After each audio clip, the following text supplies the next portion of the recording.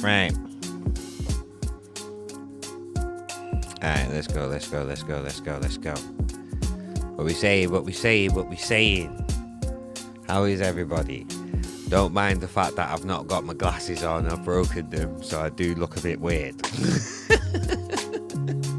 But how is everyone? Welcome back to Nuff Chattingz, Volume 4. Let me make sure that I'm being heard and everything. Hold on, let me check my settings.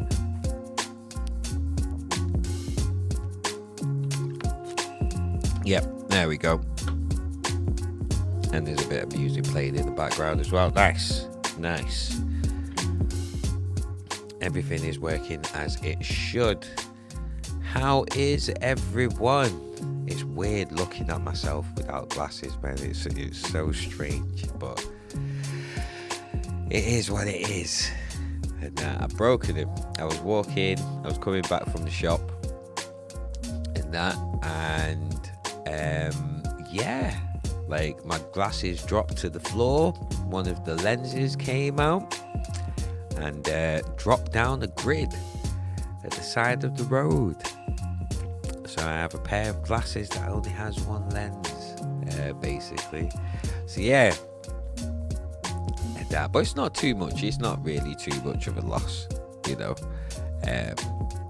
We're only reading glasses because, you know, I'm always on my phone or I'm always looking at a computer and things like that. So it's not too much of a loss. I'm not blind. I can see people, but yeah, man, it's just, yeah, after so long of like wearing glasses. I think I started wearing glasses like, say 10, 12 years ago or something. Yeah, about 12 years ago, I think. Yeah, about 12 years ago I started wearing glasses. And yeah, it's just weird to like not be wearing glasses after so long. But yeah, besides that, how is everyone? I hope everybody is blessed.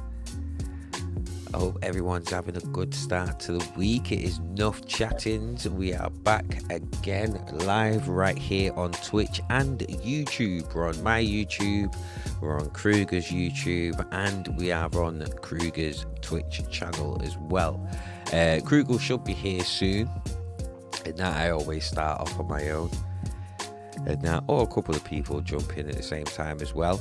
If you're watching on YouTube, the link should be the pinned comment on my YouTube channel at least. If you're watching anywhere else, I don't think Krugah's here just yet, so I'll just post it in the chat again. But if you want to jump in, join the conversation, everybody is welcome to. That is what Nuff Chattingz is all about. Hold on, let me change the music. Hold on, no, that is not what you were supposed to do. Do as you are told. Thank you. But yeah, anybody who wants to jump in, join the conversation. We just talk about life, we talk about music, we talk about mental health, anything and everything really. It's an opportunity for at least myself, you know, to actually just sit down and chat with the community. If people from the community want to jump in and just get to know each other better. It was something that was started on Coffee Talk on E-Town Junglist's channel, and it's something that I'm carrying on here on my YouTube channel, as well as with Krugah as well. Yes, Mona, restore the connection, gotta grab some dinner, but we'll be there soon. No problem at all, Mona. When you are ready, my dear, when you are ready. Good to see you. I hope you are blessed. I hope the family is blessed. And I hope everyone's blessed. I hope everyone's having a good start to the week. Well, not even start to the week, we're midweek now. But not with it being Wednesday. So, yeah, man. I hope everybody is blessed. Twitch kick you out of my follower list. Really? Wow. I'm not actually streaming on my Twitch channel though. I'm just streaming on my YouTube. We're streaming on Krugah's Twitch channel and Krugah's YouTube channel as well. Because we said the last time that we were on, because Krugah's thinking about moving over to YouTube or doing the majority of his DJing over on YouTube, but keeping Nuff Chatting for Twitch. And that, so I thought, right, well, we'll do it from Krugah's YouTube and Twitch, and only do it from my YouTube as well, just to help Krugah get his numbers up and get used to people, get used to the fact that there's going to be content going over to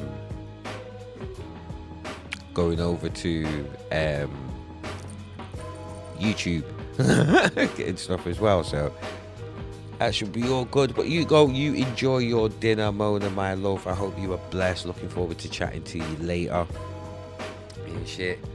But yeah, man.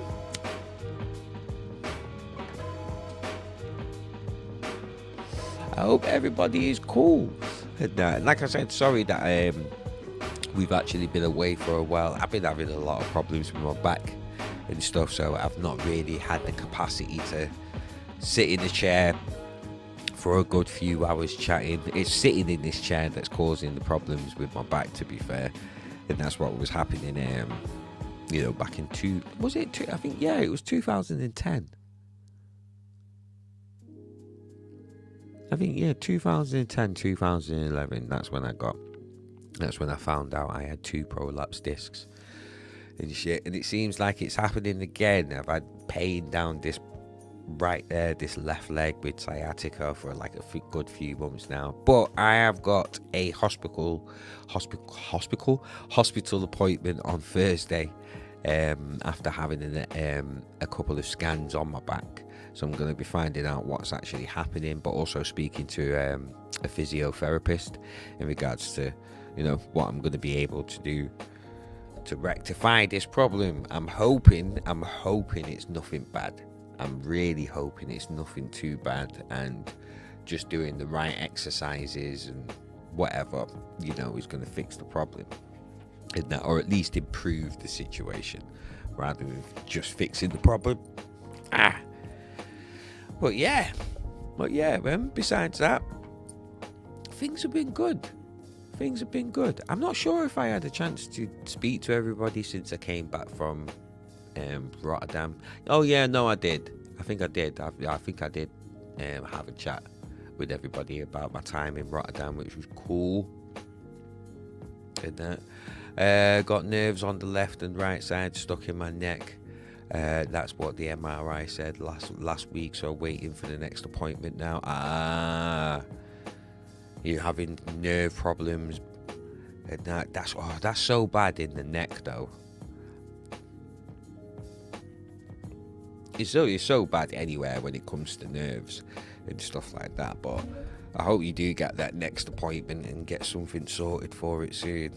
And I would be so panicked, and straight away have a brace on, it makes my back burn and increasing headaches. Yeah,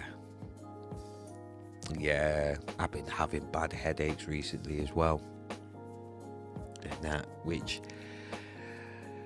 is meaning and resulting in this being my last spliff. I can't be ignoring certain things anymore. Been smoking since I was 13. I'm going to be 43 this year, so that would make 30 years I've been smoking ganja. Heavy, or at least smoking ganja, but definitely smoking ganja, but smoking nicotine in that as well. Keep getting bad headaches, keep having these mad bubbling sensations on my brain in different places and stuff, and keep thinking about what my mum was told when she had her brain aneurysm and stuff like that. Quit smoking. She had sickle cell anemia. I've got sickle cell trait. It's a deformity of red blood cells that can cause, which is more likely to cause blood clots and shit. Quit smoking. Do you know what I mean? And my mum didn't, and yeah, you know, rest in peace to my mum.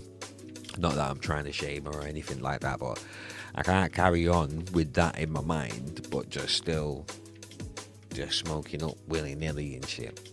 And it's not even necessarily that I actually want to. Like, I enjoy smoking ganja. Like, I actually enjoy it. It doesn't weird me out. It doesn't make me paranoid. I wouldn't say it's for everybody. Smoking ganja is not for everybody at all. Like, I'm not one of them that's like, oh, everyone should do and everything will be fine. Like, no. I've seen people like proper flip out. It does affect the brain. Do you know what I mean? It does affect, like, you know, functions and stuff like that, depending on, you know, how you are and stuff like that. But yeah, I actually enjoy smoking weed. So it's not even a necessary, like, a thing that I don't want to smoke anymore. I want to carry on smoking, but I've got to think about my health, and I've got to think about finances as well and stuff. There's things that I need to save up for. There's things that I need to do. I need to improve things within the studio. I need to save up for a new Mac Studio, and that, so I'm not using this Mac Mini anymore. I need a new controller. I need to buy needles for my decks. I need to get the rest of this place sorted, and a lot of my finances, like, not to the point where it's like ridiculous, but enough for me to be able to look and say, okay, this isn't justifiable anymore. It's gotten to that point. So it's like, right, at least there's a target for the next 6 months. No smoking ganja. This is going to be the last one, and it's worked out well as well, because the problem that I've always had, I don't know if anybody else has this problem, but the problem I've always had is, especially since smoking cannabis with tobacco again, the problem I've always had is, if I run out of cannabis and that, then I go through tobacco like there's no tomorrow. But tobacco, like, suppresses your appetite and things like that. So, you know, I don't want to end. I had to sort of work it out, so I would run out of tobacco and I would run out of cannabis at the same time. Because if I do still end up having cannabis left over, I can't just smoke it on its own, because it just makes me cough up my guts all over the place. So I have to time it right. And plus, it's also recognizing, okay, as much as I may enjoy, like, smoking cannabis, I do have an addiction. So I need to be able to sort that out, get off, get my tolerance back, like, get my high tolerance for it back up again. So yeah, at least 6 months. At least 6 months. I'm gonna quit smoking cannabis and smoking tobacco for, and just hopefully be able to save a lot of money in that process as well, and get some stuff sorted. You know, man. So I'm gonna enjoy this. I've stopped drinking tea as well. I'm drinking a lot more water. Stay hydrated and drink water, people.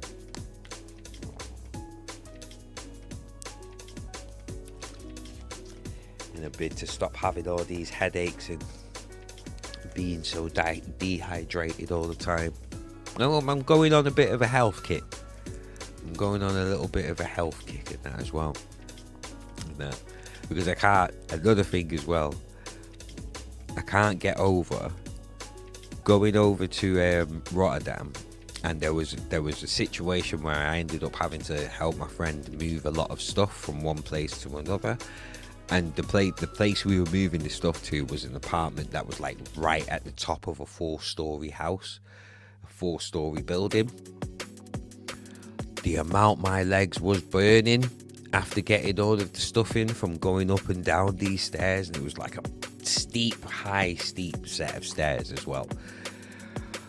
Oh no, I can't go through that again. I really cannot go through that again. So I've been doing squats, which is supposed to help with my core and all that kind of good stuff. trying to get myself sorted, trying to get myself healthy, trying to like get my finances sorted and all that kind of good stuff, you know. And yeah, I kind of feel a bit. I kind of feel good about it, because hopefully it will lead, you know, to some good progress, and that, and I'll also be able to prove to myself that, like, you know, as much as I have been addicted to cannabis for the last 30 years, now that I definitely recognize it, I'll be able to just beat it. You know what I mean? The many times that I've said in the past, like, oh, I can take weed or leave it, you know, I'll have to actually put that into practice and actually do it and prove to myself that I can actually do it, you know, because especially if, like, I do the 6 months and say I do decide to, like, smoke again, it's not going to take that much after 6 months to actually, you know, get the desired effect like it did before. And that's only going to be a good thing, because that means I'll be spending less on it. And, you know, if I can get it to the point like where some of my friends who also smoke have got it, where they just completely leave it until the evening, they've got all of their stuff done, you know, done their work, all of that kind of stuff, and then it's actually like a treat at the end of the day, you know what I mean, rather like a drink at the end of the day, a little drink in the evening, you know, rather than smoking all day, all night, all day, every day, like I have been for the last 30 years and stuff. So, but yeah, man, it should be good. It should be good.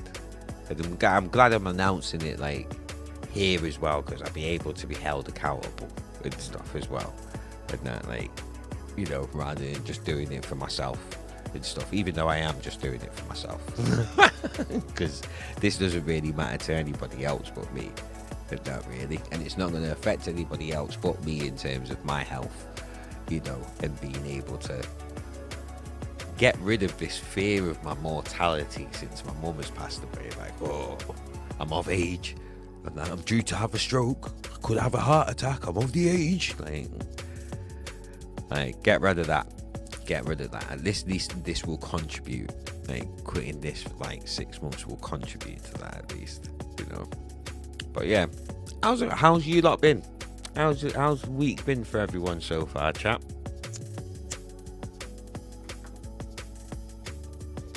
Anybody else going on any health kicks, you know, kicking any bad habits, making any changes, lifestyle changes or anything like that?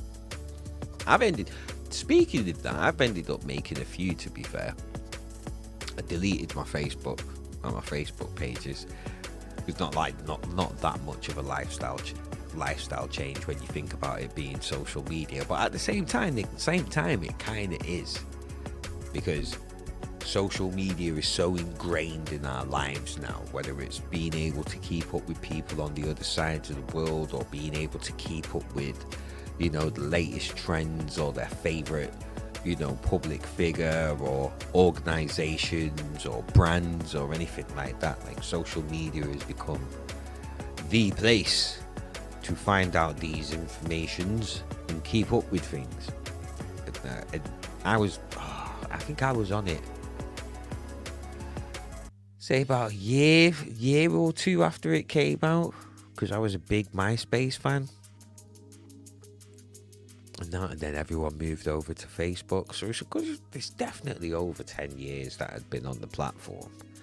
But oh my God, like, recently been speaking to my therapist, you know, about handling stress and being able to recognize the things that, like, stress me out, even if they are just little things, like things that just cause annoyance and stuff that you just don't need in your life. And Facebook was a big thing, which may seem like a bit of, like, counterproductive, as an independent artist, and that you would think having a Facebook would be good, you know, to be able to use that as a platform to, like, spread what you're doing and this, that and the third. And do not get me wrong, I am feeling it in that sense. Since deleting it, I am missing missing the whole fact of being able to just place something there, and at least the people that are on that platform are able to like get that content. What I hated about it though was, so for example, rage baiting. All the rage baiting content that has become like such a thing recently, like definitely in the last couple of years, rage bait content has become such a thing where it's now a vital piece of being able to like get people to engage with your content regardless of what it is and stuff. If you can't use some sort of clickbait or shock value or something like that to get people to engage on your page, and it's like you're sort of lagging behind everybody else. But then it's made people do things to accommodate the rage baiting only for the sake of raging people. Like it's where I started to notice it was what was it? Where I started to notice it was with cooking videos and craft videos. I love cooking and craft videos and that. And I'm just checking something, sorry. Just want to make sure. Okay, cool. I just wanted to make sure that the sound was alright, everything was sounding good. I love cooking videos and craft videos, people being able to make things, create things out of nothing or out of, you know, unexpected materials, unorthodox materials and things like that. So when it came to the cooking ones, it started with the cooking videos and it started with the craft videos, but the cooking videos are the worst ones. Because you'll see someone start off with really interesting ingredients and they start putting them together, but then they bring in more ingredients and you're like, that's not supposed to go together. Like making macaroni and cheese with Doritos and mayonnaise and then adding sprinkles and saying that your husband is going to love this when he comes home, and you're like, nah, no he's not. That's not how you make mac and cheese. But I always go into the comments like it will get to 10 minutes in. Yeah. All of that stuff intense me. Yeah. Oh my god, I can't stand it when they start mixing the food up in a bowl with their bare hands. Yeah. All of that stuff. And you have to say something. You are compelled to say something in the comments. Like, this is disgusting. There's no way your husband is going to eat that. That is it. Like, you know full well that thank you for wasting my time. Like, all of it, mate. I'm just like, this has been done specifically to be able to get that reaction. Because as far as Facebook or Meta or, you know, Instagram is going to be concerned, it's engagement. People are engaging, whether it's happy engagement or sad engagement or angry engagement. It's still engagement. It still pushes things along the algorithm. It still boosts metrics in some sort of way. That's all it is. Do you know what I mean? Yes, Spire. How's it going, man? Hope you're blessed.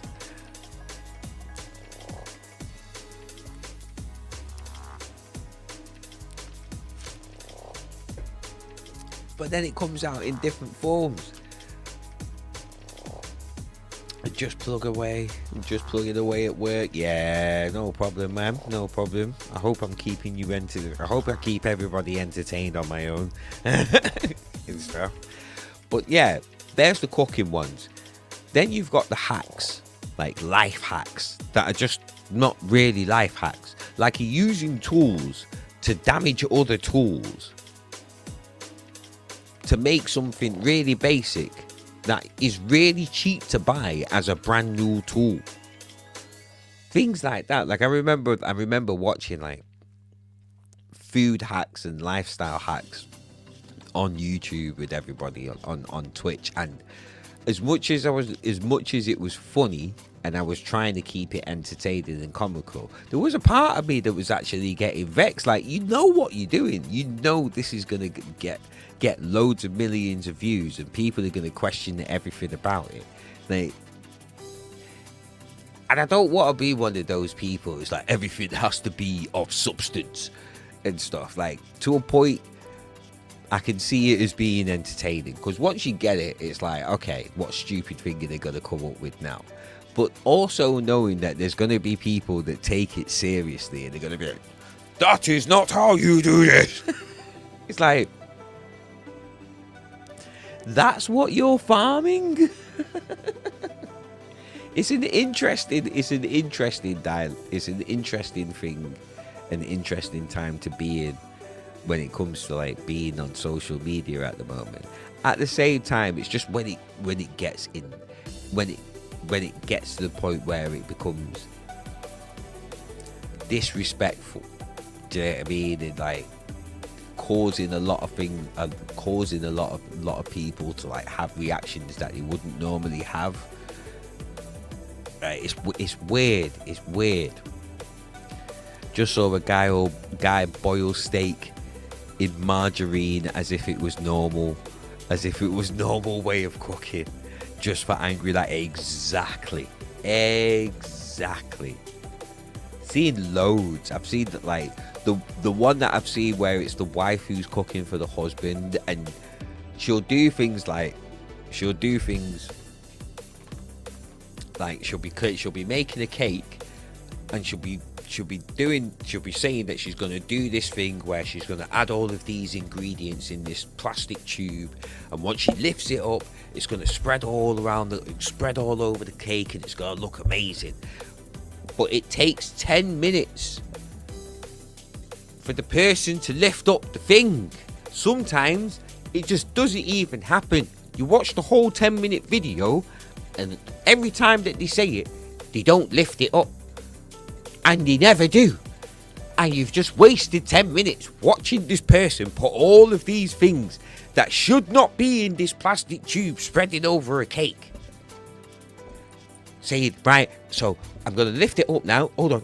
I'm just going to add this, and then add a bit more of that. And, oh, that might be a good idea. I'll add this, and then we'll lift it up. So, and then somebody else will come in, and they'll be like, oh, what are you doing? And they'll be like, oh, yeah, I'm just doing this thing. And once I've added all of these, I'm going to lift it up. And you keep hearing them saying, I'm going to lift it up. I'm going to lift it up. I'm going to lift it. I'm going to lift it up. I'm going to lift it up. They don't fucking lift it up. They don't fucking lift it.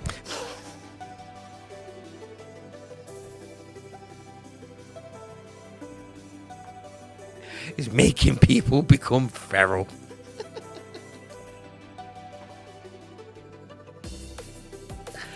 Oh dear.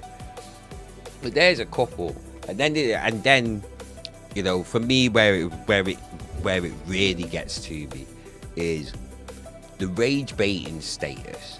So I think it's statuses and sort of when people use it on other people to drive content to their platforms. So I think I don't know if I have talked about this before, but what did it for me was I went on Facebook. I can't even remember what I was going to post. It was going to be something to do with music or my label or something. And I've gone on there, and the first thing I've seen is Facebook friend posting, oh, another day, another drama. And I'm looking, I see the screenshots, and I see General Levy's name in there. I'm a fan of General Levy, so instantly I'm like, oh, I hope this ain't no bullshit. Do you know what I mean? I hope he's not another one. Do you know what I mean? Because there's been a lot of fuckery going on in the drum and bass scene recently and shit. I'm reading through these screenshots now, and it starts off, this guy is a promoter that's got in touch with General Levy. From what I can gather from the first thing that General Levy says, he's been asked for a quote to perform. So General Levy is giving his quote. You know what I mean? The promoters turned round, said, cool, thumbs up, danky, and that, which I think is supposed to be German or Dutch for thank you. I might be wrong. Someone can correct me there. And that said thank you. And then about 5 minutes later, the promoters come back and gone, yeah, it is wicked. The promoters come back and gone, just out of interest, why do you think you're worth that much, mate? And this is General Levy. Like, decades in the game, one of the biggest jungle tunes in the whole scene in terms of incredible. Do you know what I mean? He worked alongside MB.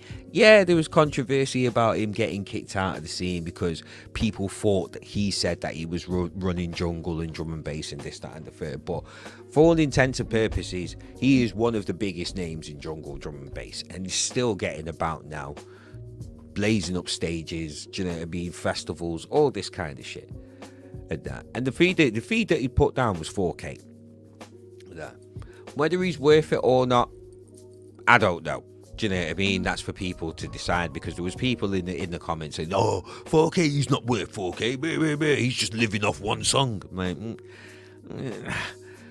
he's done more songs than that, but I'm like, okay. I mean, the recent tune that he's done with Brucey and fucking Spider and X-Man, and do you know what I mean, would say otherwise. He's not living just off that one song. But you know, I would say it's fair enough for him to ask for that price, whether you're able to pay that price or not, or whether you're willing to pay that price, or whether you personally think he's worth that price or not. Completely different. But the fact that he said it, the promoter was like, thumbs up, thank you, and then went off 5 minutes later, came back and was like, why do you think you're worth that? Even you think I'm not General Levy, but if I was asked that question after things went that way, I would be like, what? Like, what do you mean? If you don't want to pay it, then don't pay it. But why should I even have to explain to you why I think I am worth what I'm asking for, kind of thing? I would basically, I'm saying I would feel away if I got asked the same question. General Levy comes back, well, 3 decades in the game, smash hits, this, that, and the third, explains his thing briefly, but says to him, look, if you don't understand my worth, or you don't feel I'm worth that much, then cool, we don't have to work with each other. Promoter turns around like, no, but you're a dickhead though, you owed me money for 5 months, so you did, like, I don't know why you think you're worth that much when you're a dickhead, innit? I'm like, what?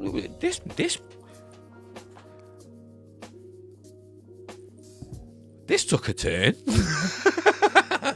Shit. So basically, this guy is feeling away because General Levy owed him some money, like during lockdown, accusing General Levy of using his girlfriend as an excuse for not paying back this money because he was going through a breakup at the time during lockdown. Which, when you think about it, yeah, I'm not surprised that was happening, because a lot of people were breaking up and realising how much they loved their partners during lockdown. A lot of people were realising how bad their kids were when they were at school during lockdown. So I'm not surprised that, like, people were feeling the strain within relationships during lockdown. Lockdown was hard on everybody. And that. So I find it weird that you say, oh, you're using your girlfriend as an excuse and shit. General Levy's still like, yo, look, unfriend me. We don't need to work together. He's being respectful. Do you know what I mean? Just look, like, if you don't think I'm worth it, cool. We don't have to work together. And I made you money in lockdown. This is the promoter. I made you loads of money in lockdown. Imagine I made you 2-3 grand in lockdown, and you owed me 500 quid for months. I'm like, what has this got to do with you booking him? And if you feel a way about this money and that, why are you asking to book him, saying okay, and then coming back and asking why he feels he's worth that much? Like, if anything, like, take the booking, knock off the 500 quid off the 4K fee, and give him the 3,500. If he owes that money, then he's banged to rights, innit? And shit. Isn't that? But promoter's still like, nah, calling him a dickhead, calling him like, you're a wanker, do you know what I mean? You're not you know, I respect you, you're a legend, you've done legendary things and this, that and the third, but at the end of the day, I think you're a wanker and I'm going to let it be known. I'm letting you know that I think you're a dickhead, innit? Are you going to tell me that you're not a dickhead? You're going to say to me that you're not a dickhead? This is how the promoter was going on in these messages. Sure enough, General Levy just loses it and he starts giving tit for tat. Oh, you just sound broke, you just sound like a broke wanker, I'm like, bruh. At that point, I'm like, right, this was just a waste of time. I thought this was like some serious shit, do you know what I mean? But it's just two people having a fucking bollocks argument, and then one of them's turned around and fucking put the screenshots up on Facebook for some fucking stupid reason and shit. Because it was getting stupid. There's like Generals Levy saying like some stuff like, oh, gal love me and that, and the other guy's like, oh, I thought you were in a relationship. And I'm like, why are you saying that if he told you during lockdown that he went through a breakup? Like, what is going on here? Do you know what I mean? Said you ain't it, bro.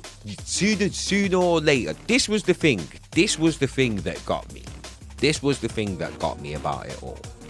I go in the comments because I'm like, yo, this was a bad move. I was gonna say to him, yo, this is a bad move. You've ended up making yourself look like a dickhead because this didn't need to be put out on social media. You were egging him on. Do you know what I mean? He said to you, you don't have to work with each other. That's fine and shit. But I'm reading the comments and people are like, oh yeah, waste man, General Levy, waste man, all the General Levy haters and that. Bruh, he's saying he's rich. He's saying that gal gets him, but he can't even pay back £500. The promoter now, oh no, I got my money back, but it's the principle of the thing. I'm like, what? Wait, what?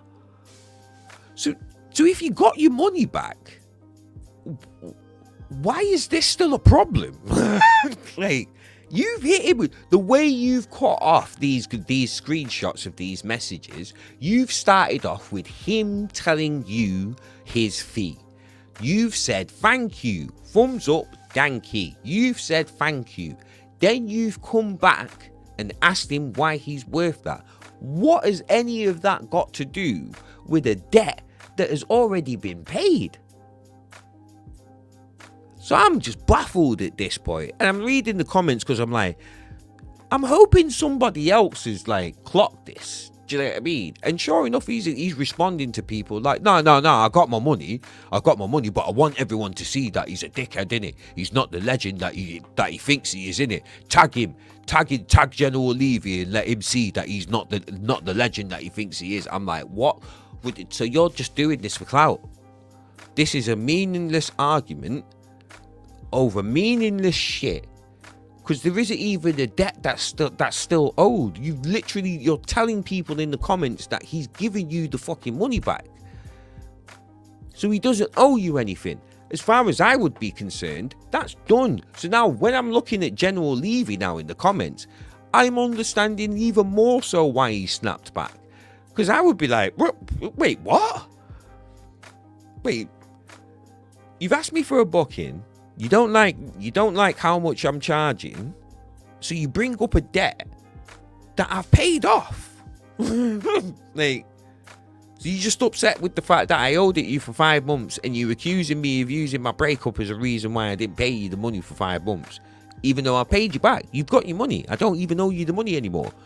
So you're just bringing up shit for the sake of bringing up shit, and then you've taken screenshots, put it up on social media. And you're telling people in the comments to tag General Levy so he can see that you put this whole conversation up on social media to try and shame him for...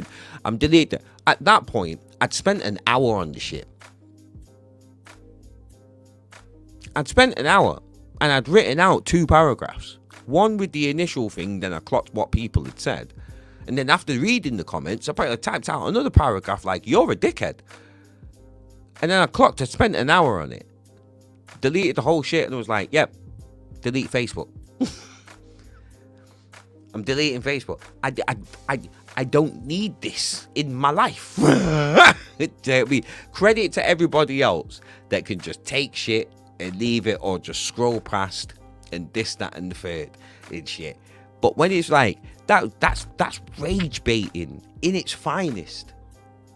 Rage baiting in its purest form. None of that needed to happen. None of that needed to be put out for everybody to see. It's just a fucking petty argument between two men. Do you know what I mean? Like, oh, you're not like what? I saw someone in the comments say, "Oh, you're not happy with the fee? Do you think he's charging you more than other people?" And then somebody else in the comments is like, "Nah, I booked him a couple of months ago and he only charged me 2K." Whether or not that's true, it's like, what? At this point, it's like, it gets deeper, but it's like, what the fuck is all of this about, really? Like, why is this a thing? But everyone's eating it up. There's other people in the comments. Oh, I thought General Levy was all about love and respect. Where's the respect here? I'm like, yo, at the beginning he was telling, yo, we can go our separate ways. We don't need to work with each other. He was actually being respectful. But now because he's saying that he's rich and he gets gal and this, that, and the third, like, that's the only part that you're focusing on. Because he's calling him a broke wanker. Like, that's the part that you're focusing on. You're not focusing on the part that this has all just been started for no reason, over nothing. It's crazy. So they're like, yep, Facebook gone.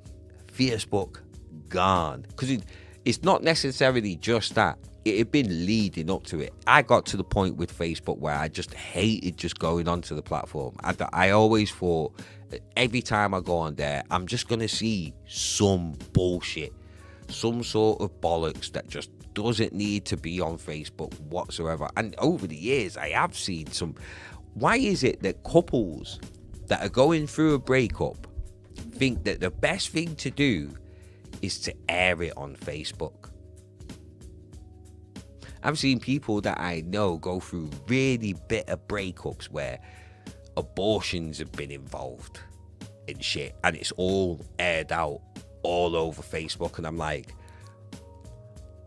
I'm your friend. I'll be there to support you, this, that, and the third. But this is not how I wanted to find out about something going on with two acquaintances of mine that are going through a rough patch. I did not need to find this out on social media with everybody else, and then have people now giving my friend shit for something that is nothing to do with them in the first place. Like, shit to do with music, the music scene, sexual abuse, racism, homophobia, all that kind of shit. Yeah, man. Call that shit out. Injustices, call that shit out. But why do people's relationships need to be on fucking social media? For then the whole world to be able to give their opinion on, and then now, instead of it being an amicable split, it's gonna be fueled by all of this social media involvement. It's not between two people anymore. It's between whoever's garnered, whoever's more popular and the other person. It's between them two and the popularity contest. It's like, what? And that causes more drama, more problems. That changes people's stance on things. That changes people's approach. That adds more animosity, more tension. It is crazy. It is mental. I like that, but it's used as a weapon so much nowadays. Like, where it's like, oh my god, it's on Facebook. People take, when it says what's on your mind, people take that shit way too fucking literally. Way too fucking literally. You don't need to know what's on my mind, Facebook. You don't need to know what's on my mind. Trust me.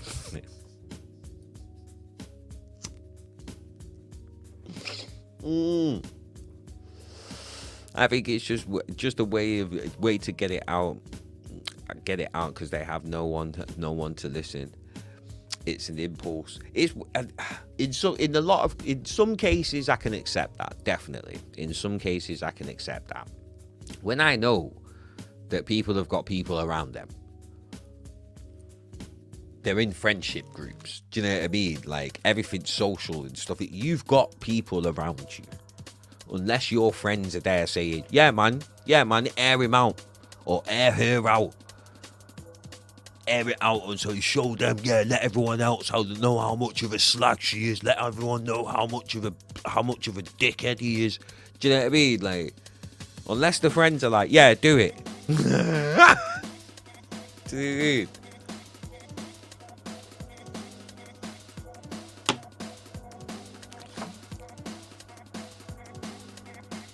I also think it's conditioning as well, because Facebook has been around for time.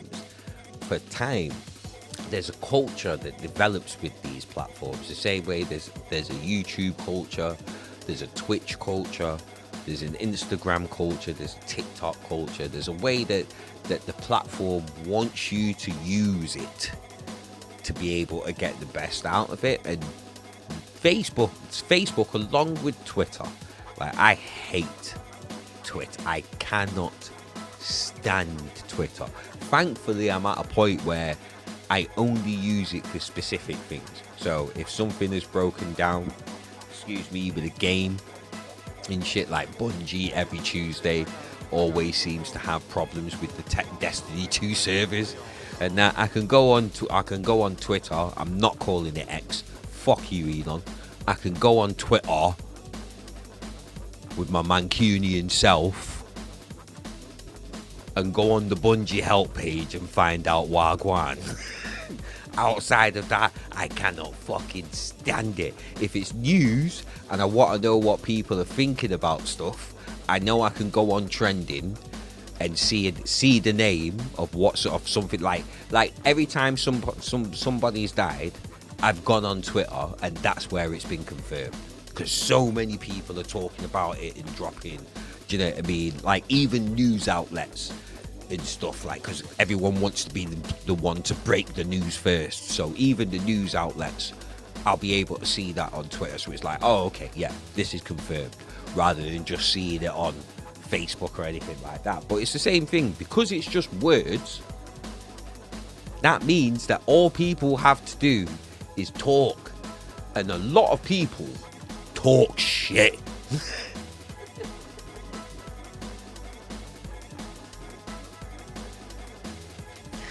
Oh god, it's like, quickly when I started seeing the dog piling that can happen on there, and do you know what I mean, the sort of cyberbullying that can happen on there. Yeah, this ain't my thing. This ain't for me.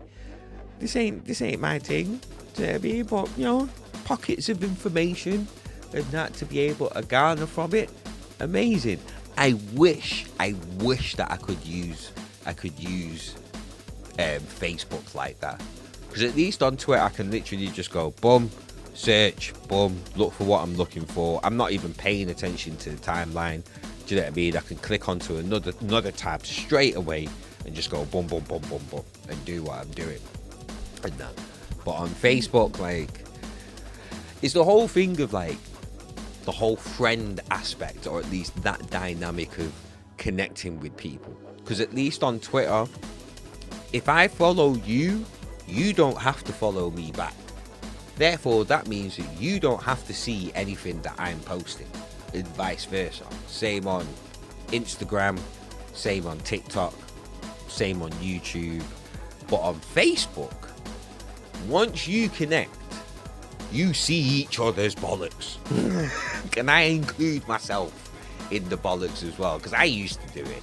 I used to be very vocal back in the day. It was a lot more with like music and stuff that was going on in the industry. I was very vocal about. But obviously when things come out to do with racism and stuff like that, I'll speak out about it and shit. But I used to be very opinionated on Facebook. And then it got to the point where I was just like, why is it so important that people need to know my opinion on any given subject, really and truly? Like, I know I'm Diligent Fingers and I'm a drum and bass DJ, producer, whatever the fuck. But that doesn't necessarily mean that my opinion on anything is necessarily important and shit. Like, unless it's like a platform, and I'm not even saying that because it's a platform like this, my opinion is important. It's a talk show. I need to talk. This is something that I'm talking about. But when I made the choice to like go on Facebook and type out some shit that doesn't really matter to anybody. Do you know what I mean? Doesn't change anything, doesn't elevate me in any way, shape or form, and doesn't really get anywhere unless I'm being negative about somebody else and shit, or unless it's involved in some sort of drama and shit. Like, why does my opinion matter? And I'm not saying anybody else needs to like think like this or ask themselves these questions. I'm just saying what I ended up going through and stuff with Facebook and that. Like, why do I even need to do this? It's stressing me out more than it's making me happy or anything, or making me laugh or anything like that and shit. It's like, why do I even need to do this? Delete the thing. and then what made it worse was I'm trying to find out how to delete my account, and it's hidden behind so many things. It was so hidden that I actually had to go on YouTube to find out how to delete my Facebook account, because they'd hidden it behind so many layers of settings and preferences and shit like that. I'm like, no, I'm deleting you, bomber Clark, because I know you're doing the whole data mining and selling the data and this, that, and the third. I'm not just going to ignore it. I'm deleting this account, even more so because you're making it difficult for me to fucking delete the bastard.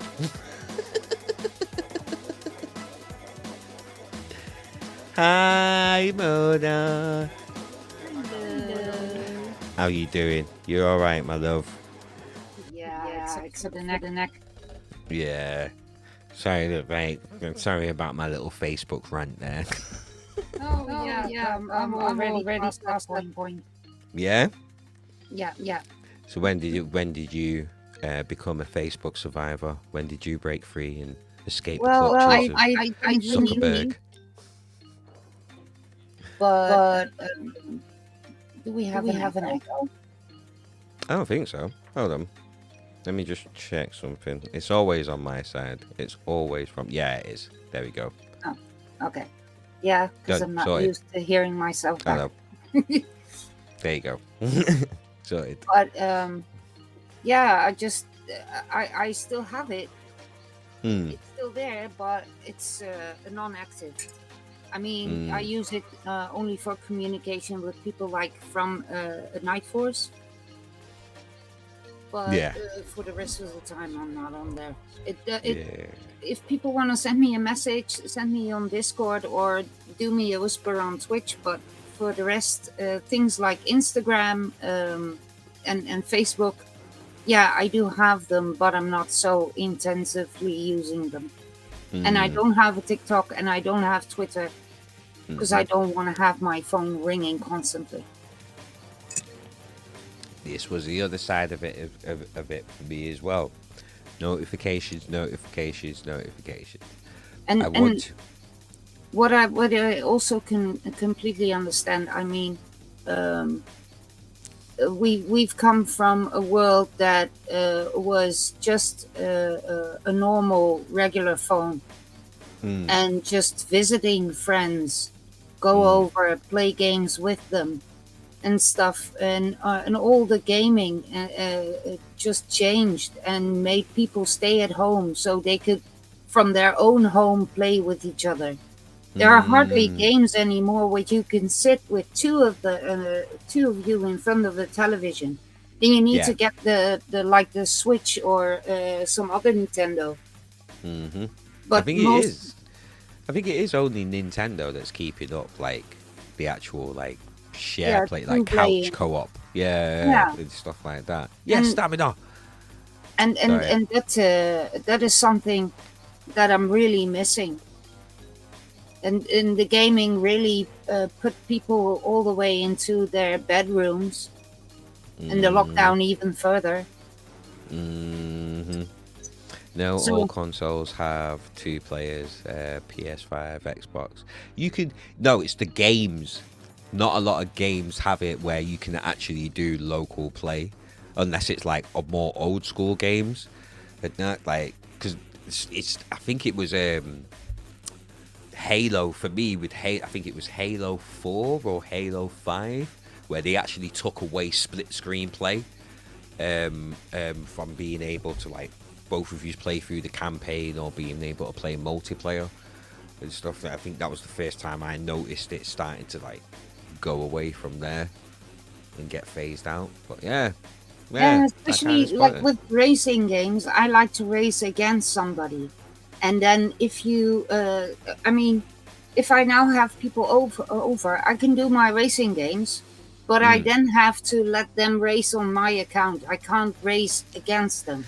Yeah, you're just fucking because up all your games stats. aren't like that anymore.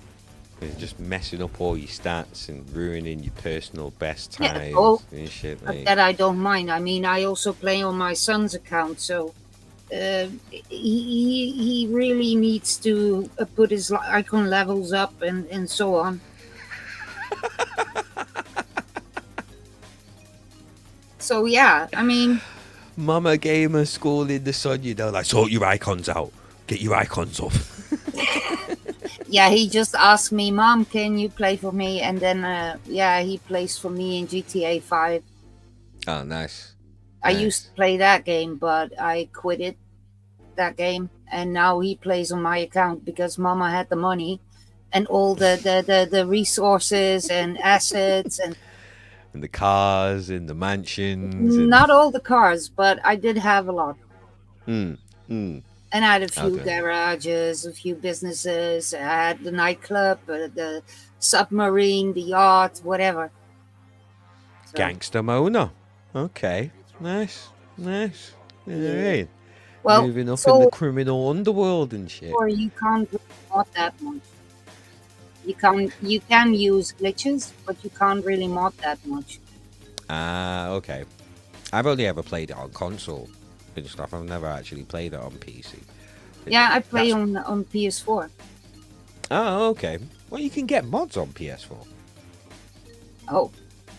Yeah. I didn't know. That's pretty crazy. I was a modder. Oh, I was a modder in GTA. Oh. Oh. Oh. Never knew you could have mods on GTA, on PS4s and shit.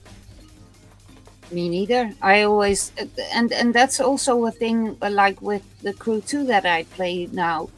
There are a lot of people who are constantly trying to find shortcuts, glitches, all kinds of tips and tricks to do the game in a weird way. And also playing with each other, and then one has to be beyond the ramp and the other has to shoot over it so he gets extra points. And I mean, I play the game like it used to be played.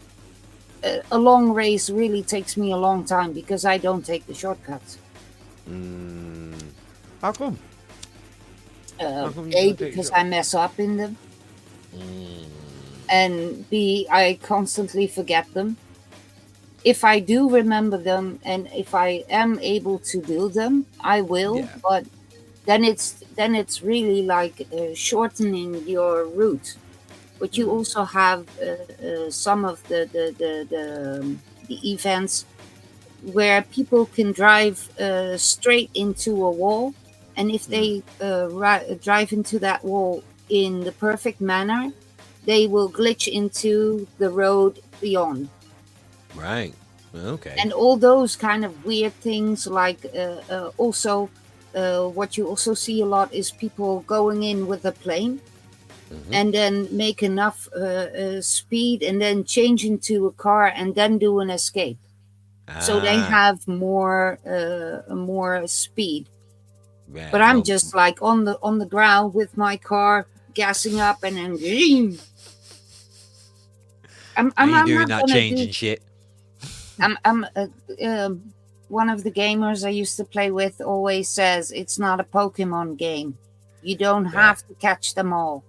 Yeah. So I don't have to have the high scores. Yeah. Well, this is the thing that I ended up learning about Destiny. Hold tight, everybody in the chat as well. Hold tight, Intense. Hold tight, Soul Rebel. Hold tight, Stamina. Hold tight, everybody else locked in, Twitch and YouTube. That was the thing that I learned. Destiny 1, I was like that was when I first got into like online play with communities and multiplayer and like campaign, like co-op campaign games and stuff like that, especially with Destiny. That was the first time I found out you could actually speak to each other in party chats on Xbox, because I was just a single player game type gamer. There was a point where I wanted to do raids, so these are like 6-man activities and shit, yeah? But if you didn't have a certain weapon, you would instantly get kicked out of the raid team and shit. That shit used to piss me off so much, where I would make a point not to get that weapon and beat the raid with other people with different weapons and shit, just to prove like, no, dickheads, you don't have to get the best gun in the game to be able to beat this shit. Do you know what I mean? You can do it with other stuff, you elitist twats. And shit. But then it turned into like, what is this about? Like, I would rather we lose all the time, but I'm having a laugh with my friends on this game, than we get all intense and sweaty and we're not enjoying ourselves, but we're beating everything in the game. Do you know what I mean? Like we're spending hours getting going angry up with each your other. buddies to really pull down a sweaty thing. I mean, I did play the Division 2. So sometimes my friend was asking me, shall we do the time run? And then it's just funny. I mean, we tried to finish the mission within the fastest time. The first few times he really had to tell me, Mona, leave all the loot. Don't loot. It's costing us time. But then at some point I was like, okay, we're going to do the time challenge. Okay, let's go. And then you can be sweaty with your buddies, but not be sweaty like also what we have in the crew too. People coming into your chat and then going like, well, I'm number 40 on the list. And, oh, you didn't do this so much yet. No, go all about scores. And I don't care about scores. Yeah. I just want to enjoy the experience. Yeah, I don't want to be number 1. It's not fun at the top. Especially like us, if we're old school. Yes, Elliot. Good to see you, man. Welcome in. Yes, Shelly Showdown. Welcome in, my girl. Love you. Good to see you. Especially from like our generation, where we came from playing games with friends. Sat in like, especially me growing up, we go into the games room. It's me and my foster brothers or my younger brothers and sisters. Do you know what I mean? In front of the Sega Mega Drive, playing NBA Jam or Mortal Kombat or any kind of game against each other. It was that whole thing. So coming from that generation to now, where it's a singular thing, where you've got your massive gaming setup all on your own with your special headphones and your new microphone. Do you know what I mean? Like, I'm gonna play this game. Do you know what I mean? It's like, it's different. Who's online? And the more time I find myself in positions where I'm on my own, innit? Or you know what? Here's the annoying thing. Because my actual Xbox headset is broken, and I'm so used to using Discord for like chatting to people and stuff. If they're not on Discord, I can't play with them. Because I'm just playing with them, but we're not talking to each other. We're just doing stuff in a game. And that kind of spoils it. So I'll have people there that I can play with, but I can't, because I can't speak to them. Or they're not on Discord to be able to come and like jump in the game chat or whatever. And shit. It's the whole dynamic of like gaming is completely changed, definitely. But wasn't it funny for you too, that as soon as you found out that you can play online against each other, and that you have like GTA had it, the Division 2 has it, that you can put your headset on the game chat. Yeah. And then sometimes I was in sessions with GTA, and I heard French kids completely yelling against each other. You hear elder grown-up people going completely all with cuss words and whatever. Some really toxic, like, oh, we're gonna get this one, we're gonna get this one. Yeah, and I mean, it was kind of funny, but I always end up finding it annoying and just putting it on the party chat so I could hear my friends. Yeah, that's why I can't do game chat. I can't do it, especially as a Jamaican. It'll get mad. It'll get mad.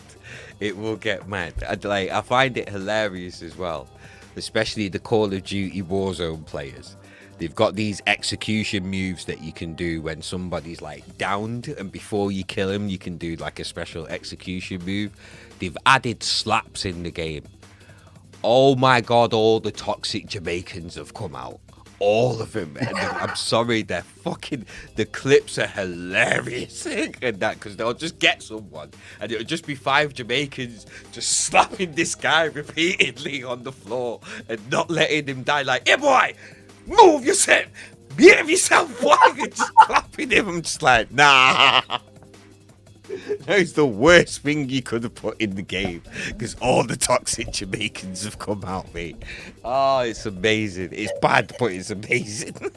I have to say, in GTA, there was one little thing that was my favorite. I was walking around with the bottle in my hands. Yeah. That broken off bottle. Yeah. And I was walking around like, hey, I don't have my gun ready, but I have my bottle. I'll shank you. Sometimes we were, because we were playing with a large group of friends. Then sometimes the friends would try to keep the bully busy, so to speak, and then I would try to sneak up with my bottle and then bop bop bop. But the funny thing is, as long as people don't hear your voice or don't see you play, my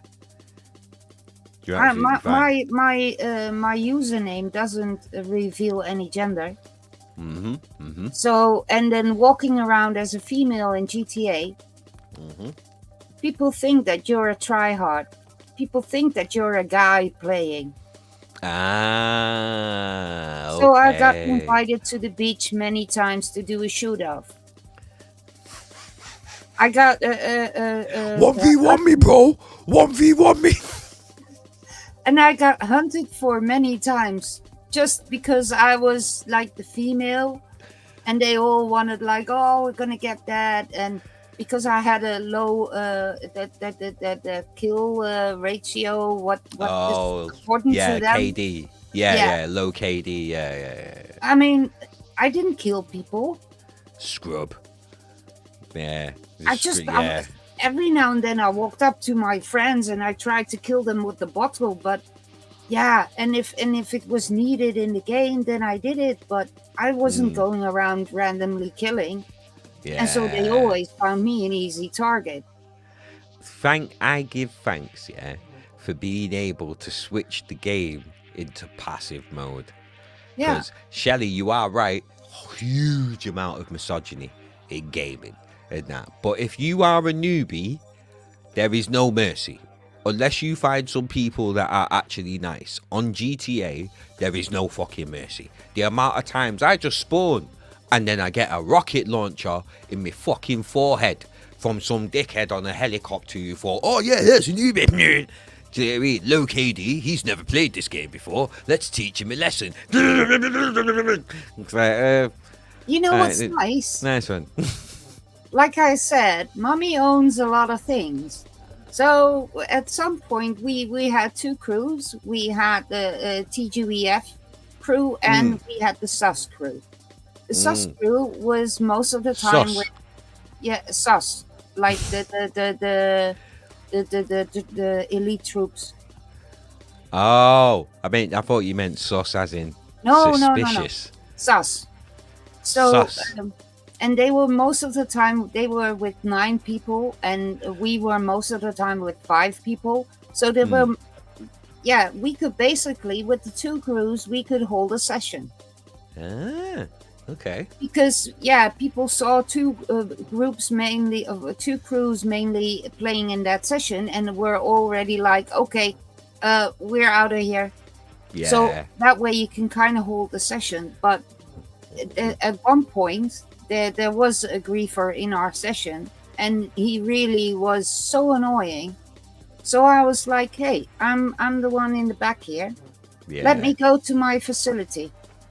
Mm. So the guys lured him into a position where he not really could escape, Yeah. and I fired the orbital cannon right on the spot, and we had people clipping it because you can watch also people in GTA. So we had a few friends watching the to be victim, and Mm. they saw the orbital cannon bombing in. So yeah, I mean that's fun. That's fun. I don't like gaming, trolling, or whatever in game, but if I'm being trolled in game, I like to troll Yeah. back. Yeah, defo. You Also, got like when they were coming at me with an RPG or whatever, I mm. just was like da da da da da. I walked up to them Yeah. because they expect you to run away from them. They expect you to Yeah. hide, to go do all kinds of weird things. But I Mm-hmm. just walked Mm-hmm. up to them as in, kill me, kill me. I don't care what my ratios are like, kill me. And Gangster. then at some point they find it boring. Yep. Gangster. Now I Yeah, want you and to run. Run, little piggy. a Run. few glitches I did use, like going with my Deluxo into one of the bridges. Mm. If there was a griefer in the game, I took my Deluxo and I went into the bridge because then he couldn't kill me. So yeah, I mean, Nice. Nice. Shout out the only two problems with gaming clans. Always one who squad kills on the sly, and one who thinks they're the leader and act like they pay you 11.44 on the hour. The squad killers on the sly are annoying, proper annoying, and that especially like when it came to multiplayer first-person shooters, man. The thing that annoyed me the most is teabagging. I don't know why. what the hell I is don't know. teabagging? So if someone dies, you kill somebody, or you Yeah. get killed, they will come up to you, or you go up to them, and you crouch on their face.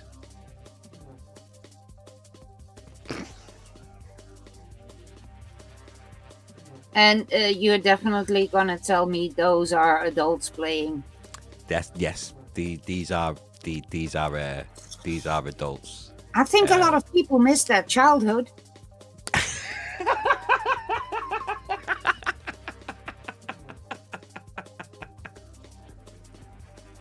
Yeah, I mean, Yes, Mickey T.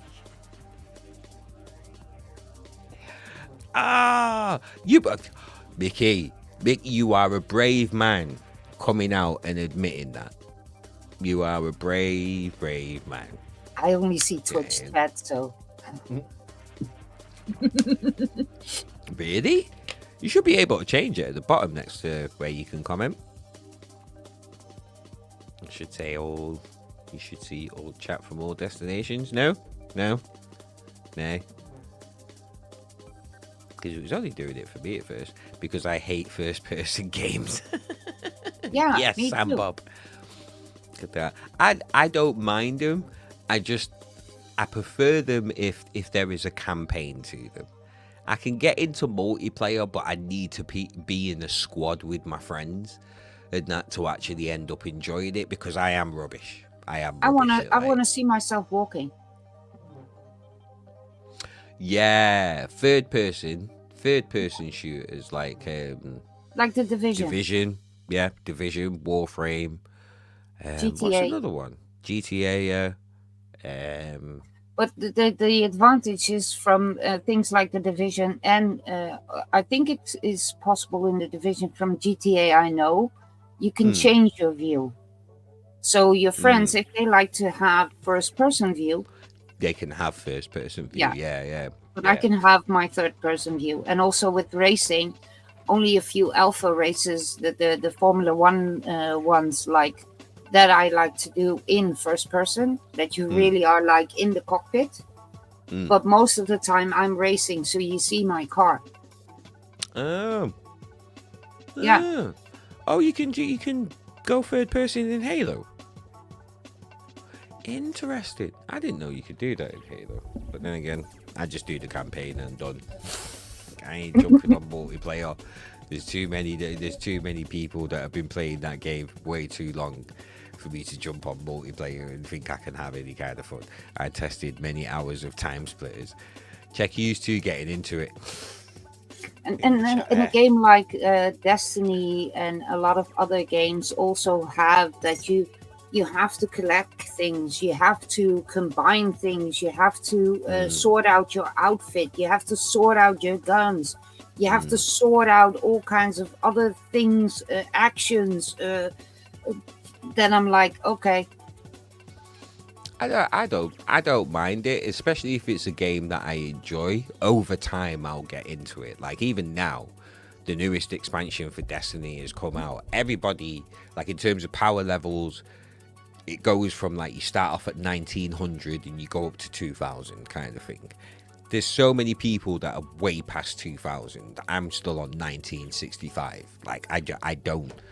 Like everyone's talking about the new armor and some of the new guns. I will only change the gun set that I've got if I see a benefit to that. If I don't, like, I've still got the same armor that I've had for the last 4 years. I just keep upgrading it so it stays as like it gets brought up to the current power level and shit. Like I'm very much like, once I've got my play style and the way that I like to play, I'm set in that. Like I'm not wasting time trying to chase things that might have make that incremental difference and stuff like.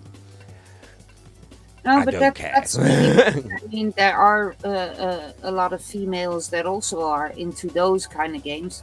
But, oh yeah, definitely. I think those kind of games are really man orientated. There are a lot of people, females playing as well. No, I mean, as in the putting the whole gun together.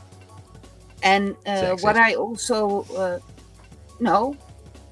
Yeah. And things like girls can put guns together. Yeah, but I mean, what I was also trying to put up as an example is Assetto driving, or Gran Turismo. You really have to tune your car, and that goes beyond the little tuning I can do in the Crew 2. So to me, and also that kind of tuning of your gun in those kind of games, that is also too much for me. I just basically, if I want a shooting game, I want to have all the same guns, and I just want to be sneaky, and I want to use tactics to shoot you, not that I have the best gun or the most upgrades or whatever, because that really makes the difference in the game. Yeah, and you have the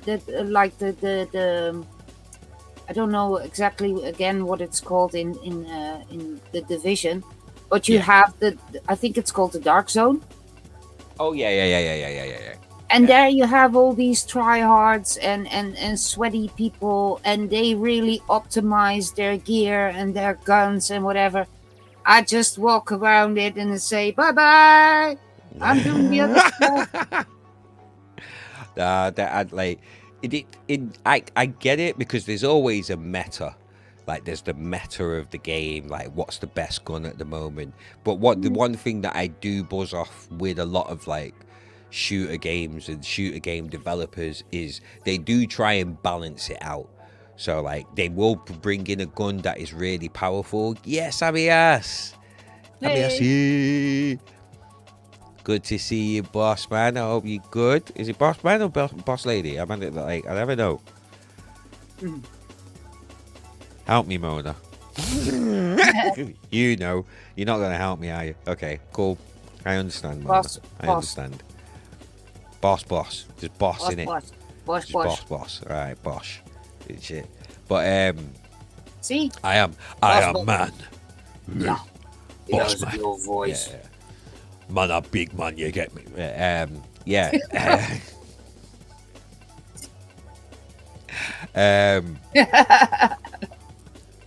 Yeah, like a lot of game companies like do balance out the games. Like they will bring in a game where they will bring in yeah man, no problem, I can hold that stamina, no problem mate. No problem love. You know what I mean? Chill out What stamina also love. thing is with all that leveling of your weapons and stuff, Uh-huh. like we said with the so to speak couch dual couch play. Yeah. There Couch you co-op. you can have a little bit difference in your weapon, so to speak. Mm-hmm. But let's say if I come over to your place and you go like, Mona, let's play a game of Destiny. Mm. Um, if I start the game, I have to start from scratch, and you have to completely level me up before I can even thinking of playing along with you. No problem. No, but I mean, I enjoy that. I know what you're saying. In that, because the other barrier to it would be you would have to buy the game and all of the expansions to be yeah, able to like get everything that I have got play and with get up you. to the level that I've got up to. Yeah. And that. But for me, getting you up to that level will be more enjoyable. Yeah. Will be a whole lot more enjoyable than trying to get you up to the highest thing. Like I love helping people go through the story and like helping people like play through campaigns and stuff like that, because it gives me an excuse to go through the story again. And sometimes there'll be things that I've missed in the campaign that I didn't catch before, and and also seeing somebody else's reaction to what happens in the game compared to your own reaction.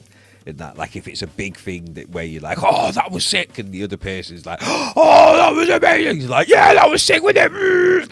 You both get excited. I had that in the Division. Yeah.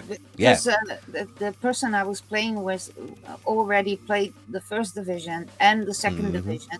And he was like, yeah, I'm just going to start up from scratch. But also what he sometimes did, there is this kind of zoo in the Division. And if you walk into the entrance of the zoo, you first are greeted by like this huge aquarium around you. And he was pointing out, if you look up, you see a stingray coming over. But he also pointed out that if you looked the other way, you saw a body floating in the water. That kind of stuff. So that makes it funnier to play the game as well. But it's, I mean, back in the days, let's say with Mario Kart, I just could grab a controller and I could just join your game. You could grab a controller and hope that it's not broken. Yeah, no. Do you want to know our Wii controllers? Oh, me. My son forgot to put on the wristband. And luckily the TV survived. I knew it would be the TV. I've seen a video of somebody playing with the Wii and sending the controller, and it actually went into the TV. He swung that hard, it went in and destroyed the TV. Funniest videos on YouTube, all those rage quit videos. People like bomb into their PC, or especially with the maze, that scary game, that maze game. That the people are like, and then all of a sudden you get that scary face, and they are really like so shocked that they blast their screens. Oh no! This is it. I need to get Alien Isolation. I need to buy it because I was playing it on Game Pass at first, because that game scares the life out of me, and everyone seems to enjoy it. So, and then I can't have that game there unfinished just because I'm too scared to play it. I can't have that. I'm a man. I have pride. I can't have that. So, it may take a while, but I am going to get that game. I am going to finish it in front of everyone, how I started it with everybody, and you can all laugh at me having a heart attack. But like I can't. If there's too much, like Outlast and Outlast 2, I couldn't finish them because I was having too many heart I'm attacks stuck on in the stream. Outlast. Are you? How far are you? Have you turned on the generator? Because I've not turned on the generator. And that's supposed to be the first thing you do in Outlast. There was some kind of a little village, and I went into that little village, and I went into a house, and Outlast 2. Yeah, you're talking about the second one. Yeah, you're talking and about I'm the second stuck one. in front of some kind of a church or something. Yeah. You have to get a guide. You'll have to get some sort of guide. Mickey T. First-person games are designed for mouse and keyboard, not a controller. And the play-on controller is at a disadvantage. Not if you've got aim assistance, you PC Master Race elitist little muppet.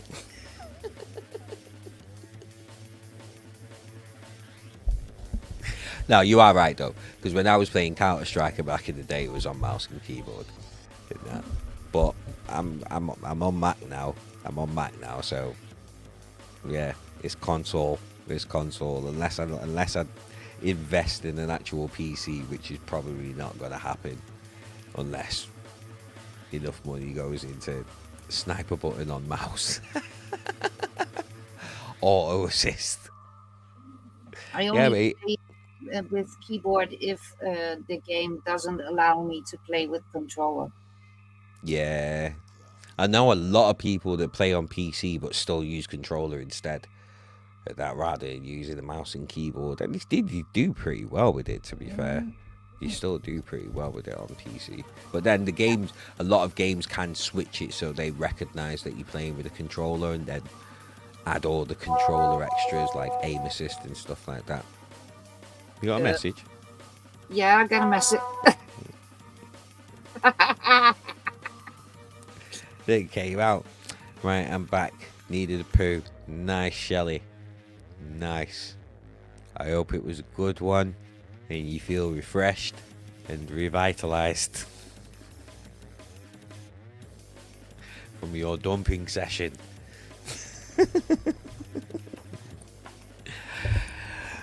Hold tight, everybody in the chat. It's Nuff Chattingz with myself and DJ Krugah. Krugah's going to be coming through later on, but we're here with one like Total Rage, aka Mona. How's things been on Twitch? Like since I've left and this whole DJ program thing has been DJ about. Program is from the 1st of August. Oh, is that when it's coming through? 1st of August.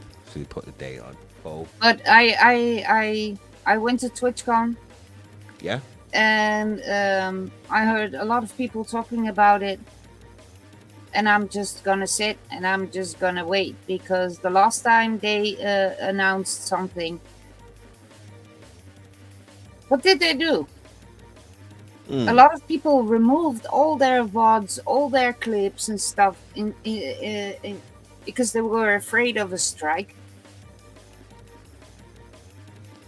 And basically, why I've moved over, but no, basically, if you read the lines, they will give you a first strike.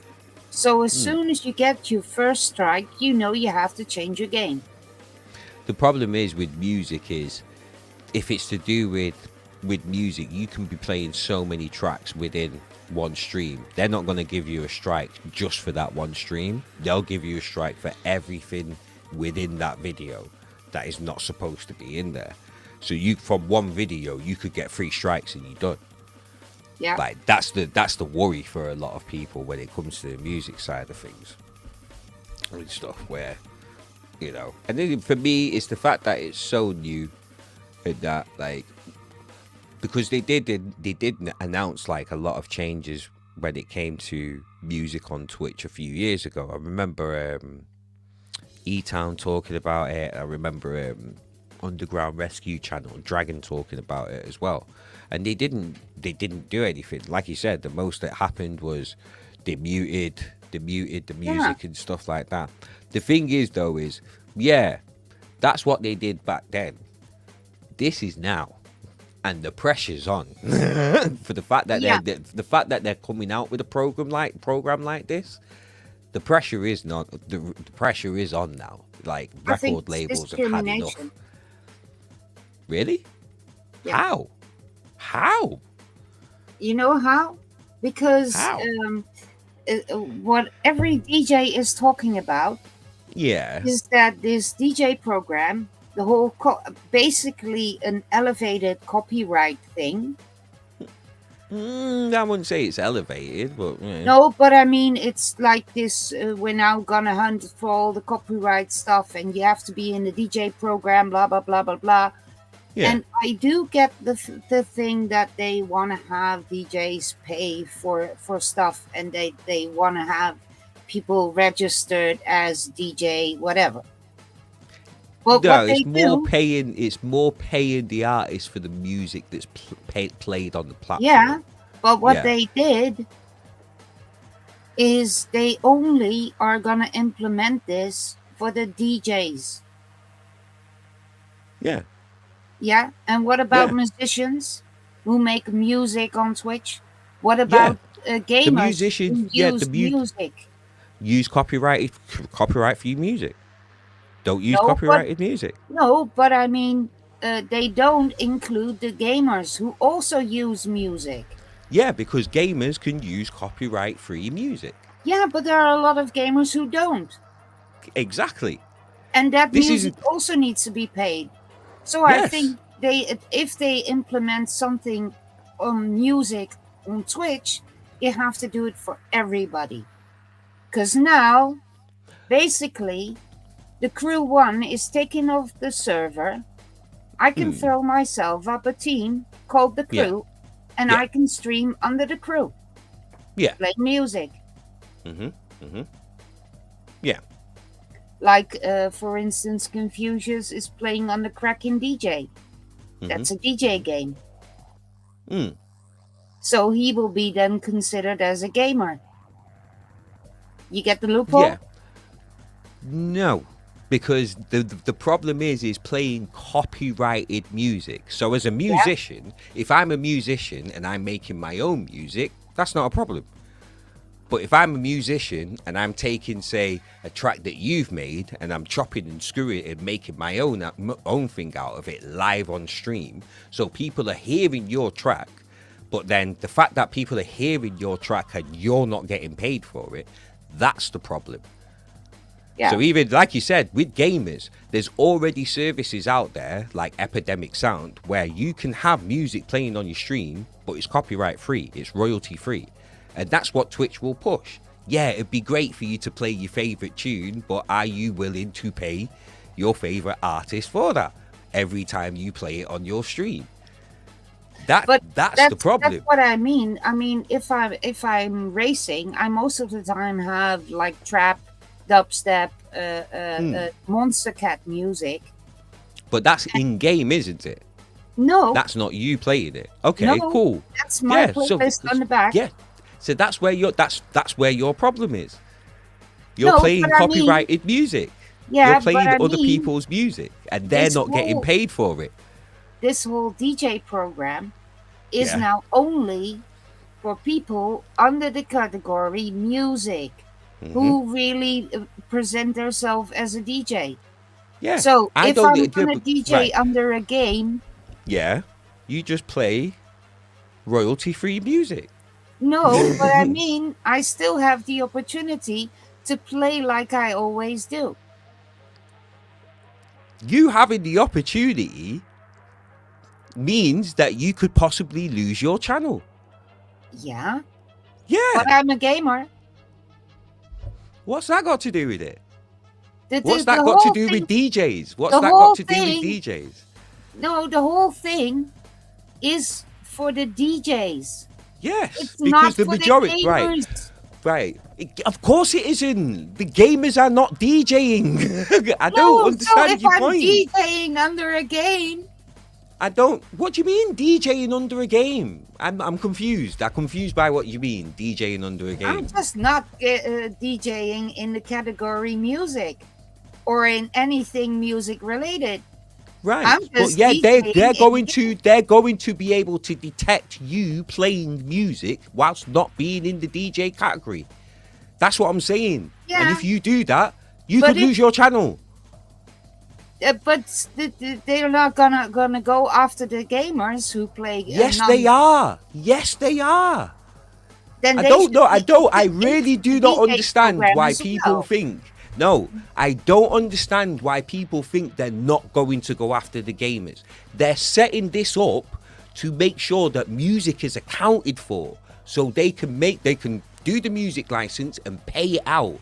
What they will say to everybody else, which they've said in the terms and conditions, is that if you're not in the DJ program and you play copyrighted music, you are at risk of getting a warning or a strike or losing your channel. Like, they've actually said that. So I don't understand why people are saying they're not going to go after gamers and stuff. They know that there's services out there that provide royalty-free music to gamers and content creators. So they're going to push that. If you want to play music, make sure it's royalty-free, because what Twitch is worried about is litigations, lawsuits from record labels for this platform playing copyrighted music and not paying out for it. That's why they're doing this. The reason why this has become a big thing is because hordes of DJs have come to the platform and started playing music. So now people think they can go to Twitch and just listen to free music all day, every day. That's the problem. That's what they're trying to like counteract. That's why I've moved to YouTube, because I don't need to worry about that. In terms of paying staff, YouTube staff are being paid because they get paid from advertising. In terms of artists getting paid for the music that's played on there, that's already sorted. So I can just crack on and just do my thing. And that's what Twitch is trying to sort out. But the problem with Twitch is they've had a horde of these DJs coming over, and all of these people are playing music and it's not being accounted for and that. So I would because I was confused by the whole discrimination part. Because if you speak to a gamer that isn't a DJ as well, they're just like, yeah, just use Epidemic Sound, just play copyrighted free stuff. But then it's still, how are you gonna then play GTA 5? What, with the music that's in the game? Yeah. Because it's in the game. They've accounted for that. They've accounted for that. I'm being muted if I play GTA 5 because Taylor Vuz is in it. In my Have they muted you? Have they muted you before? Yeah, a lot of times, just because of in-game music. But it's in game. Yeah. They can't do anything about that because it's in game. Do you know what I mean? So if they see that you're playing GTA, they can see that it's music from the radio, from the game, which they can account for. They are able to do that. Yeah. Yeah. And like my Radiohead game. But if you turn, here's the difference, Mona. If you turn around and you start DJing under the gaming category, they're going to see that and go, oh, you're trying to take the piss. Ban your channel. Well, I'm not trying to take the piss because what I'm planning is already done before. But yeah, I'm having Mixcloud as my second thing because on YouTube, all the hardcore gets muted. YouTube doesn't mute music. I can't upload my sets when I play hardcore. Yeah, but they don't mute music though. They say that like tunes are blocked or partially They blocked. just say that because of copyrights, they don't allow me to upload that set. If I want to upload a jungle set, it is immediately on YouTube. Right. It will say something specific, Mona, because I deal with it regularly. Too much copyright. It's not too much copyright though. They will say specific tunes, and that will be down to the label saying we don't want this content on this YouTube channel. Yeah, like I literally deal with it. I deal with it myself. I can't upload my hardcore sets because I just get the notification. It's too much copyright. I can't It won't even say put it on there. it won't say copyright. It'll just say a specific tune or some tunes will be partially blocked. And if they're partially blocked, that will just mean it won't get played in anywhere in I Russia. can't upload. It just won't let me upload. That's something different then. That's something completely different. And it's only with hardcore. Hardcore, Frenchcore. That's something completely different. Where I'm not sure if there's a language thing here, but they will be able to let you upload it. Whether you can go live or not will be down to whether a tune has been partially blocked or something like that. Yeah, but it to just say that says, well, you can't, let's say, publish it. Yeah, you will monetize. It'll say like monetize, or it won't. I don't even monetize my YouTube. You don't have a choice. It's not a case of whether you can switch it on or not.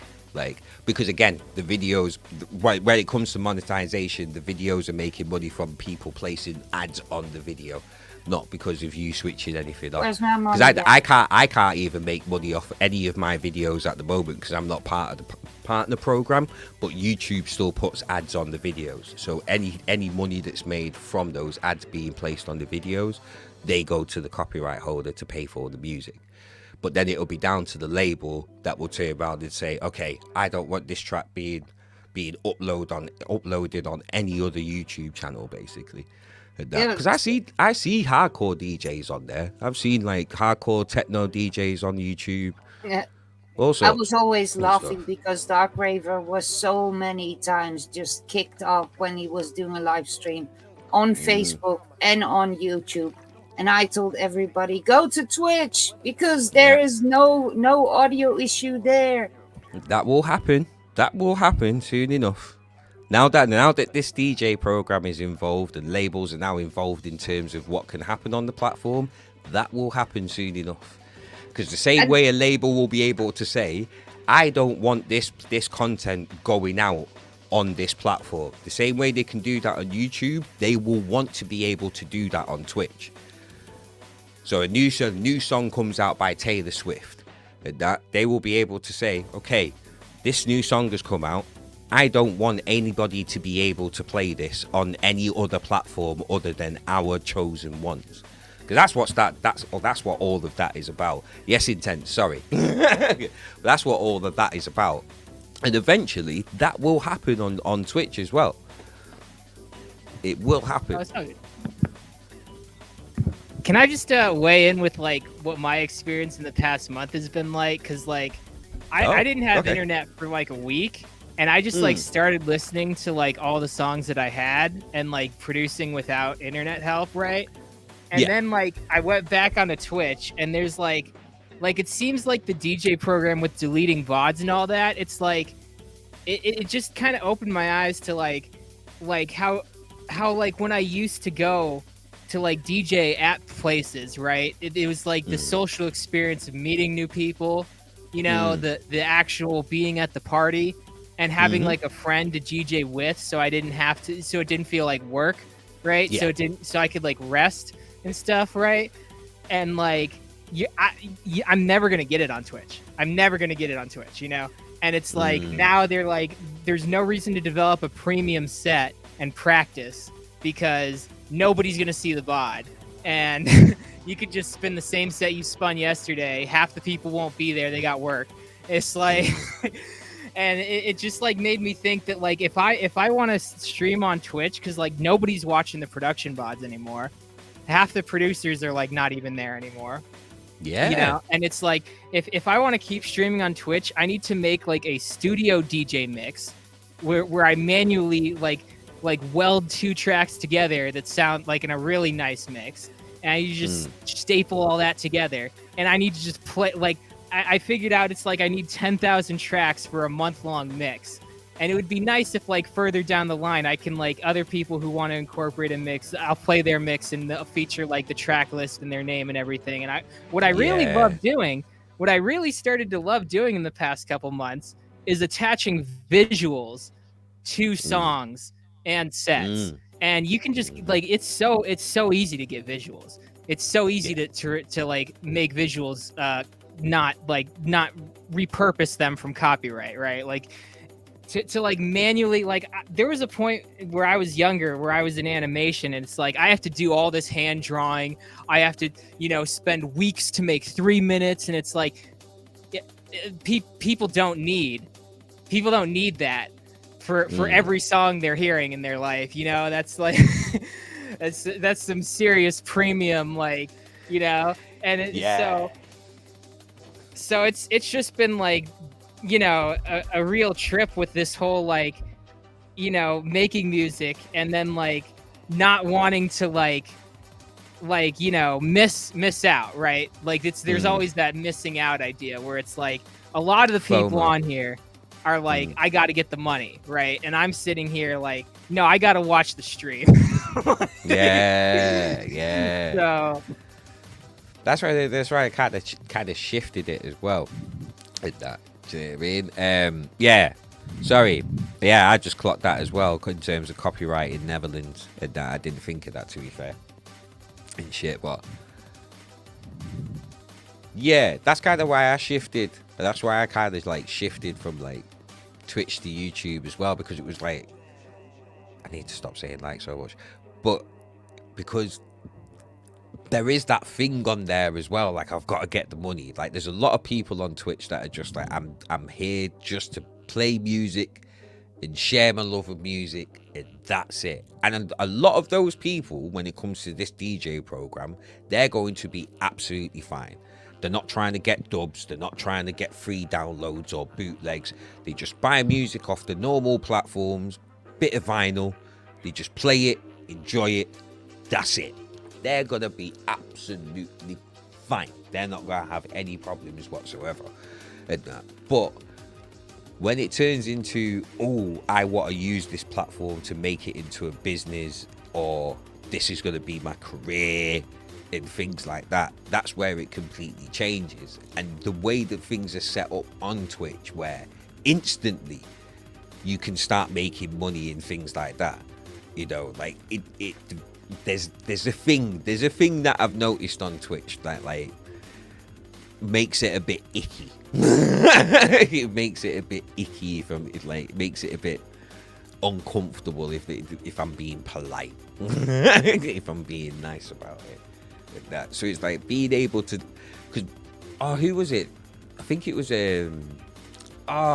Underground Rescue Channel who said that you can switch off the affiliate if you want on your channel. If you're affiliate already, you can just switch that off and that's fine. And you should be fine, because there's no money that's being made on the stream or anything like that. But that's not their point either. It's the fact that music is being played on the platform. That's it. That's the main thing that they're focusing on.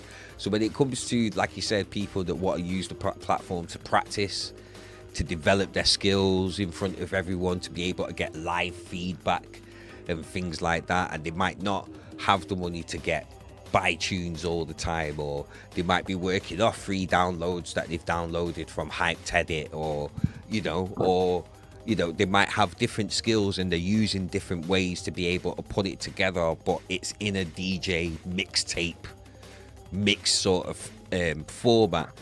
That's where it becomes a bit difficult for some people on the platform. So it's been interesting to hear, like, especially from yourself, like what it's been like, even with it all coming in, because it's not come in yet. Like you said, Mona, it's the 1st of August, isn't it? Yeah, it's the 1st of August that it comes through. So it's interesting to hear, like, how people are feeling about it. But nah, I mean, yes, most of the blocking is trivial. It's just domain name resolution a lot of the time. A lot of people thought that the higher cost of vinyl included performance rights. Yeah. Yeah. I'm sorry, I've got to laugh. We used to have this thing here in the Netherlands where that was Buma Stemra, and every citizen that was in the Netherlands that had a radio or a television had to pay. Mm-hmm. And you just paid a certain amount each month or each year, and then you were able to listen to the radio and listen to the television, and with all those costs the artists were being paid and stuff. If Twitch implements something like that, I can fully agree. I think that's what they've done. Yeah, it's like basically a music license, but the whole DJ program thing is it's within this pool of music. Yeah, that they're so able you have to to account play for. in their pool. But it's not like it's a restricted pool. That's why the main things that they're saying is unreleased music and pre-released music is not allowed to be played, which is what switched me off. Do you know what I mean, from it all? Because if it was just like pre-released music, it was just music that's out. Like I said, if I was just a DJ that just loves playing music for the love of playing music, I wasn't a working DJ that's trying to get sets, so therefore I'm trying to get music that's exclusive that not many people have. So all these promos that I've got, plus I make music as well, that's where it throws it all out of line. But if you're just buying music when it comes out, as it comes out, when it comes out, you're absolutely fine. But that's it. It's being able to allocate all the music that's being paid, so then when they are paying out for that music license, it's all good. That's why like radios have playlists and that, and if you want to get your music played on the radio, it has to be registered, so you have to upload it with all the information. If there's a catalog number, you add that catalog number to it. If it's like pre-released, yeah, because I regularly send music to BBC Introducing in the UK. That's all the stuff that they ask for. Like if there's a catalogue number, as much information as possible. Let them know if it's out now or if it's something pre-released, and they can say that as well. But they need to be able to account for it, because PRS is going to be hitting up BBC. Right, we need collections for this music being played at this time, and this for all of these artists that have put music out. So like that's why like radio stations have to pay that as well. So that's basically what Twitch is set up, and half of that music licensing fee is going to be coming out of the streamers that are included in that DJ program, which again means that anyone who's out that's playing copyrighted music, you get a warning, you get a suspension, and then you ban up. But like I said, I'm just sitting on the couch for now. I'm just waiting to see what is going to happen. And I mean, I still have VODs, and I also still am gaming. So yeah. People were saying, yeah, you should split your channels and then also have a gaming channel. No. Why did you then keep up your music channel? Yeah, that's why I moved as well. I'm not doing it. I'm not doing it. I'm not having 2 Twitch channels and that, because that was in the recommendations as well, in the actual terms and conditions. If you do other stuff than DJing, but you're a regular DJ, it's suggested that you create another channel. Like, yep, I'm gone. YouTube. I mean, why should you then start all over, getting your followers, getting affiliate, all that kind of stuff? I mean, I started as a gamer, so I heard that was actually talked about, and they were talking about being able to sort of migrate your followers over to your new channel. So if you have got like a big enough channel, or if it's a big enough concern for you, then they will be able to help you migrate your followers over to your second channel as well, so you're not having to do that whole build up again and stuff. But yeah, apparently there was a Zoom call that was held when this first came out, which a lot of DJs and content creators were invited to like talk about the whole thing. Buddha was invited. I think E-Town got the invite. Sorry? Brisk was there. Yep, Brisk as well. And that, I didn't get no invite. But yeah, it's all the ones. I think if you're past 10k as well as partnered, then yeah, you're gonna get this invite into the Zoom call. But yeah, that got brought up. It was like, well, we're just starting again with this second channel. And yeah, it was like, what's his name, DJ Clancy or whatever his name is, Clancy, the new CEO guy or whatever. Yeah, he said that they're thinking about doing some sort of migration thing for people in that position. So at least they're coming up with ideas for people that want to do that. But still, for me, it's just nah. It's too much for me. I want to focus on one platform, and if it means that, like, you know, the gaming doesn't do well or whatever, so I need to do less gaming because people aren't interested in it, so be it. But at least I'm letting the people decide that I've come to this specific channel to see me in the first place, you know. So yeah, but I want to reiterate, it's not all doom and gloom. It's just for some people that are like trying to do a thing on here and stuff like that, you know? It's a mad one.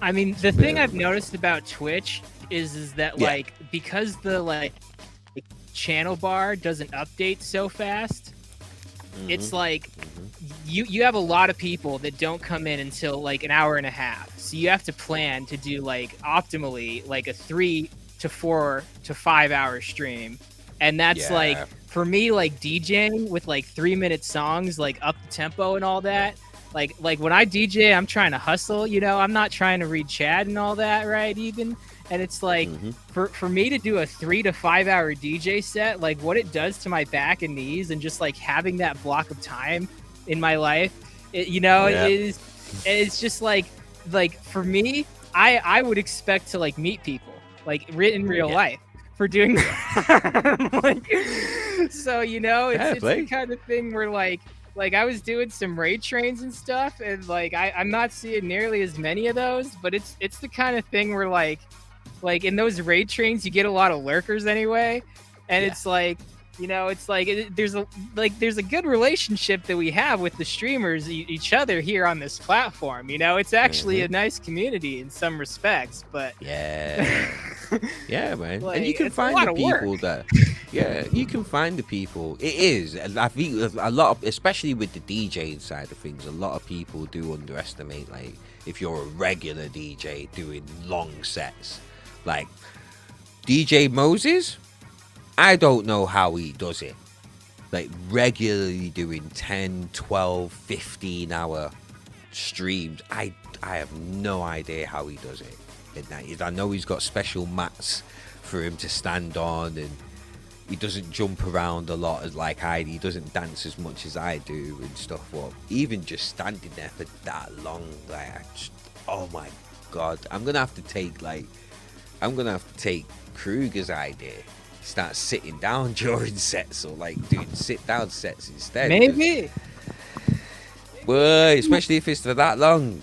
Boy. I don't have to say there are a lot of people attempting long DJ sets and so on. But yeah, if you're really talking about the real marathon DJ, then you really come up to Moses. Yeah, definitely. Because he does it multiple days a week. Yeah, not just one, like, just straight one continuous 10-15 hour stream, like it's water off a duck's back. I struggled at 12. My legs were burning at 12. That's my limit. I'm not going past 12. I tried to do 24 hours. Did not happen at all. Got to 12. I'm tired. I'm going to bed. You can all fuck off. But yeah, it's a lot. Sorry for swearing, Mona. But it's a lot. It's a lot, mate. Being able to do those marathon streams, it's a lot, man. But credit to people that can do it, because it's entertaining for people as well. I can see why people do it. It creates a lot of opportunities for raids. So then that's more opportunities for bringing new people through that might not have like known about your stream or seen your stream before.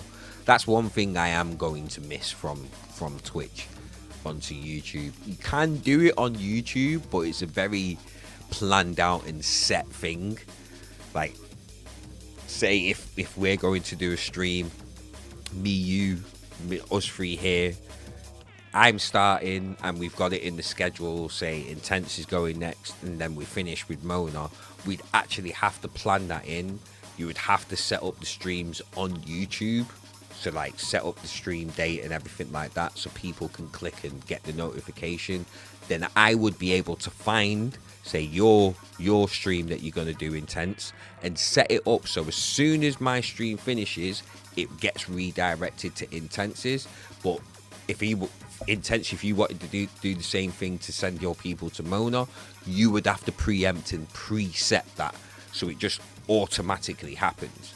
And that basically, so it's just, there's no messing about with commands or anything like that. It's all set in stone, and then all people have to do is just make sure that they're streaming just before or at the time that they're supposed to be streaming for the redirect to work. But you can actually do it on YouTube. It just needs to be a lot more planned rather than spontaneous stuff. Yeah, and like you explain it now, let's say if you all of a sudden have technical complications, you can't just raid out to the next, or you can't ask somebody before you, hey, could you play a few more tracks? It's just gonna, well, no, you can, because it only happens when you end your stream. Oh, okay. Yeah, it only happens when you finish your stream. So as soon as your stream finishes, it just redirects those people over there. So until, let's say if you lost connection, then it will automatically raid to the next one. Yes. Yeah, but what if your connection comes back in 3 minutes? Make sure you don't have losing connection problems. Yeah, of course. And that would like, because that would only be like freak accident kind of thing, isn't it? You know. One thing I do know, I ain't going to kick. Oh, it's not. Oh no, it's not happening. Because this is the thing that people need to remember as well. Oh, everyone should just go over to Kick. No, because Kick's gonna end up having the same problem as well. There's an influx of DJs going over to Kick and Rumble, and that, right, we're gonna play music here. Labels are gonna notice, and they're gonna go, "Oi, don't try it. You just had it with Twitch. Don't try it, yeah." Yo, Kick, we know you make all that gambling money, yeah? Pay up. And Kick will just be like, nah, all you DJs, fuck off, innit? Get off the platform. Yeah. They'll just do what Facebook does. They're just like, no music streaming whatsoever. Shut down. We don't care. I've just seen videos about Kick, and no, I don't want my name connected to that. I have secured my name that nobody can stream there under my Twitch name. Yeah, that's nice. The only thing I did. Nice. But for the rest, I'm not even touching it. Yeah. I know one big drum and bass DJ went, and I get often a message that he gone live. But yeah, I'm sorry. If you as a DJ are moving to another platform where I'm not familiar with, then sorry, you've lost me. That's what I'm there. That's what I'm dealing with right now. That's what I'm dealing with right now. And it's not even necessarily like they're not familiar with. You're comfortable where you're comfortable. If your favorite platform to experience entertainment is Twitch, you're going to stay on Twitch unless there's enough of a reason for you to start looking elsewhere and stuff, really and truly. And I mean, I do have a YouTube channel, but nobody interacts there. So what do I have to search for YouTube? Yeah, what I can see is, let's say, your reruns or the videos that are up. Because I have the notifications, just like Discord and stuff, all turned off at YouTube. Yeah. And then I can also just go to your channel and look at the previous videos. But no, I'm not gonna follow. If everything is gonna let's say walk from Twitch, then I will just be gaming. I'm not going to follow it. And that's the whole thing with what you talked about earlier. We used to come from a society where we didn't have internet, where we didn't have the mobile phone. And back in the day, there were already people walking by psychiatrists and stuff. And now the world has opened up more for people. Yeah.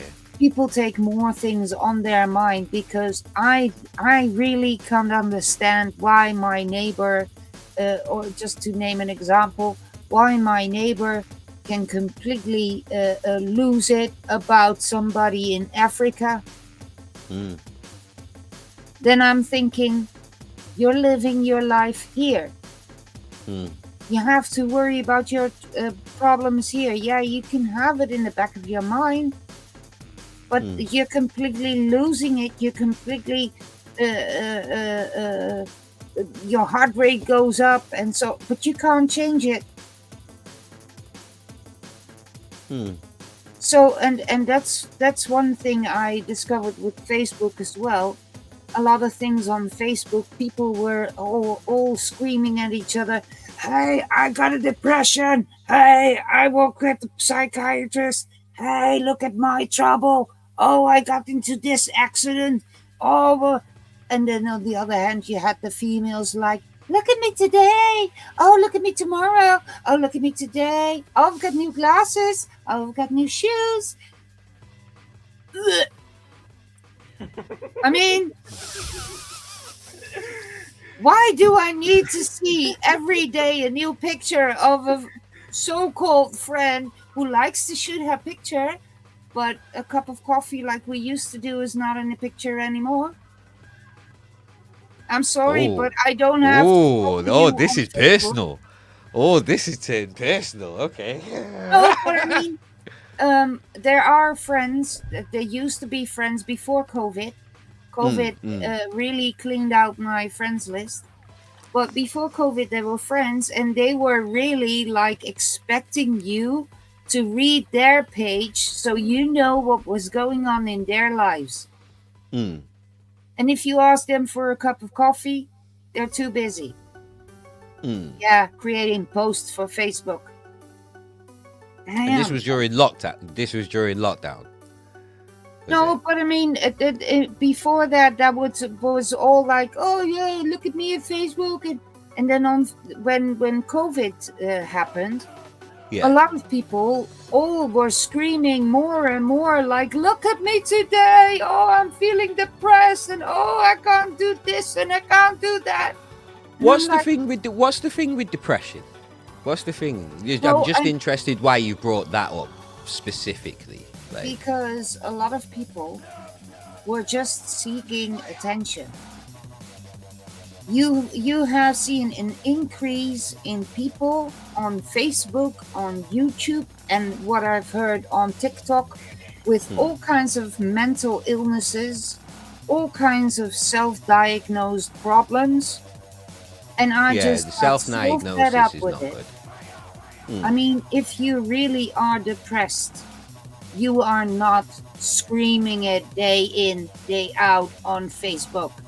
I mean, that's a bit of an over-exaggeration, because unless you're watching them day in, day out on Facebook, like, that's not necessarily No, but what if it's like a friend of yours who you know has, like, for instance, a mild depression.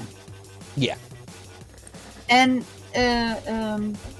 normally we would drink a cup of coffee. Yeah. And talk. Yeah. But then social media came up, and people found the ways of posting things online. So then at some point, let's say with that friend, I only saw posts on Facebook, oh, I'm so depressed and I can't make any new friends. And then I thought to myself, hey, this friend lives at the end of the street. Have you two fallen out? No, but I mean... At that point, or... No, there was no fallout, but I was just wondering, why the hell are you screaming on Facebook, but you don't seek for your real friends? It's all do you think that you were being a good friend for her to come to, or them to come to about that? Yeah. So why are you upset about them talking about it online then? Because everybody thinks that they have the biggest issue. And I just got so fed up with people all like, "Oh no, my thing is bigger." Okay, yeah. I think what's confusing me is 1 minute you're talking about your friend and then you're talking about everybody. Yeah, because there were those. Because as a person who said, who has depression and has like openly talked about things online, and I wouldn't necessarily say that like people are screaming about it. But all day, every day. The way you talk depression is way different than but that only because you know me. People who were seeking for attention with all their self-diagnosed illnesses. So everyone who's not me is seeking attention? Because I've been accused of that myself. I've been accused of, I only do this because I'm seeking attention. When I grew up and I was in school and Facebook was coming out, okay, everybody would use it instead of their phones because they couldn't, like, their phone bills, right? And, like, dropping phones, right? And, like, friends who didn't have phones, right? And this is before Facebook was on the phone, right? And people would just post, I found a song. And, like, they'd post their hobbies, they'd post their interests, and none of that got as much attention as drama and venting and stream of consciousness and stuff that people could actively converse about. And then over the years, it started to become that all that content that people were having so much, interest and thought and care in was like dirt and like stuff you could use against people in public. And like it like flipped on its back to where it's like posting that was like turned into a sign of strength against the dregs of society that are just out there. It's like, but you think about it, right? And what were those dregs doing with their time? Is they weren't posting that stuff. They were keeping it to themselves or working on it, right? And that's where like the whole idea of like people saying they have depression and then like not addressing the depression. And it's like sometimes people try and help and they don't want to take it because they just like they don't want to help. Like, you know what I mean? And it's like they might want to help. They might want the help, right? But they say they don't want it because they're like they like something about the post was wrong. Like there was something extra they didn't like, or like how they came about saying it was like, rude and stuff like this. And it's like that, like I would post like walls of text, when I communicate because I want to have like a conversation when I post on Facebook, right? I went through 11 Facebooks. Okay. I saw a lot of strangers that I had met like in real life from Facebook. And it taught me a lot about reading faces and reading how people talk and like what they mean when they say certain things in a certain way and stuff. But once you get to a certain age, you're just seeing like nonstop like ads and like aggravation and like, you know what I mean? Like people's use of Facebook becomes much more obvious what's going on. So just to make it clear, I'm now talking about those people where you can clearly see. And I know that there are a lot of people who really have depression, and that's a sad thing that it still exists, and it only becomes more and more with social media. And I think that if it's real a thing, then indeed you want to have help, you want to have a discussion, you want to, but like Intense also says, those people, they are just screaming but doing nothing, and they even refuse if you are trying to suggest anything or trying to help. No, but then the next day there's another picture. oh, look at how depressed I am. And then I'm like, girl, if you come over and we could have a cup of coffee, we can talk. You can let your heart out. And then those kind of things.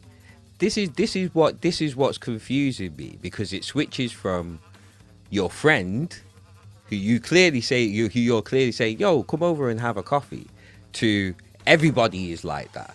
And that's where I'm a bit confused, because if you don't know the people themselves, if you don't speak to them regularly and stuff, like, you've got to admit when you're making an assumption in that, you know, and that's it for me. Like, because again, the very same things that you've said, I've had people say that to me, and I've just had to ignore them, because you don't know me, innit? Like, you're not with me every day. You're accusing me of screaming all the time about this, that, and the third, when all you've seen is a post that I posted 3 days ago, and it's just popped up on your algorithm now. And that, like, I'm not constantly screaming about it and stuff. And that's where, for me, it's being on the other side of where that line of thinking. And I'm not saying that there aren't people that use it to their advantage in this, that, and the third. For me, it's when we start using like language like all the time and this, that, and the third. How much attention are you paying to them? If you're paying enough attention for it to be a thing where you know them, and that, then it's a different type of conversation. In that, like, I don't know if someone's talking about depression and I see that post and then I see another post, I'm not gonna think to myself, oh, that's all that they're talking about. Because I don't know them. I don't know the situation that they're in. That's and things like that. Differentiated then for you, because I have I have a very strange use of social media, because when I had my Facebook, when I was kind of like active using it before COVID, I only saw in my feed things for my friends. I never saw anything except because I wasn't looking on pages. I wasn't looking in groups. I only saw what my friends were posting, my Facebook friends. So, and then at some point, there were also a few real friends among there. Yes, and they were constantly yapping about those things. And what, just for me, all the drama, I was like, man, you could just also pick up the phone and just call me. And so was it drama that was involving you then? That was making it weird? No, it was just they were just yapping, oh, I have a depression, or I have this going on, that going on. And a lot of people you saw at the beginning of COVID were constantly posting about their situation, about, oh, well, I'm going through this rough time because of COVID. And then I was like, you don't have it rough. There are people who are way tougher than you. Like, for instance, people just saying, oh, I can't go to my blah, blah, blah, with some kind of a hobby club, while somebody else wasn't being able to get to their grandmother or whatever. And I just completely gave up the whole drama, and I was like, Facebook, done. Interesting. Yeah, and I mean, if you really have a depression or whatever, then you talk in a different way. I can, like Intense says, I think I have by now enough life experience to kind of know when you are really serious about it and when you need attention. Interesting. I mean, I've also many times have thought about doing any psychology degree or whatever. As long as we want it, Eddie. Yeah. Although myself, I will be jumping off. I will be jumping off latest, probably about 11, 12, because I've got to be up for the hospital tomorrow morning. I'm not like completely, but but it was kind of like a trend that on social media, as soon as COVID hit, everybody was like, "Oh, I've got it bigger than you," and I was like, completely, "Oh, why?" I mean, and people, just wanted to be seen. And like I said, I don't need to see a picture of a friend every day. Like, "Oh, I've got new makeup. Oh, I've got new glasses. Oh," all that kind of stuff. Also was like, you just don't like social media. Yeah, I think like, no, you just don't like social media. Because I could literally say the same thing about when you visited the UK and you were taking pictures with all your friends and this, that, and the thing, this, that, and the third. Like, it could be an innocent thing to you, but to somebody else, "Oh, look at Mona showing off and this, that, and the third." Like, the very same things that you're saying could be relayed back to yourself. Yeah, and that's what a lot of people don't really realize. You can always turn things around, but what I was getting at is that at some point, you start to have those things from the social media in your head. You're busy with things that happens on Facebook. You automatically, if you're reading the things, you are busy with somebody else's things. And if you're like an artist and you're looking for new tracks and stuff, that it's different. But I'm now talking about the people who just hold their phone as if it is an extension of their arm and just constantly are scrolling through social media because they're so afraid of missing something. And I'm like, hey, you only have one brain. You can't worry about the whole world. And if I want to take time for myself, I'm going to shut off Facebook. I'm not going to worry about all the social media. Because, like I said, with our world opening up to bigger places, people also take in bigger worries. And if it's something I can't do anything about it, why should I then have it in my head? But you've always had that with the news, though. I also don't watch television. I don't watch the news. Fair play. It was that in somebody's stream, somebody that was always there before, like, internet. And a lot of people just watching TV and getting. You check Twitter if you heard something. Yeah. I just type in Google the national Dutch television and I look at the first page and see, oh yeah, indeed, Trump is being shot. Okay. It happened to be the night that there was football and that the Dutch team had to play. Well, so I think about there Facebook. Was a little there bit is of something like really exhibitionist about it, where like people want to put their lives on display. But like the thing I've noticed about Facebook is like you have to have like your close friends and family like using Facebook for it to be like and then these people check it multiple times a day for hours a day. And that's how often they want to interact with the strangers. You know what I mean? Like they find someone on Facebook and they want them to post daily, like multiple times daily if possible, because they will read it. You know what I mean? Because they have to, because it's in the feed, right?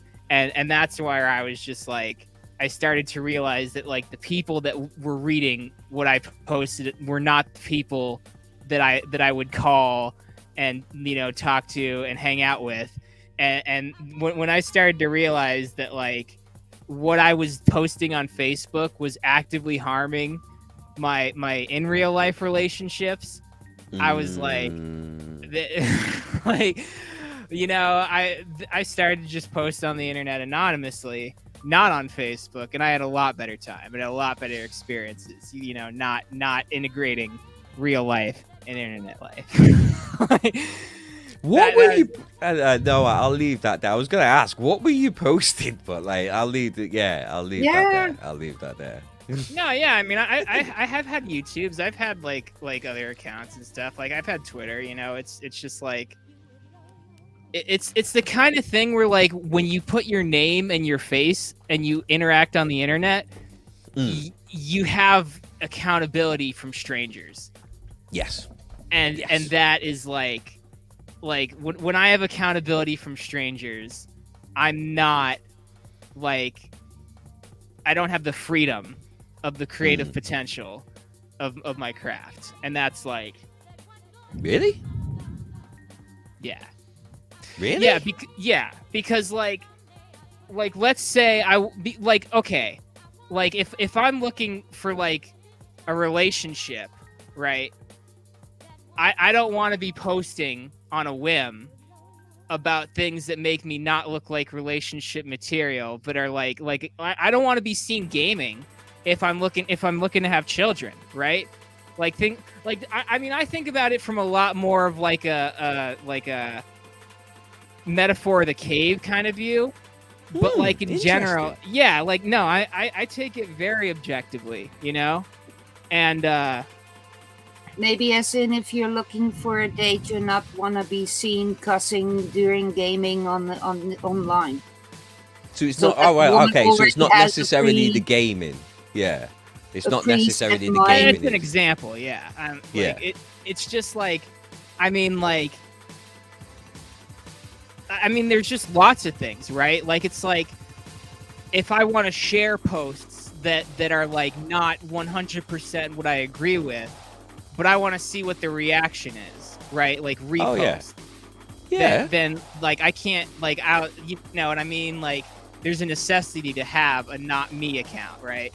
Where people don't know it's me, right? Because at any point in time, people could come across your name and it's like, oh, it's somebody I knew from, you know, school way back. You know, it's somebody I encountered here and we had a good relationship, and you know, it's somebody. Let's say he goes for president, he's being elected, and then all of a sudden that weird comment that he made somewhere pops up, and then they go like, hey, he said that, but he was just trying to see what the feedback was on it. Oh, so like the cancel culture like side of things. It's not even the cancel culture. It's just that like when I started to notice that my in real life relationships were being harmed by what I posted, even if it was like something I wanted to post to see what people had to say about it. Yeah. It's like a lot of times I don't care if the people who have something to say about it are like my close friends. And I don't necessarily want to burden my close friends every time I want to post, right? Yeah. So it became the kind of thing where it's like,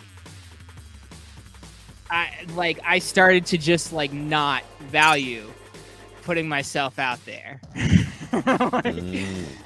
as me, right? Like it kind of now with all the social media nowadays, it kind of feels like. For example, you're doing an OnlyFans, but you don't want people to know that you're doing an OnlyFans. So you go under a different name to your OnlyFans because in real life your dad or your mom might go like that. Something like that. Oh, that's funny. I mean, the thing I've been laughing about OnlyFans on the one side. On the other side, I was also very intrigued by it because I also heard something about that makeup artists and stuff were being drawn in by OnlyFans to promote the thing and all. And I'm like, if people say OnlyFans, we think of the woman with the big boobies and the big behind and going, oh. Yeah. I mean, apparently there are more things in OnlyFans than just girls. Oh yeah. OnlyFans was. I've never been there, so. OnlyFans was set up like Patreon. It was just another form of Patreon, but because they had looser rules when it came to like nudity and sexual stuff, that's why all of the like sort of porn stars and stuff like that went over to OnlyFans and stuff because Patreon wouldn't allow it and other services wouldn't allow it. But yeah, there's loads of people doing other stuff for their fans other than on one hand you can say, well, okay, I have my OnlyFans for, let's say, all my sewing and broderie stuff and blah blah blah. But now let's think a few years ahead when you have to apply for a job and you put on very proudly, I have my OnlyFans, and people will immediately reject you because everybody thinks it's a nudity thing. And it's one of them. It's like it'd be a case of standing bold and being like, no, here's my account, here's everything I do, it's still live, nothing sexual here. Oh, okay. Do you know what I mean? Or, you know, letting them go off that judgment. And then that's what I've seen a lot of people trying to do. Like, yeah, I have an OnlyFans, but I don't do any of that and stuff. Like, yeah, I have one, but I just don't do any of that stuff. It's a shame. It is a shame for a lot of those people as well, because they've just ended up being roped into something and having a stigma attached to them that they didn't want attached to them. But it'd be one of them, like, I've built up something on here. I have my base, I have my core audience that appreciate what I do. I'm not leaving just because some like other people that I don't do have like entered the platform as well. It's just like Twitch. It's just like Twitch. There'll be loads of people with Twitch accounts that like, all right, these new rules are coming, but I'm not leaving. I've built up a whole thing on this platform now. Like, you know, especially like people like John B and El Hornet and Marky and people like that. Right? It's interesting. It's very interesting when it comes to these things, especially when talking on the other side. Like, because as a content creator and a DJ, like obviously I use social media in a different way. It's normally all about promotion, but then there's other things you want to put a bit more out of yourself out there. You want to get a bit more personable with like the people that are listening to your stuff. And yeah, OnlyFans has definitely got connotations at this point. I'm a big MMA fan, and a few of the fighters have OF to show behind the scenes, pics, training videos, nutrition. But fans hear the name and while out. It's like, what? Conor McGregor's got an OnlyFans? Yeah! And it just be Conor McGregor like, right, so you want to punch somebody straight in the nose? You were standing like that. No, and I wanted to see penis. I was thinking about that what was that NPC trend that I saw passing by on YouTube. Oh no! And you were doing this with Conor Davis. I was like, is he gonna do it? It's like, thanks for the roses. It's like, oh my your God. nose. Oh, the Miles Morales one. The guy who does Miles Morales, like he seems like he's losing his mind from doing that shit. Like, oh my God, that's probably some of the videos that you've seen, but he seems like he's. So yeah, if I do search for other media, it's most of the time on YouTube, and I'm sometimes just laughing at things coming by. The things, I mean, other people watch TikTok for me, and I could just watch the compilation. I don't have to switch, I don't have to swipe, I just put on a video and watch the compilation of all the stupid things happening on TikTok. I can't lie, people like going on TikTok and then really convinced I can cut my own hair. And then they do the whole video where they show and they cut, and then they release the band, and then it's like this. Yeah, I've seen a few of them. It's Hair funny. fails. I mean, oh no, Vine. Like TikTok was literally Vine but longer, because Vine only had 6 seconds. There was only 6-second videos, so you had to come up with a sketch and do something funny or interesting within that 6 seconds. But welcome in, Raiders. Yo, we got a raid. It's Frankie. not showing up who raided. Frankie Guns. Oh, nice, Frankie. And I hope Krugah's all right. Blessings. Why has it not come up there? There's a raid. Terrible StreamYard. Terrible. But yes, bless up, Raiders. Hold tight, Frankie Guns coming through with the raid. Hope everybody is blessed. Welcome to Nuff Chattingz with myself and Krugah. Krugah's not here right now, but he should be here at some point today, at some point soon. But we're just chatting, conversations about anything and everything, really and truly. And that with some copyright-free music playing in the background.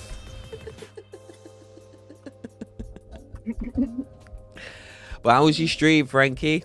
I hope everything's blessed with you, man. I hope everything's going well with the new releases as well. And that on the record label. If I'm correct, he's coming to the UK. Is he? Yeah, Nice. for 2 festivals, I think. Nice. I read something on WhatsApp, I think. Is that testing out the new rotary mixer and needles? Oh, bro. Those rotary mixers, sorry, I'm standing up because I've been sat down for ages. Those new rotary mixers look so good. And that as well. But I think the companies, well, one of the companies that were doing rotary mixers, they've just shut down, or at least discontinued doing that stuff because it was a company out of the UK. And that, but yeah, man, I really want to try a rotary mixer. They look really interesting and unique in terms of how you use them for like mixing and blending and stuff. Doesn't What the Bleep also have one? I think What the Bleep has one. Yeah, fair play. I managed to, with the little help of Harikiri Tiger, I managed up to put my FLX4 in between my decks. Nice, nice. Hello, AD. Hello, AD. What's up, guys? Hello. What's up? It's been a while since I've done that. So yeah, Yeah, it's been a while. my mixer had issues, and I couldn't do anything anymore until I had the mixer fixed. Then a Tiger said to me, "Well, the FLX4 is also a MIDI." Right. So he completely mapped the whole FLX4 in Traktor. So now I play on the FLX4, my Traktor, with the DVS, and I can play in controller mode as well. And just a switch of the cable, I can use it as the Pioneer with Rekordbox. Nice. No need to buy pen, so nice, mate. How you doing, AD? You good, matey? Yeah, I thought I'd pop in. I thought I'd pop in and say hello. I didn't even realise you guys were doing this thing. Yeah, I was literally streaming to nobody. Actually, it's funny when you're streaming and I never check numbers, and I was killing it in my mind anyway. I'd come up with these new tunes and I was fucking fresh, man. I was like, yeah, it's rolling. Yeah. And I thought, I'll just check. And I was like, no, we're there. So I thought, you know when you get just deflated, and then I thought I'd just go look on, see who was online. And then I saw you guys. I thought, what's this? I didn't realise you're doing it. Is this like a kind of coffee talk part, whatever? Kind of, yeah. Yeah, So Coffee what Talk was 2.0. Like, how you yeah, guys but it was doing? like me and You all right? Krugah. Yeah, I'm good, man. I'm good. Like, how you doing, Mona? Yeah, you mate. good? Yeah, You all mate. right? I mean, lots to catch up on, but not necessarily not on stream. just But don't see your head. Yeah. what's that? Oh, what, Oh, me? I know I need to yeah. stand up. I can't be sitting down all the time. I need to stand up. This is where I need a standing desk. So I can just Yeah. go, boop, We're and gonna the do desk comes standing up with me. reception. Get that. Hey? What was that? Are we gonna do standing reception? I mean, you can do. It's good. It's a good idea for you to stand up if you've just been sat down for hours on end, and that stretch your back out, mate. Is the very reason my back is as bad as it is, because I sit in chairs in front of computers for too many I hours. bought Yeah, I bought a special DJs, chair yeah. that can go all the way. My chair is adjustable, not my desk. Nice. And just So Loving it. that- I'm loving this my background. This background tunes is fucking banging. Mine, very old tunes of mine as well. Oh. Like, it's pretty crazy. Oh. Get that. But they're not out anywhere, so it's all good. Yeah. Yes, Same, Papa yeah. Scar. Hey, Buska, mush, Babushka. mush, Babushka. mush. So what's going on with the world Yeah. of you guys? I mean, how's streaming life now? We're going to be entering into this whole. I took 2 months off Twitch, so Ah. I've dipped into people's streams and I've seen this whole new thing that's coming about in August. So I'm unaware of what's going down. So how does this affect you two or Intense Complex? I mean, what's the crack? For me, the main things for me was the whole not being able, well, them not wanting you to play unreleased or pre-released music. As a working DJ, do you know what I mean? Like, that puts me in a bit of a mad position and stuff. When it comes to my own music and the labels and my label, that will be part of the music pool, the music sort of collection of like major labels and hundreds of independent labels that they're going to be working with, because I've been told by Cygnus Music that they're getting involved in the Twitch program, so everything that's released on Cygnus will be part of it. So if people want to play my music, that's fine, but the whole unreleased and pre-release side of things, it's like like that's the main thing that I use to sort of propel my label, propel other people that I work with and their labels. I do need and to get stuff into like that. the program to play Spinal Records. Yeah. Okay. Basically. Okay. You convinced me. You convinced me. Because I get sent all these promos and then I can't play them.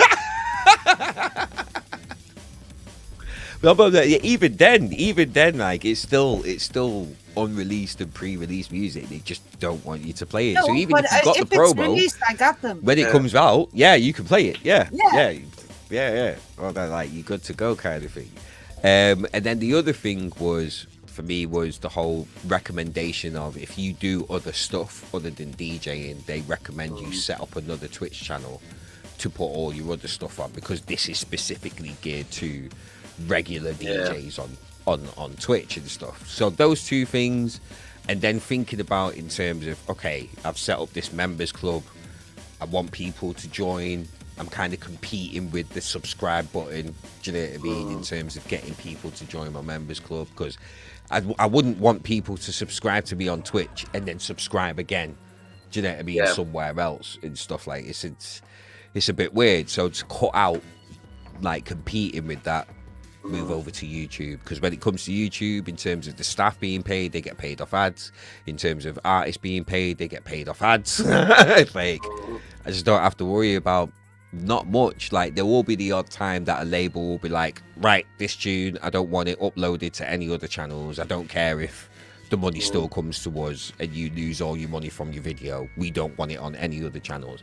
There's the odd time that will happen. In I'm hearing in Netherlands, it's a mad thing. It's an absolute mad thing in terms of copyright law over there. But yeah, it's just minor things, like, because again, when it comes to the whole watching back thing on Twitch, they're not going to be allowing VODs or clips or highlights or anything like that and stuff.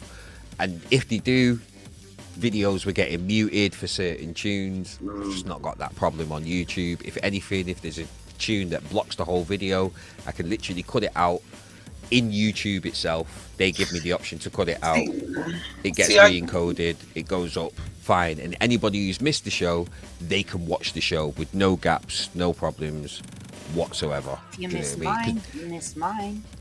Because that was the main thing for me. I get it. Like, it's one of these things. Like, obviously, we can argue to the cows coming. But well, that's just for me. I'm not saying it's like that for anybody else. It depends on the type of. It depends on the type of streamer and artist that you are. For him, it's a business. It's part of the business. Is music. That's the problem. Is the business. And for me, not. It's the business. If you're not building a business on Twitch, then you're fine. Yeah. It just shows again when the corporate's got his big dick out and he's ready to fucking just shag. I don't like dick. And it's like I get it. I totally get it. From a business point of view and a monetary point of view and copyright point of view.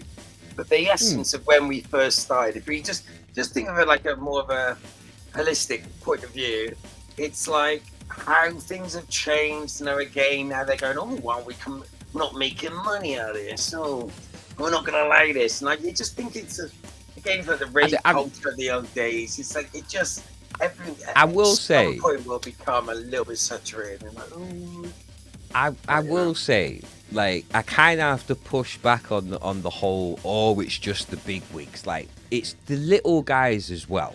It is the little guys, because even as a label owner myself, if I'm releasing other people's music, I want to make sure that they're getting paid for their music being released and like people playing their music and that. I will blame the corporates for making things in a way where you get so much little as an artist back for what you actually do. I will blame, because that's how we've gotten to the stage now where it's like, it's all these, oh, you're being able to play here, that's the same as streaming. Yeah. That's how the labels are treating it. Like, I play music, you're hearing it, you're not having to pay for it. Yet we have streaming platforms and stuff. That's how labels are treating it. And as people, like, yeah. But then as a label owner, with people on the label, and wanting to fight against this whole thing of, oh, you can release music, but there's no money in it unless you're a big dog. It's like, seeing everything behind the scenes, it's like, no, there is. There really is. It's just knowing how to actually get to it, which a lot of people don't pass on that actual fucking, like, information and stuff. Like, so I'm happy that Twitch is doing this, because the people that deserve to get paid are going to be getting paid. Like, I'm happy that Twitch is doing it. It's just, for me, for what I do, it just doesn't work for me being able to do it on that platform. But I can do it on YouTube and everybody's happy. Artists are getting paid, staff's getting paid, and I can do my thing without a worry. I can play unreleased music, this, that, and the third. So it is really a good thing that they're doing. It just depends what type of DJ you are in terms of how it's going to affect you. It depends on what type of content creator that you are, in terms of how, because like you said, my music's going to be in that pool. So if anyone's played any of my tunes like Mona, and she's part of the DJ program, wicked. That's some change coming through for, you know, Confide, Ballisticus, who's got a release coming out soon, Krugah, who's got music out on my label. Do you know what I mean? Direct. Do you know what I mean? People like that, like, that's good. That's good. They're getting what they deserve. So I can't knock it and be like, oh, it's just the big wigs, because we're involved in that as well. Us little guys are involved in that as well. So yeah, but it's just, in terms of what I do on the platform, it just can't work anymore with the things that they've got in place. With the earlier things that they announced that they were going to do on Twitch, isn't that still not a thing that overall all copyrights laws and stuff need to be looked at to optimize them to nowadays generations? I mean, I don't necessarily think it's the copyright laws that are the problem. It's the way that the monetary value of music is being distributed. It's streaming that's ended up making it complicated. Because when you look at it in terms of, back in the day, it was physicals. So you go to the shop, you buy a CD, it's 10, 5, 10, 15, whatever price it was. You bought it, you got it, you could replay it as many times as you want. Jobs are good in. It's not a problem. But as soon as streaming came in and changed it to, you pay $99 a month and you have access to all the music in the world. And everyone jumped on that because, oh, it's an amazing service. I pay a tenner and I can listen to old school Michael Jackson albums that I missed, as well as the new, do you know what I mean, fucking Stormzy album that's just come out for a tenner. Like, who's not going to take up that deal? But in terms of divvying up that money now, it's just made it more complicated. The copyright law hasn't changed. It's just how people get paid for their music has changed. So I don't think it's a copyright thing. I don't think it's battling between the convenience of it all, you know. Basically, what the viewer is also enjoying the music. So what is Twitch gonna then do for the viewer? The viewer or the music consumer, so say like me, if I want to listen to that music, I go to the artist's page and listen to their music. I mean, there are gonna be DJs on Twitch. and there are going to be viewers listening. Yeah.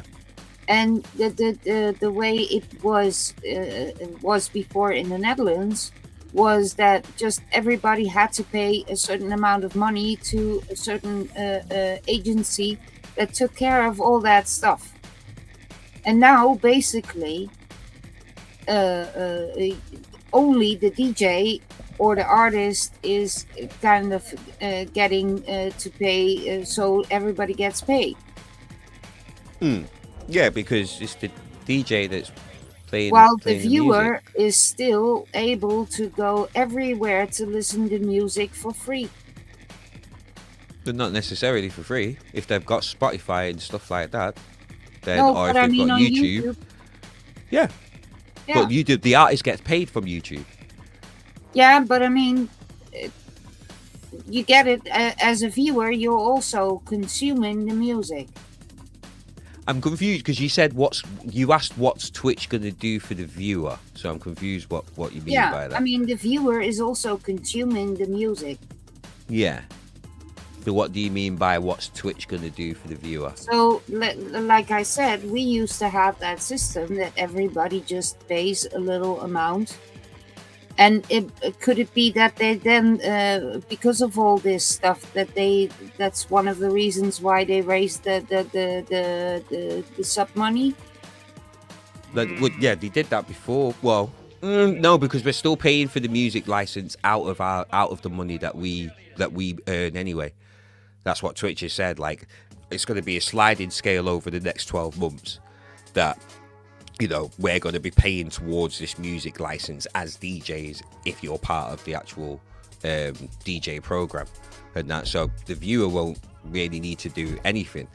And the subs, in terms of the Twitch subs, like, they're still getting 50% out of the Twitch, whatever Twitch subs that you get, and that's what's going towards running costs and paying their staff and stuff. So there isn't really much that Twitch can do for the viewer itself, you know, unless I'm still not understanding the question. Yep. I'm just reading chat, but if you haven't subscribed, you don't get to listen. Yeah, then you get the sub only streams. But on YouTube, for instance, I can still, without paying anything, listen to everything. I'm not sure what the correlation with YouTube and Twitch is. No, because if you're saying in terms of Twitch is going to stop people from listening to music on other platforms, that's not Twitch's plan. No, but I mean, like Entity said, it's still the viewer who's getting the music for free. I'm not sure what you mean by that. I'm not sure. I'm just the viewer was getting the music for free anyway. That was the problem. Like the fact that people were able to listen to the music, but the artists weren't getting paid on that platform, on this platform, Twitch. Yeah. So I'm not sure. It's like if the viewer wanted to listen to it for free, yes, they could go to YouTube and just watch the YouTube video. But is Twitch then gonna pay an amount of money to the labels for all the viewers watching? Yeah. Yeah. See, I think the problem is like when the big streamers use. Yeah, I see your face, but then basically, Twitch in that sense is a streamer too. There are viewers watching, and Twitch is broadcasting the music. So for the viewers, they should pay then as well. I mean, they would end up shooting themselves in the foot, because if they did, like, say, they put their prices up due to inflation. Do you know what I mean? So that's why in the UK it's $4.99 instead of $3.99.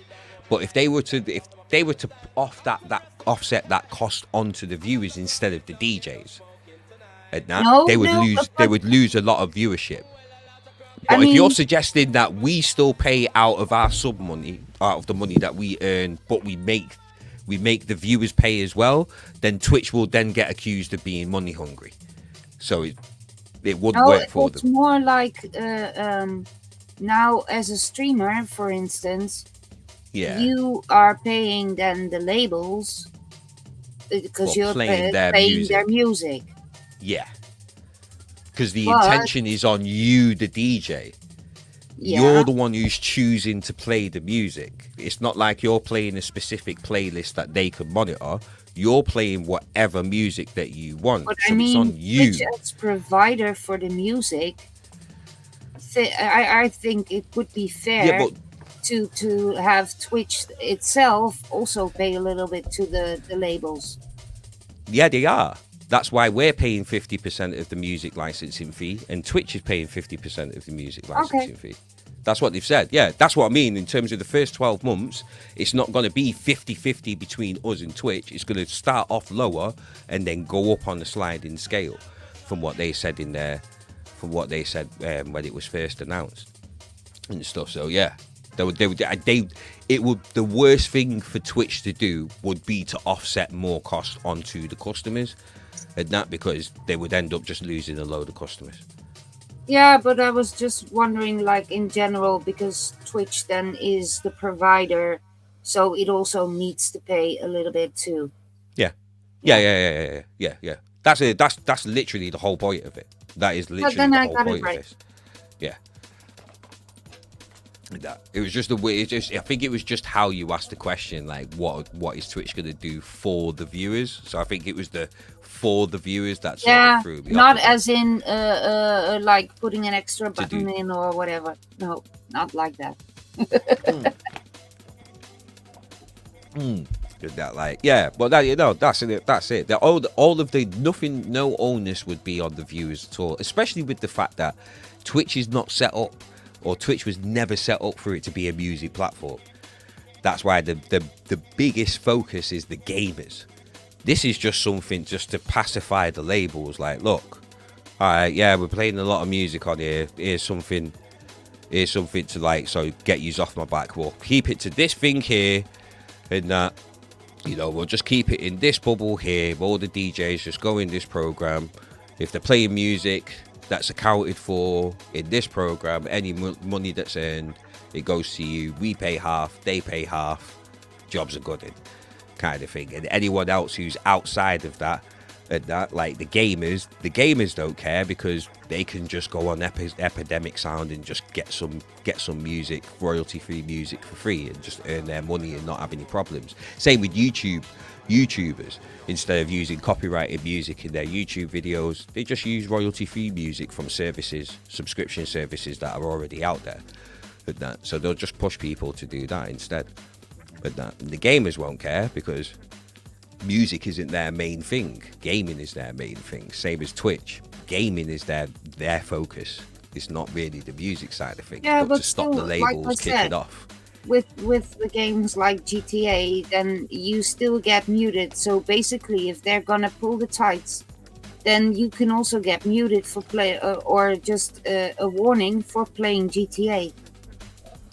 No, because they can account for the fact that GTA has music in it. Yeah, but then why mute? Because it's still released music. The mute's fine. Would you rather they delete your channel as a result, or just mute it? No. Because that's what I'm saying. Like, what's the worst? Like, would you rather they? It's just so weird that. And then but then the thing is, the onus is on the gamer. It's like, these are the rules that we have set on the platform. Either you follow the rules, or you get in trouble.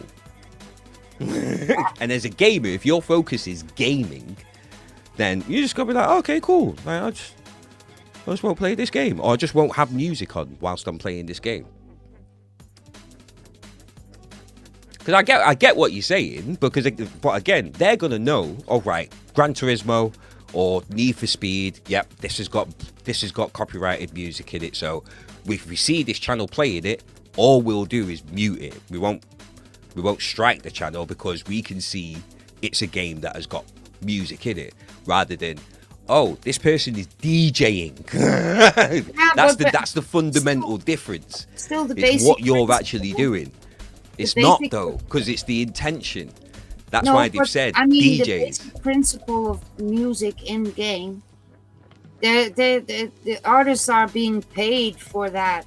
with the game and all that kind of stuff. So it's stupid for me to think that Twitch is gonna mute in-game music. It's not if it's really. a game, there is being paid for all the stuff. Like, it's okay.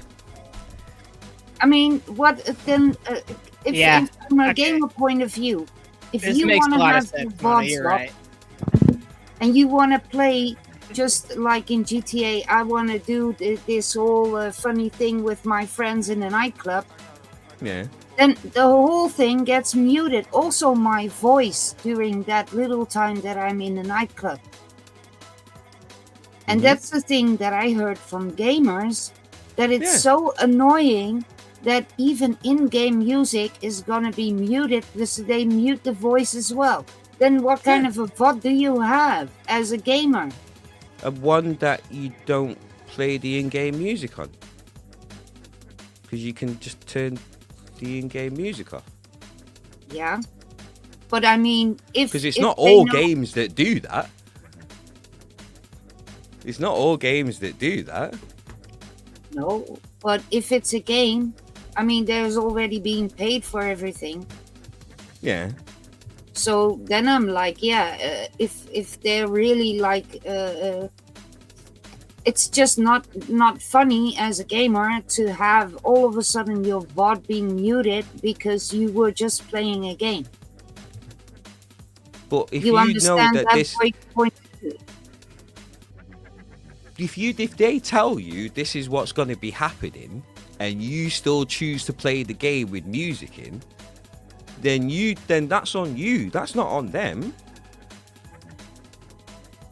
It's the fact that the music belongs in the game, so you're not. I understand that. I understand that. But if they're saying, "Look, this is what's going to happen," or if you know, "Look, this is what's going to happen," it's the same way. It's the same with me on YouTube. If I play a tune and it gets blocked in different areas, I just know not to play that tune in the future. Then it'd be the same on GTA. Like, I normally don't even play the music on GTA because I know that they've got stuff like that in there.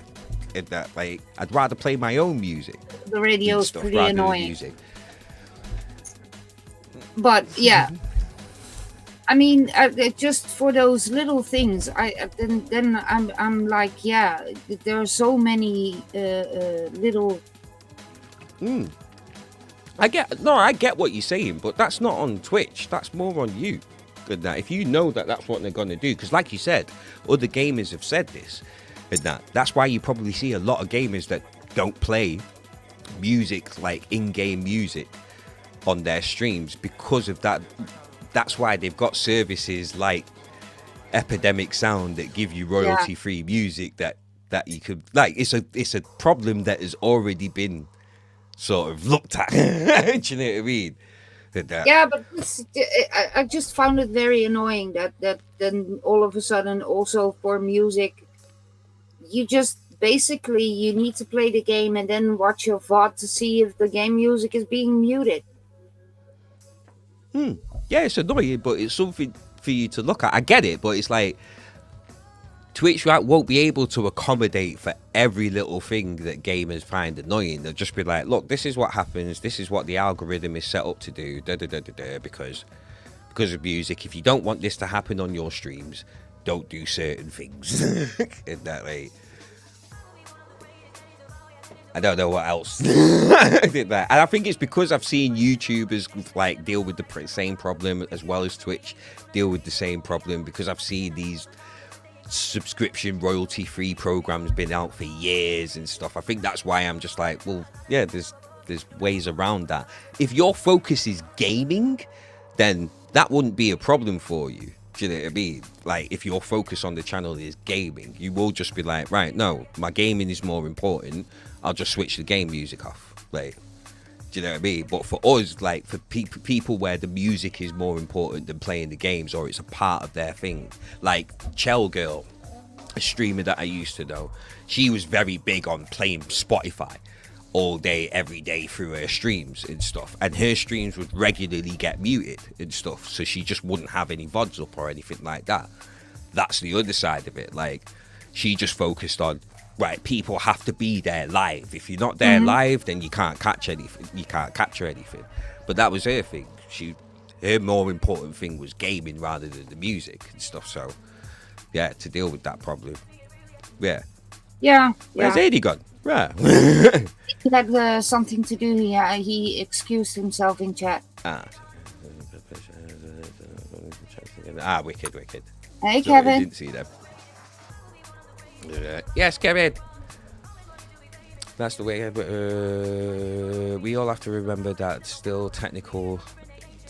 We all have to remember still technically playing copyrighted music, and unless we each have written consent to use it to promote ourselves as DJs, then it's a technicality that Twitch as a platform has to enforce. Otherwise, as an entity, they will be in heat. This is it. This is what I'm saying.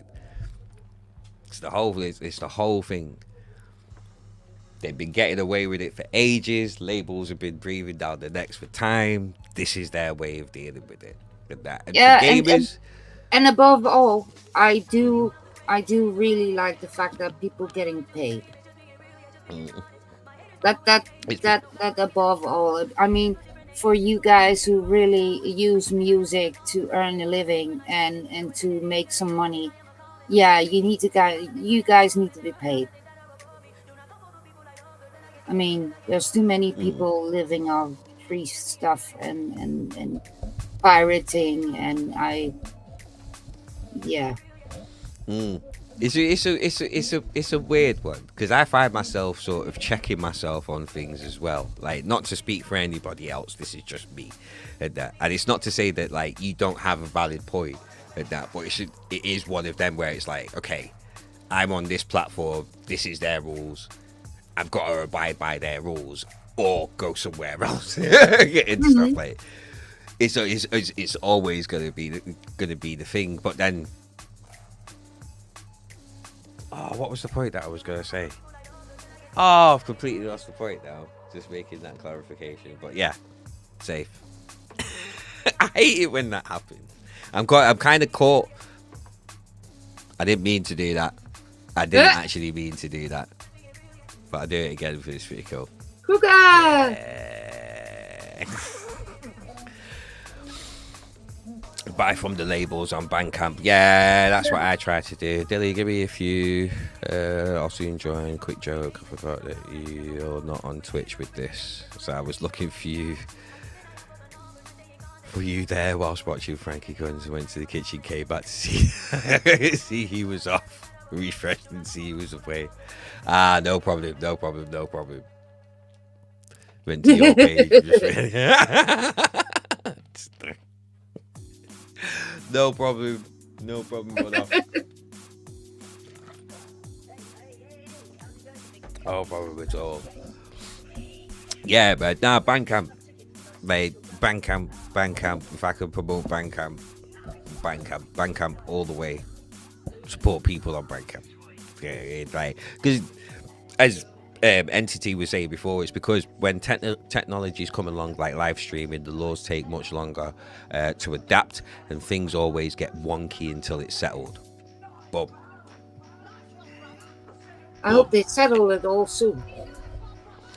Yeah, it's just how they're gonna settle it, like, that I'm looking at. I'm not saying it's gonna be a good or a bad thing. It's just, for me, whilst they're settling it, I'm gonna go over it because I don't want to be caught in any crossfires. It's like, right, this is what I want. You're in violation. Ban up, cancel, suspension. So it's like, right, I'm trying to build something here. It's one of them. But yeah, it's be interesting. The only thing I was wondering actually was because we were just joking around about it, and like I said, with the crew, they taken that off the server, create a team, stream under the crew. Then I was also wondering, how many gamers will I get into my chat saying, "You're not playing the crew"? Yeah. Because I had that once. I accidentally left the crew too as my category, and I was streaming a DJ, And I had all these Crew 2 players coming in like, you're not playing the Crew 2. And I was like, sorry, I forgot to change my category. False advertising. That was actually because for EMP radio, there was a little clip showing me playing the Crew 2. So I was like, you see that I play. I just forgot to change the category. But it's just funny to see. Behave yourselves. I'm just wondering how many, so to speak, nasty people will rise up and then go and report streamers like, hey, the DJ. Oh, mate. Oh, Jobsworths. Oh, my days. If that actually becomes a thing where people... I thought someone reported my YouTube stream last week. I thought because it just cut off. Like, my stream actually cut off on YouTube because I played Ronnie Size Share the Fall. And now I was like, what? Like, I played Ronnie Size tunes before, and it's never been a problem. But then when I looked at Share the Fall, because there were so many different versions and it ended up going out on so many different labels, as a result, it's one of those tunes where it's like, right, we only want this being played on this label according to on this platform according to YouTube. Because I was shocked, and it was like 3-4. It took 5 minutes for YouTube to catch up and be like, nope, this is what the copyright holder has decided. Nope, you can't play this on this stream. Because I'm looking at it like, what? Like, everything's saying it's public. Like, everything's saying it's fine. What's going on? Someone reported my stream because I was smoking weed willy-nilly on YouTube. And that, like, I don't know the YouTube etiquette and stuff. But yeah, it was because of that. So, but yeah, I can't play Share the Fall on my streams. Otherwise, it's blocked. It blocks, it takes down the whole stream. Because I've had streams before where I finished the stream and one tune has blocked the video.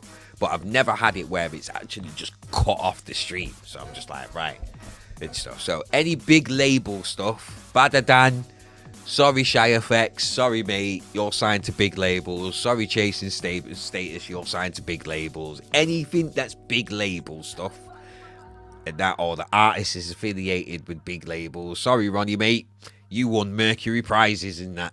Like, you're signed to Polydor. Can't play your stuff unless it's underground stuff. Yeah, Rampage stream got shut down several times. Ooh, fucking hell. Oh, that's bad. And that's just on YouTube, isn't it? The Rampage stream. They didn't stream it on Twitch, did they? I don't know. I know that somebody was covering the live stream. Yeah, Gooder always watches the Rampage live streams. That, which is sick. I love that he does that, but that's a bit shit. They did Twitch 2 after they did Twitch 2 after the first day. They forgot on it. But no, get on Twitch so at least the stream ain't shutting down, did it? For the big festivals, it is a thing. I mean, they did still use Twitch for.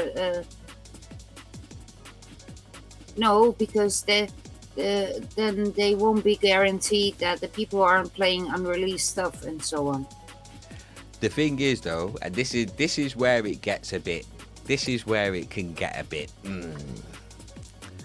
Because if you've got enough pull, then you will be able to speak to Twitch. Like, and especially with planning. Like, if Rampage wanted to, they could get the planning and work something out with Twitch. Like, this is what's going to be happening. We're going to be having loads of big names playing. Can we just make sure that the stream doesn't shut down because you're going to get loads of viewership? And Twitch can be like, oh, okay, no problem.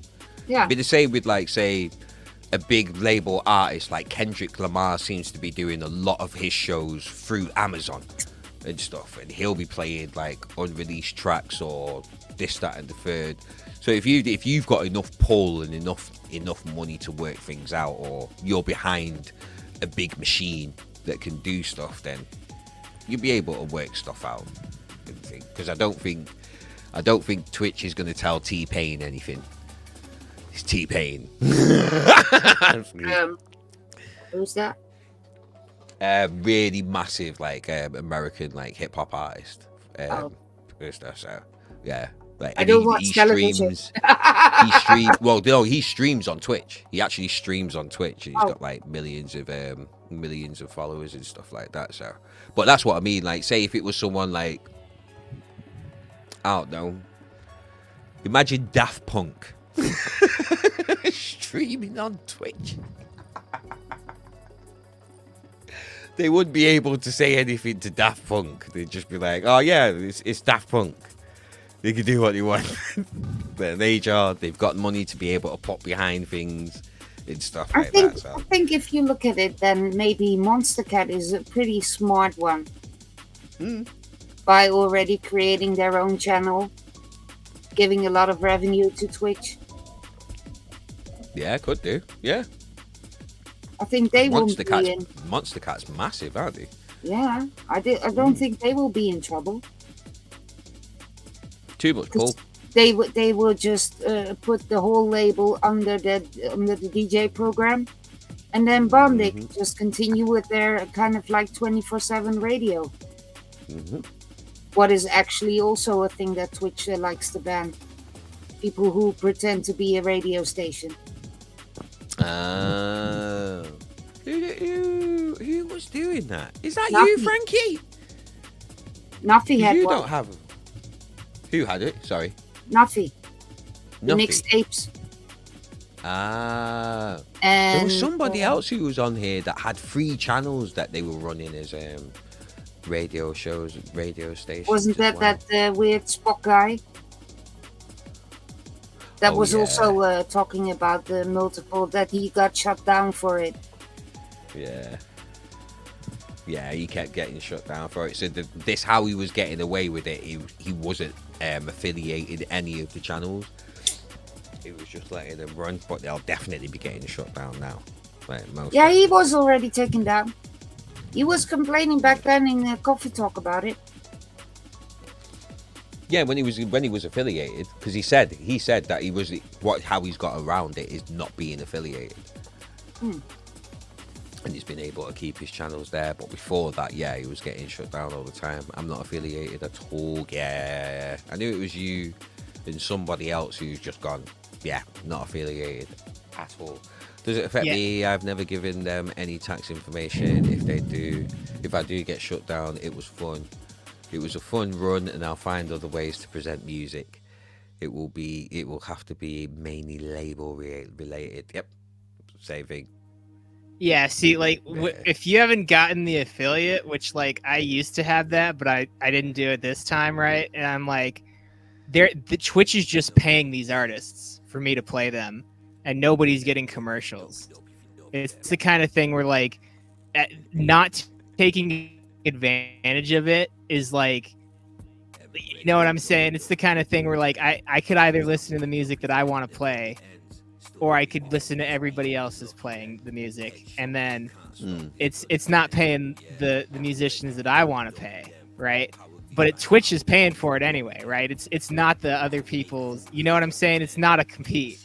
So it's like like at least at the start, right, before it starts weaning off, like I gotta try it. Like, yeah, therefore. I've been thinking about taking the affiliate off as well. I mean, like I said, I'm not running for subs, and yeah, it gives people the emotes, but I can also provide them with my emotes through BTTV and so on, that they can use it in my channel.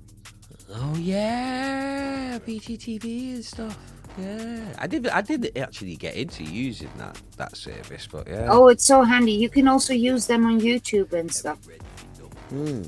Yeah, Shadri. Yeah, Salvage. Might make your stream a little bit interesting. Yeah, I got that. And what I also have, because I do watch some shows on YouTube, there's a podcast called Whatever, and they promote. God. Yeah, they promote the Streamlabs super chat, I think, because it pays more than YouTube does.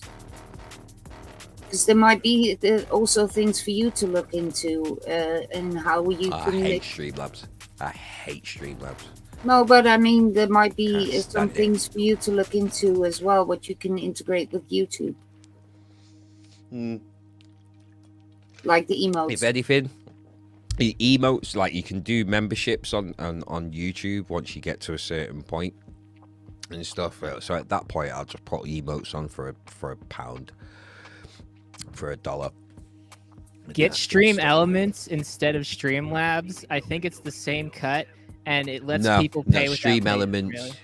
Yeah, Streamlabs is like OBS, but it has the Stream Elements kind of service built into it, and then Stream Elements itself is just like the commands and stuff like that in it. Like you can't actually. Can you stream through Stream Elements? Yeah, I do Can the you? live streams Wow. through Stream Elements. Wow. I had Yeah. to think then as well. Like you can actually stream through Stream Elements. Yeah. Instead of using OBS, I use Stream Elements for my real life streams.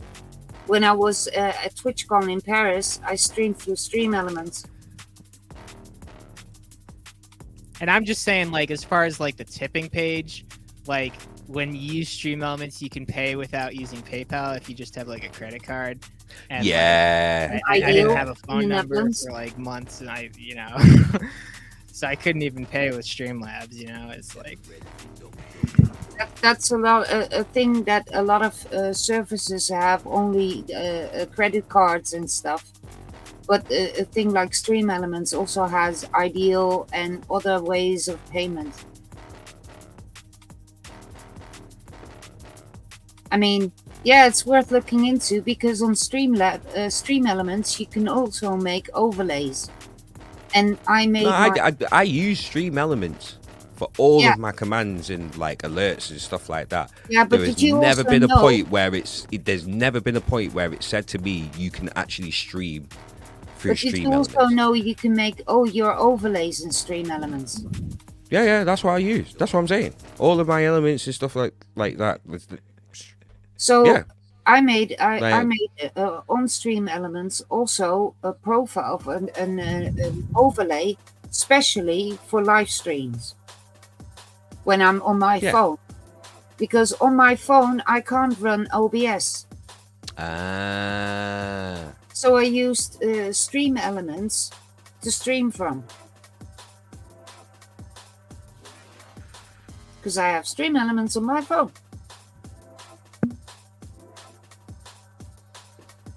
Yeah, there are apps and stuff that you can have a sort of OBS to stream with. But basically, to just look into Streamlabs and Stream Elements, I found that because I was already using Stream Elements, I thought that the best way to go live on the phone was through Stream Elements. And then I can use one of my overlays that I already made in Stream Elements for my real life chat. And I also used some of the overlays that I made there for my normal Twitch stream.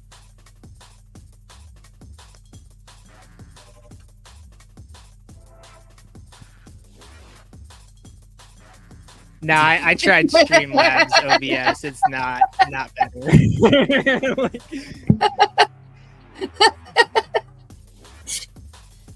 Big Last of question the mark. day.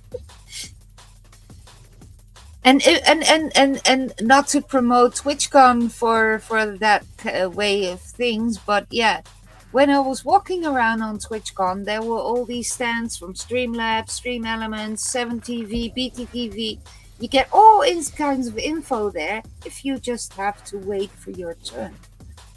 Mm. And then Stream Elements also, and now I think.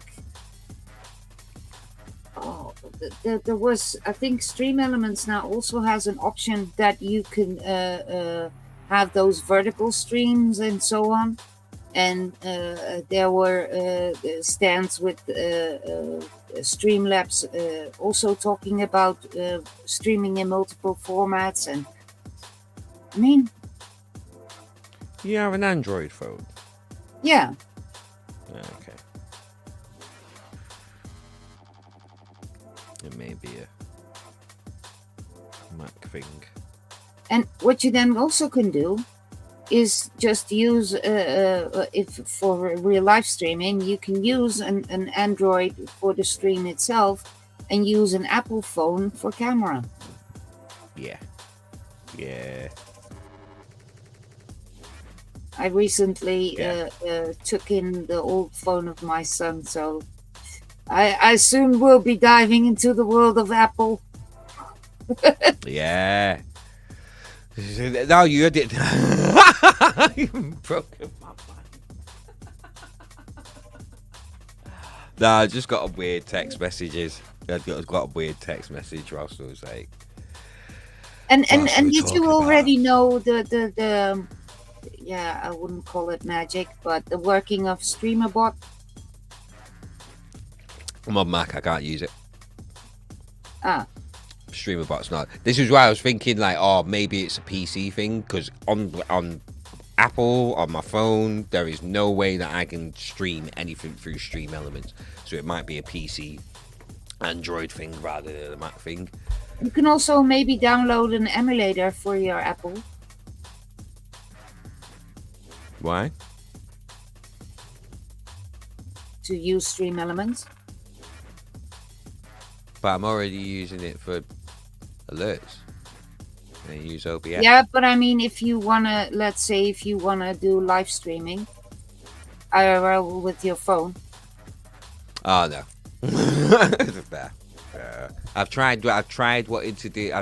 doing that, but I'm just too self-conscious about how that's the nice thing. I mean, that's the things that I really love about Twitch. There are so many different streamers on Twitch that I also sometimes hang in IRL streams, and I mean, at TwitchCon, I had my bingo card was full. I met everybody that I want to meet, and I also met a few extra. I met Becky, I met Bass Fanatic, I saw John B, I saw another streamer, Boro, I saw a few IRL streamers, so I was completely happy. Was that last year's one or this year's one? This year, in Rotterdam. Yeah. Nice. It was nice to see that. Interesting. And Bass Fanatic was out there as well. Yeah. Interesting. Yeah. And John B. Oh yeah, John B's always there. I'm sure he was doing a DJ set this year at one of them. I think he did indeed. Yeah. But on the second day, I think. And last year in Paris, he did it on the first day, on Friday. And then I saw him there as well, so he remembered me from the Stroopwafels. Nice. Right, I'm going to be back in a sec. I just need to pop to the toilet. Hold tight, DJ Kid. Well, then we're going to leave Intense all alone, because I have to go too. I'm only going to the toilet. Yeah, me too. I'll be right back.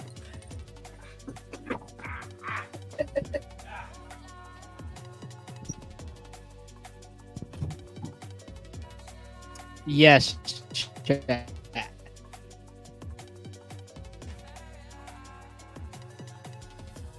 tickets are really, really high. And when I think of all the concerts I could go to, that's like 3 concerts. So yeah. 3 nice concerts. Yeah.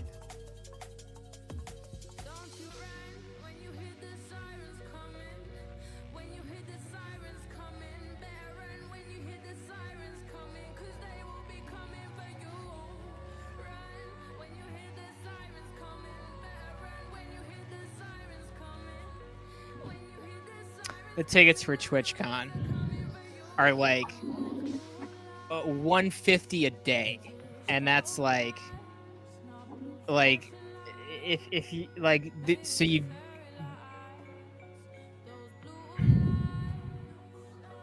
Yeah, they're basically Taylor Swift tickets. You know, like it's basically like front row Iron Maiden tickets were cheaper by like half, and that's for like, you know, you're not paying hotel, right? Because like it really looks like a multi-day thing. And then like the bonus packages, they're trying to get you to buy like $50 drinks is what I got out of it.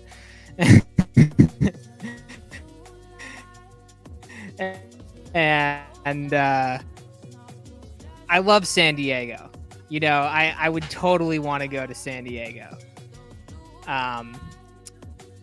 Again, like I love Balboa Park. Oh my god.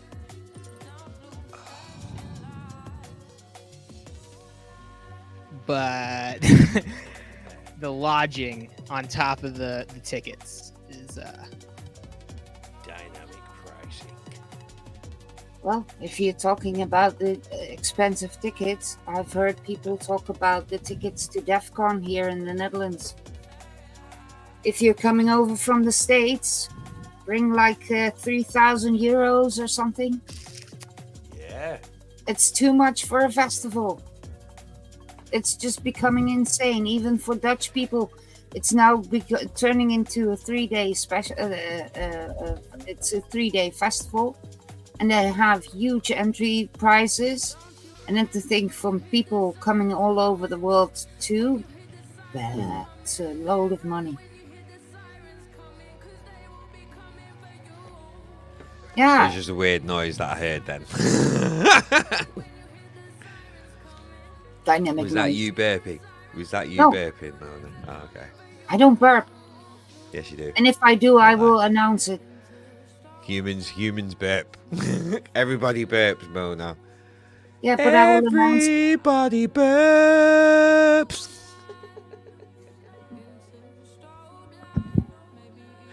I'm sorry. It just came into my head. I apologize. I did not burp. He farted. Did you bar instead? Sweet Angela. Oh, thank you, Frankie. This is the nicest thing anyone's ever said about my voice.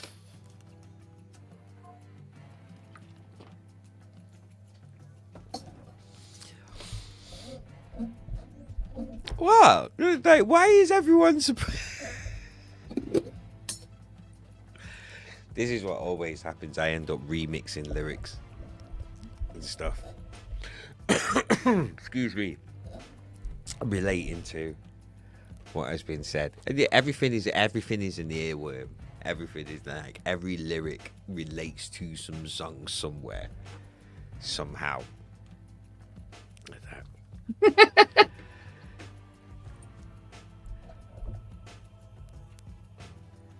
Yep. Nuff Chattingz. Myself and DJ Krugah right now. We've got Intense Complex and Mona, aka Total Rage, in the chat. Big love to everybody who's been locked in. Don't knock Taylor. She's playing the game hustle. Yeah, she is. Taylor Swift is hustling.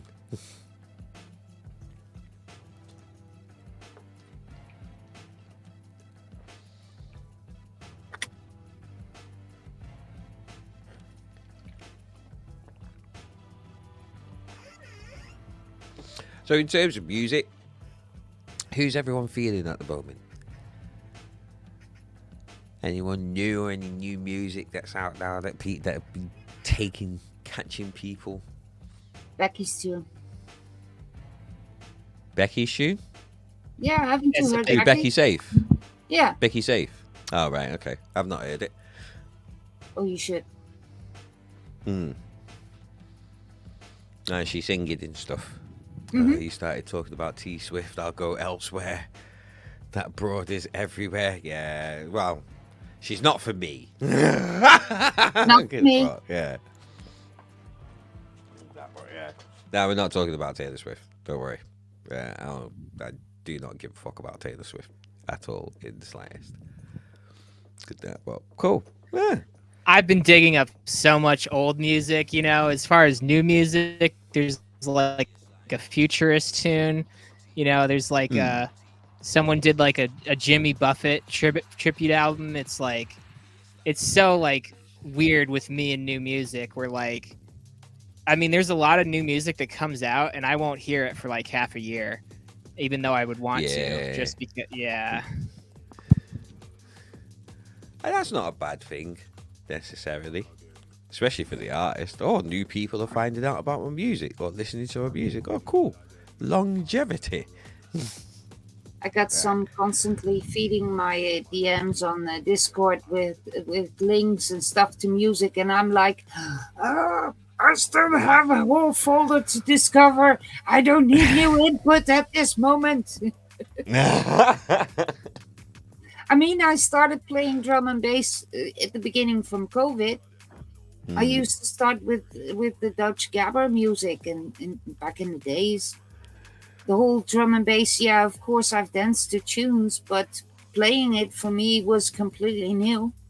Yeah. So I'm still trying to catch up with track names and artists, and I do find some favorites. Like I have my Data General and my Square Pusher, thanks to Twitch, that said, well, you need to listen to him as well. And no, Polska, I still haven't got the vinyl. Yeah, Square Pusher is an absolute G. Yeah, so welcome music.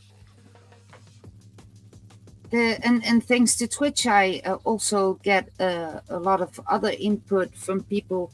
Like, for instance, I didn't know about Magnitude until Good constantly was playing it, and I loved it.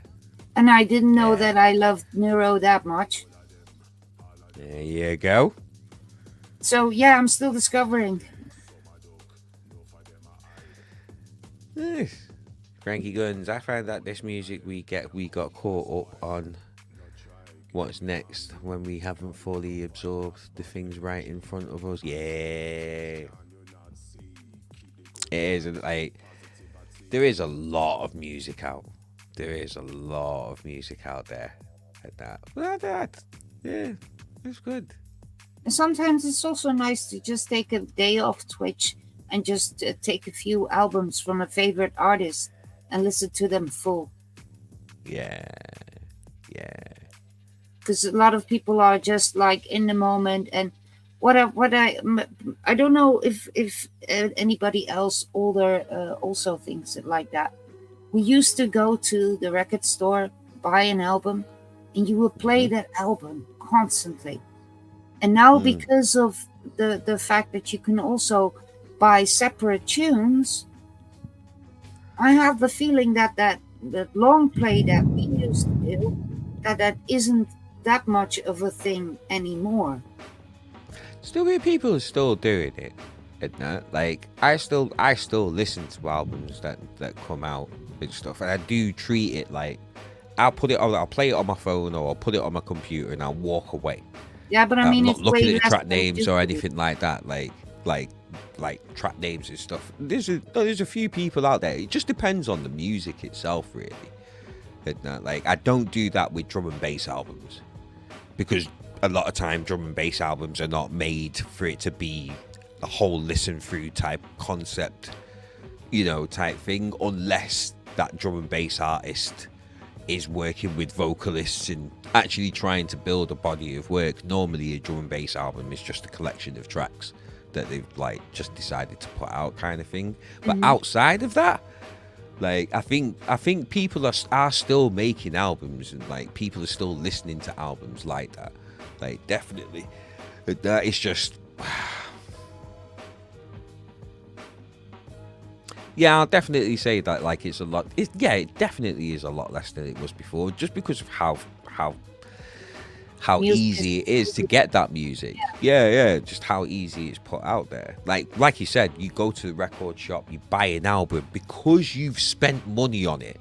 You're like, no, I'm getting my money's worth out of this. I'm listening to it again. I'm reading all of the credits. I'm checking out who did this and who did that and stuff. People don't pay attention. I don't think people pay attention to albums. And also like that maybe anymore. Back in the days, I mean, I can buy an album and then listen to the full album. And back in the days, if you were have to depend on pirating music, you really needed to find a channel that played them without the talking over it, because there used to be the thing like the top 100 all times in the Netherlands. Yeah. And me as a teen wanted to have a tape for my Walkman. So I was BC Rider. I was there in front of the radio waiting for the DJ to stop talking so I could press record. I remember that And back in the then day. you would always have these cut of numbers or numbers that were being talked in and stuff. And if you then had the album, you could completely listen to it full without somebody yapping through it.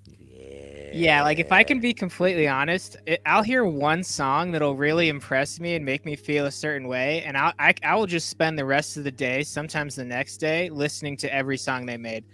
And like as far as like new music, I started going on Rate Your Music and just like looking through genres I like to like find new releases, and that's actually been a lot better than I thought it would be in terms of like finding people that release on Bandcamp and then being able to go through their past albums and stuff if I like them. And then like there's a lot of free stuff. So I thought it would suck, and it did not suck.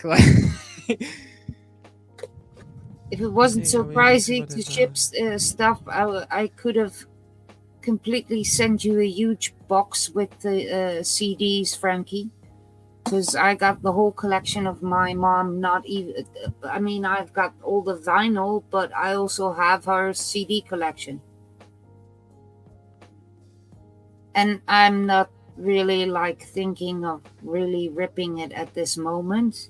But if people are really looking for something, I might have it. My mom used to collect all these kind of soul and jazz and that kind of stuff. And my mom, I didn't even think about it, because it's always like no cannabis, no this, that. But my mom has a reggae collection. I didn't think that my mom would listen to reggae. No, because she was so like, oh, that's stoner music. So I was very surprised to find reggae and like, yeah, really stuff that I wouldn't think my mom would play. I see that. There seems to be like a deep appreciation for reggae in the Netherlands, like especially in Rotterdam, where they had like reggae festivals and shows going on quite regularly over there. But reggae is also a thing played at most coffee shops, because it's the relaxed reggae dubs, the very old deep dubstep and stuff. That's just relaxed music where you can chill. And when we were able to sit in the shop and just smoke, I've heard a lot of R&B and other forms of reggae than I was playing at home. So it was always just chill. Yeah. Being able to find something new. This Rate Your Music website is pretty interesting, man. You have to have a peruse through. That hold tight the pause button, massive. I mean, it gives you a lot of info up front before you like have to like, you know, dig for it. And then like I have to use a different search engine to like get it on the first page a lot of times when it's new, because there's a lot of small artists on there actually. So because if it's using Google, you're just fighting against the SEOs and it. Search engine optimization. Well, I have finally got my new PC, and nice. Harikiri Tiger installed it for me, and he offered me Brave as a browser, and I have DuckDuckGo or something instead of Google. Nice. And Brave also makes sure that I don't get that much ads and stuff. Oh, like a built-in ad blocker Yeah. type of thing, or So watch is a little bit easier. Yeah, that's what I use. It blocks all the YouTube ads. So there's a few like YouTube blocking ad blocker like things. I think I got introduced to one. Who was it? I'm sure it was it Stamina? I think it was Stamina that introduced me to one that, like, if you're watching YouTube videos, it just cuts out like all the call to action things and the sort of ad breaks and stuff like that. It's really cool. And you can sort of customize it even for the little sort of filler parts of a video. It just skips all of that for you as well. Yeah, pretty interesting. I've forgotten what it's called though. I've completely forgotten what it's called. Isn't that what Polska is saying about that people are using MP3s as a master for vinyl? Isn't that why some of the vinyl now being released is pretty soft and not as full, rich sounded as the old vinyls? Because you definitely hear quality between old vinyl and new vinyl. And if people sometimes also tell me about the way it's pressed or where it's pressed. Sometimes you have these very thin vinyls, and I also have very thick ones.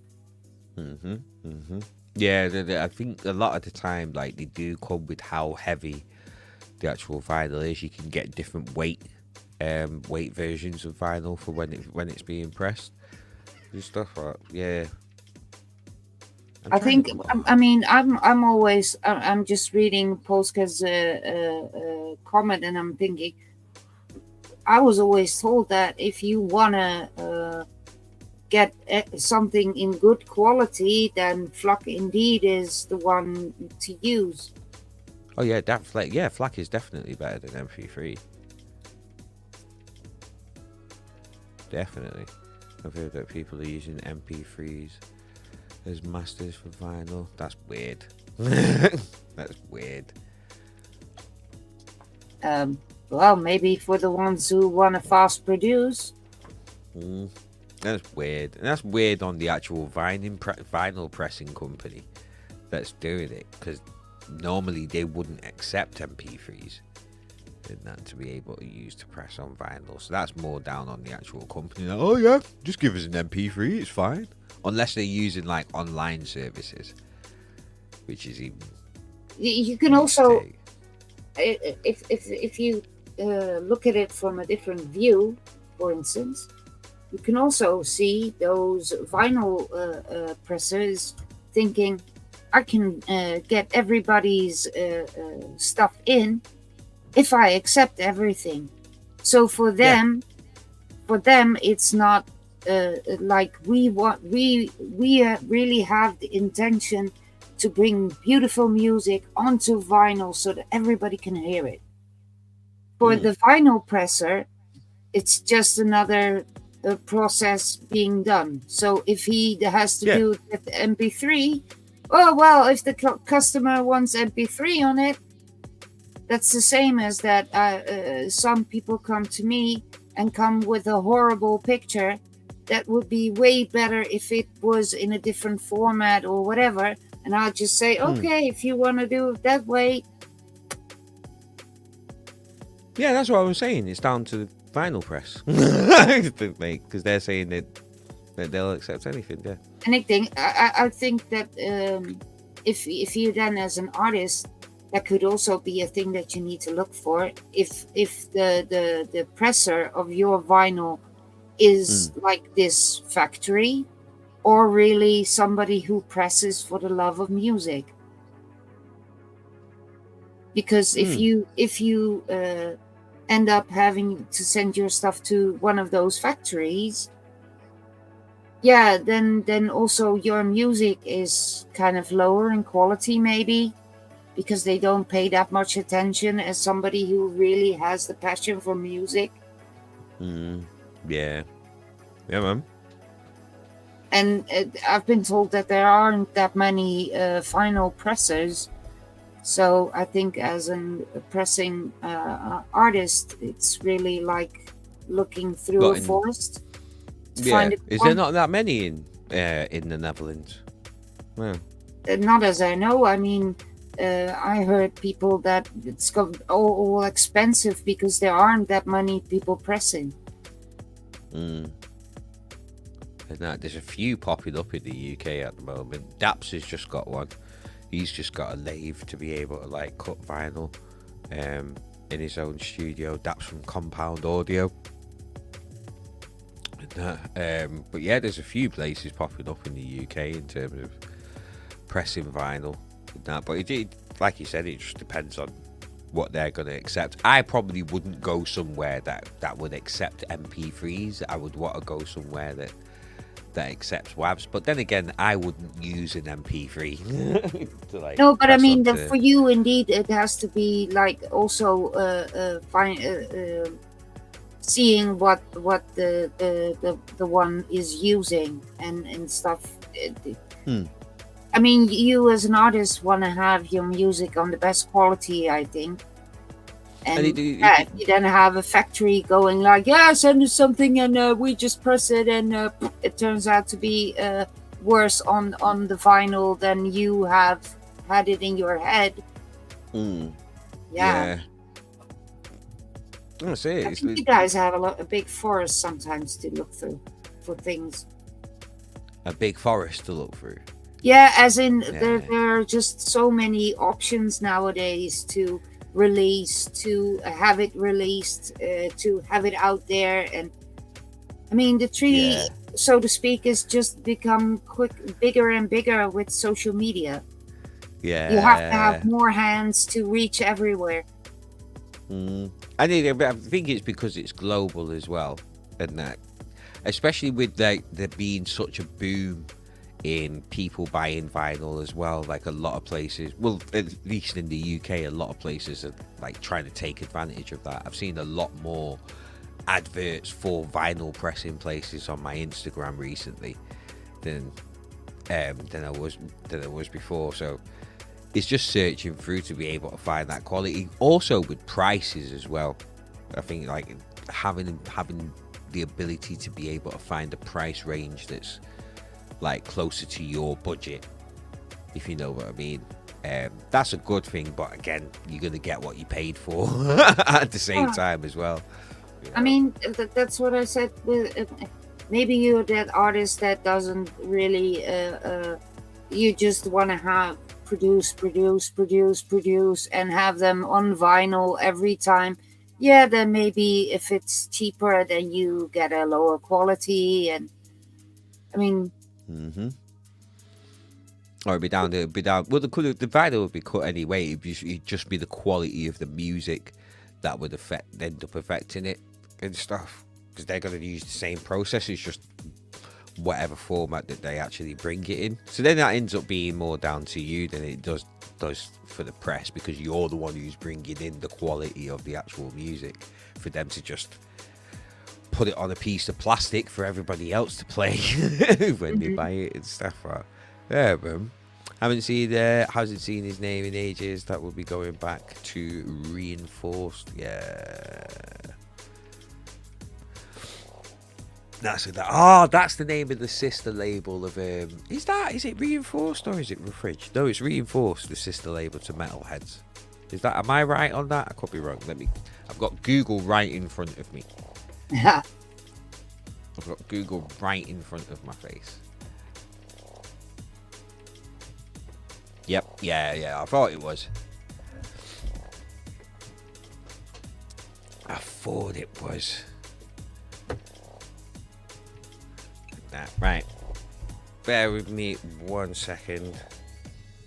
Just need to make a quick phone call. I shall be back. Don't go nowhere. I'm staying put.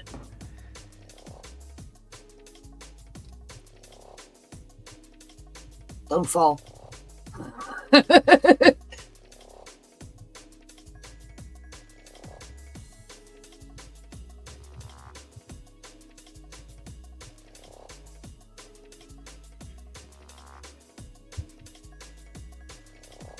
I'm always wondering. I've seen the metalheads thing. Yeah.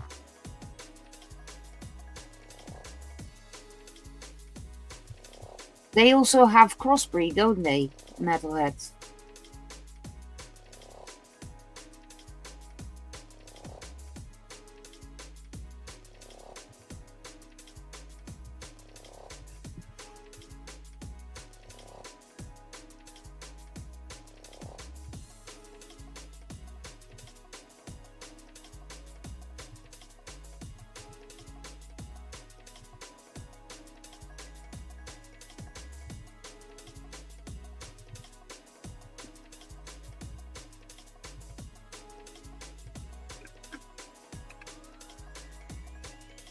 Those are really like labels that I still need to know everything about, and I mean, I'm still discovering everything. Lots of big tunes on Metalheads.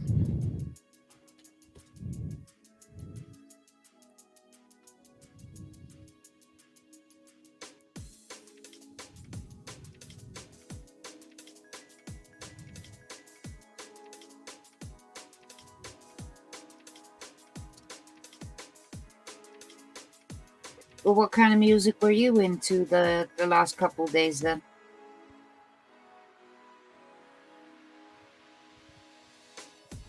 Well, I made like 4 songs last night, and like I've been up for like maybe 20 27 hours, and like before that I was it was raining a lot, and I like backpacked groceries home, and I like waited under the like a shade for like a couple hours, and then I got home and one of the saguaros fell over, and it was the one that we thought was gonna fall over, and it damaged like nothing we care about, which is like it could have just fallen the other way and ruined a shed. So I've been listening to a lot of different stuff. I had this like creative burst a little while ago where I just like was sleeping, and I was like trying to like there were songs that like come into my head, and then like I try and like shift mentally into like trying to think of what song sounds like that in a sound way and a rhythm way, and then I make a hybrid tune with them, with samples and like samples that I just pull up. So Huh.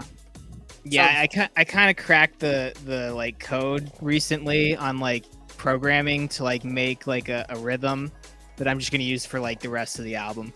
So and like nobody can even tell because like I just use different breaks with different like sub rhythms, and it's just like it made producing really easy for a hot like I got this in the bag, you know. Well, it's kind of funny to me. I mean, because I haven't been intensively listening to drum and bass and so on.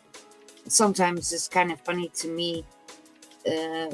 Now I have opened Renoise to hear in tracks the same samples more than I already did. I mean, I was already a person that, oh, hey, this is from that and that track. But now I just also find that people are using the same kicks, same drums, and that kind of stuff. It's kind of funny to me. Yeah, I mean, like the Aben break, right? Like that's in. So they're gonna use what works, right? And I mean, for drums, it adds a lot of characterization to be using similar drums, like the way that they like make the feel of the vibe of the tune is like you wouldn't notice it until you put them like side by side. But yeah, a lot of times they're just the same drums. And I mean, I think especially with drum and bass, because they like it's the tempo that's very consistent in drum and bass that makes the like drums not like I don't know, man. There's definitely like a whole bunch of different genres of drum and bass that are using different drums, and like I especially like metalheads, they use metals in their drums. So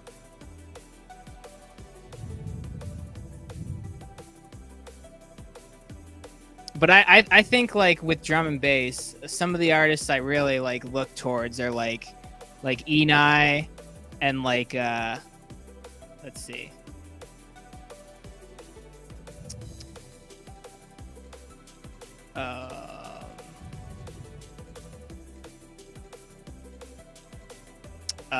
Imanu, a lot of the neuro people actually are doing some pretty inventive stuff, like Teddy Killers, Dilly, obviously. Well, the point that Frankie is making, that people should be encouraged to not worry about trends. That's kind of the thing that messed up the whole hardcore scene here in the Netherlands. All of a sudden, everybody wanted to have in on that annoying peep kick, and then it popped up in the hardcore. Then all of a sudden, other genres heard it. They jumped on as well, and now you have hardstyle, hardcore, all kinds of styles, all having that annoying peep kick. And I'm like, oh. No, I think I made like a good 5 tunes tops with peep kicks, and my experience with them was that actually making the tune with the peep kick, with how often I would listen to the tune while I'm making it, was like actually really brutal and really hard for like my ears and my head. And it's like I see what like artists are doing where they like design their own and like they process it a lot and they make like really inventive melodies with it and stuff, but like it's literally just a kick with a long, you know, like when you actually look at it and what it is and you find out how they make it, it's like you don't have to be having the kick and this loud beep on top of each other every time, you know. And so it's like beeps have always been like kind of rogue, you know, and it's not like I don't like them, but like I mean, I hear like a lot of the hardcore. Like there was an interview with DJ Sharpnel a little bit ago that I and someone asked him, "Oh, do you like peep kicks?" And he's like, "I like the peep kick, but I'm not gonna make the peep kick the entire track, you know." And that's like, especially that. It's like as an element, like a cinematic element, it got overused really. In a really lazy way, so. Yeah. Oh, you don't want to know, Polska. You don't. A peep kick as a very high squeaking noise. That it goes like almost like pop, pop, pop, pop, pop, but then higher. And it's so annoying. And then all of a sudden there's this a lovely hardstyle track, and then they remake it with a beep kick. Ugh. Yeah, there's actually this other kick that like is kind of in its same realm of popularity that was like more popular in earlier hardcore. It's called the Zag kick, and I actually like that one a lot more in general. And I think there's a lot you can do with it, but I mean, you know, like Shinra Tensei.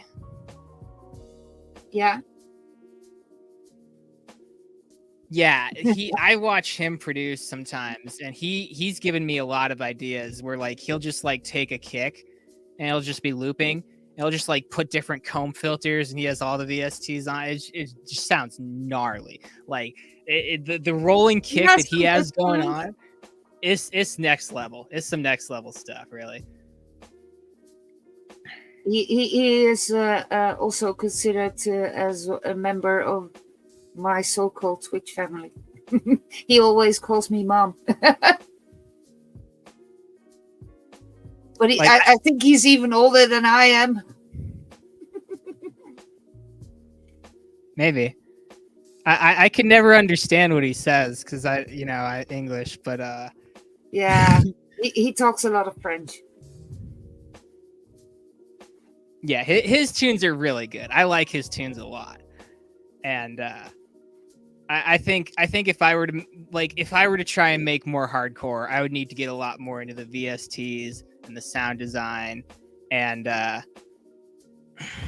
I just like songwriting. I just really like songwriting, and that's I find that a lot easier to do with sounds that sound like they're in like bands than like the hardcore overworked like electronic sound. It's like I throw that in, but I don't like full hardcore. Every time I try and make full hardcore, I need to sample other hardcore tunes because the samples that I make are like I get like I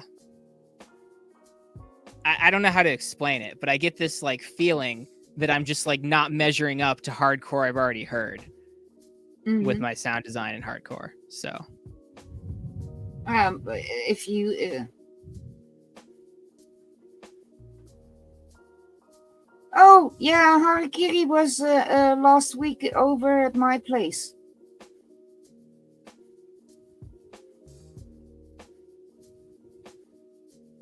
I was tell him hello. But yeah, there are a few. If you want to have an interesting look on sound design as well, maybe you should check Low Roller. He has Low Roller. He has on YouTube under Fragment Audio. I think it's now We Tweak. He has all kinds of tutorials with how to modify sounds and how to make kicks and all kinds of stuff. Okay. Yeah, I wrote that down.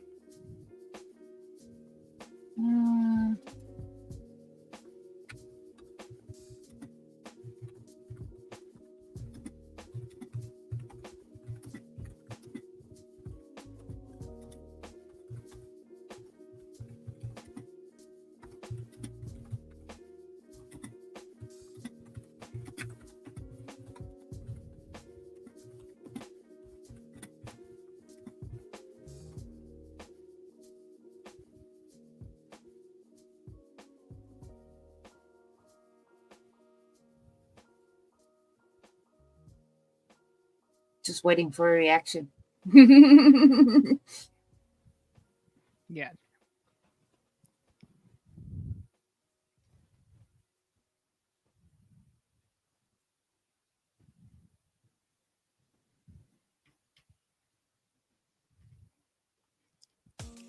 Yeah, I mean, I really like that I really have to thank Twitch for. That I got so many input on that way, like going deeper into Apex and other artists that make their own sound. And it's really nice to hear something different. Than I mean, that's one of the reasons why I turned off the radio, the regular radio, because on every channel you heard the same things. And then you have a channel like Sky Channel or a Sky Radio that is constantly just using their same old playlists, and you hear the same old music over and over and over and over and over again. I mean, it was not funny to listen to the radio anymore for me. I mean, if you constantly, it's the working of radio. It has to be like that. But if you every hour hear the same track, especially if it's an annoying track. Yeah. When I grew up, the radio was very annoying, and it was like, even the 100th playthrough of like a Beatles CD and stuff like that. They're like. I really had like a selection of hundreds of CDs that I had listened to hundreds of times for every car trip. and it was still getting old and it was like, no, I'm never turning on the radio. No. I want to listen to my music. Yeah. Oh yeah, that one too, Polska. That one I also discovered thanks to you. Music. But yeah, I always had tapes and stuff in my car. And when for instance, I did the graphical design, and on the way back from school to home, I was always kind of like pre-listening on tapes, certain tunes. I was like, how do you call that? I did a lot of taping, a lot of old like putting a band over the hole and then retaping. Yeah, I used to get a lot more tracks off of SoundCloud. I'll say that. Nowadays, it's like with Bandcamp and YouTube, people are really just like making it like the singles thing. It's just so much nicer to go to someone's Bandcamp and see the whole album and when it was made and all their stuff in order and like all their features, you know, and like trying to go through people's SoundClouds with all the reblogs and the like stuff gets deleted and like it was so much different when it came out. It really was.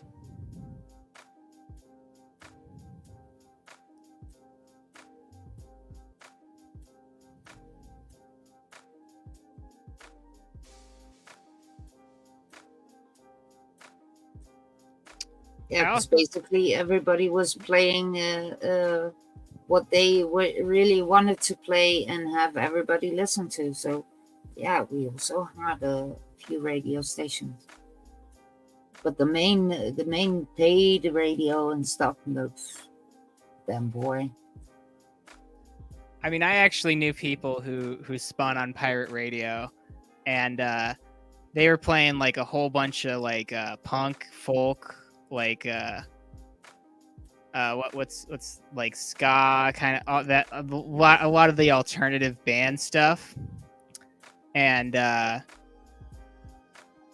then you know I met my co-DJ from him, and he was spinning all the happy hardcore, the trance, and stuff like that, and Feds came and shut the pirate radio down. You know, they destroyed it, and they left a note that says, "You do this again, we're going to sue you." And it's like, stuff happens, right? So we in the Netherlands have a very nice story about one of our radio stations. We used to have a ship laying in the North Sea. And that was Radio Veronica. And they went to the sea because there they could pirate radio. Then they wouldn't be under the Dutch radio laws and stuff.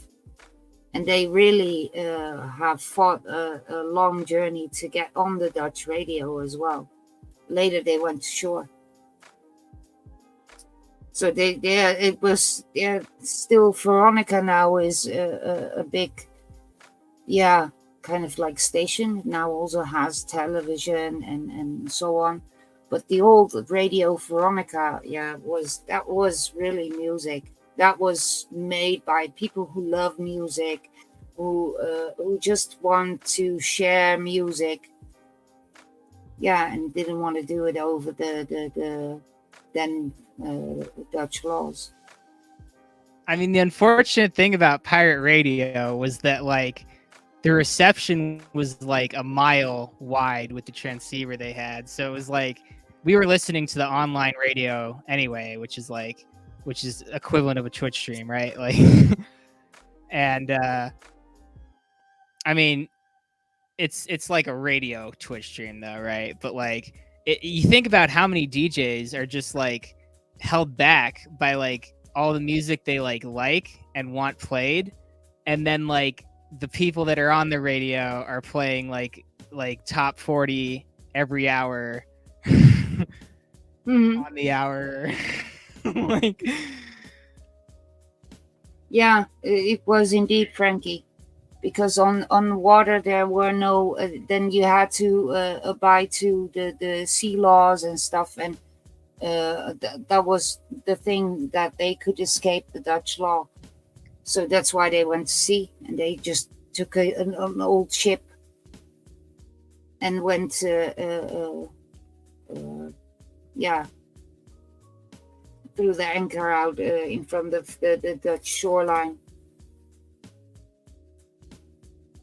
And basically, that was where the majority of the Dutch DJs on the radio also came from, because they were all like these old pirate DJs from Veronica. It was there was just that kind of a difference, because you could really feel you could hear the passion in the radio broadcast on Veronica.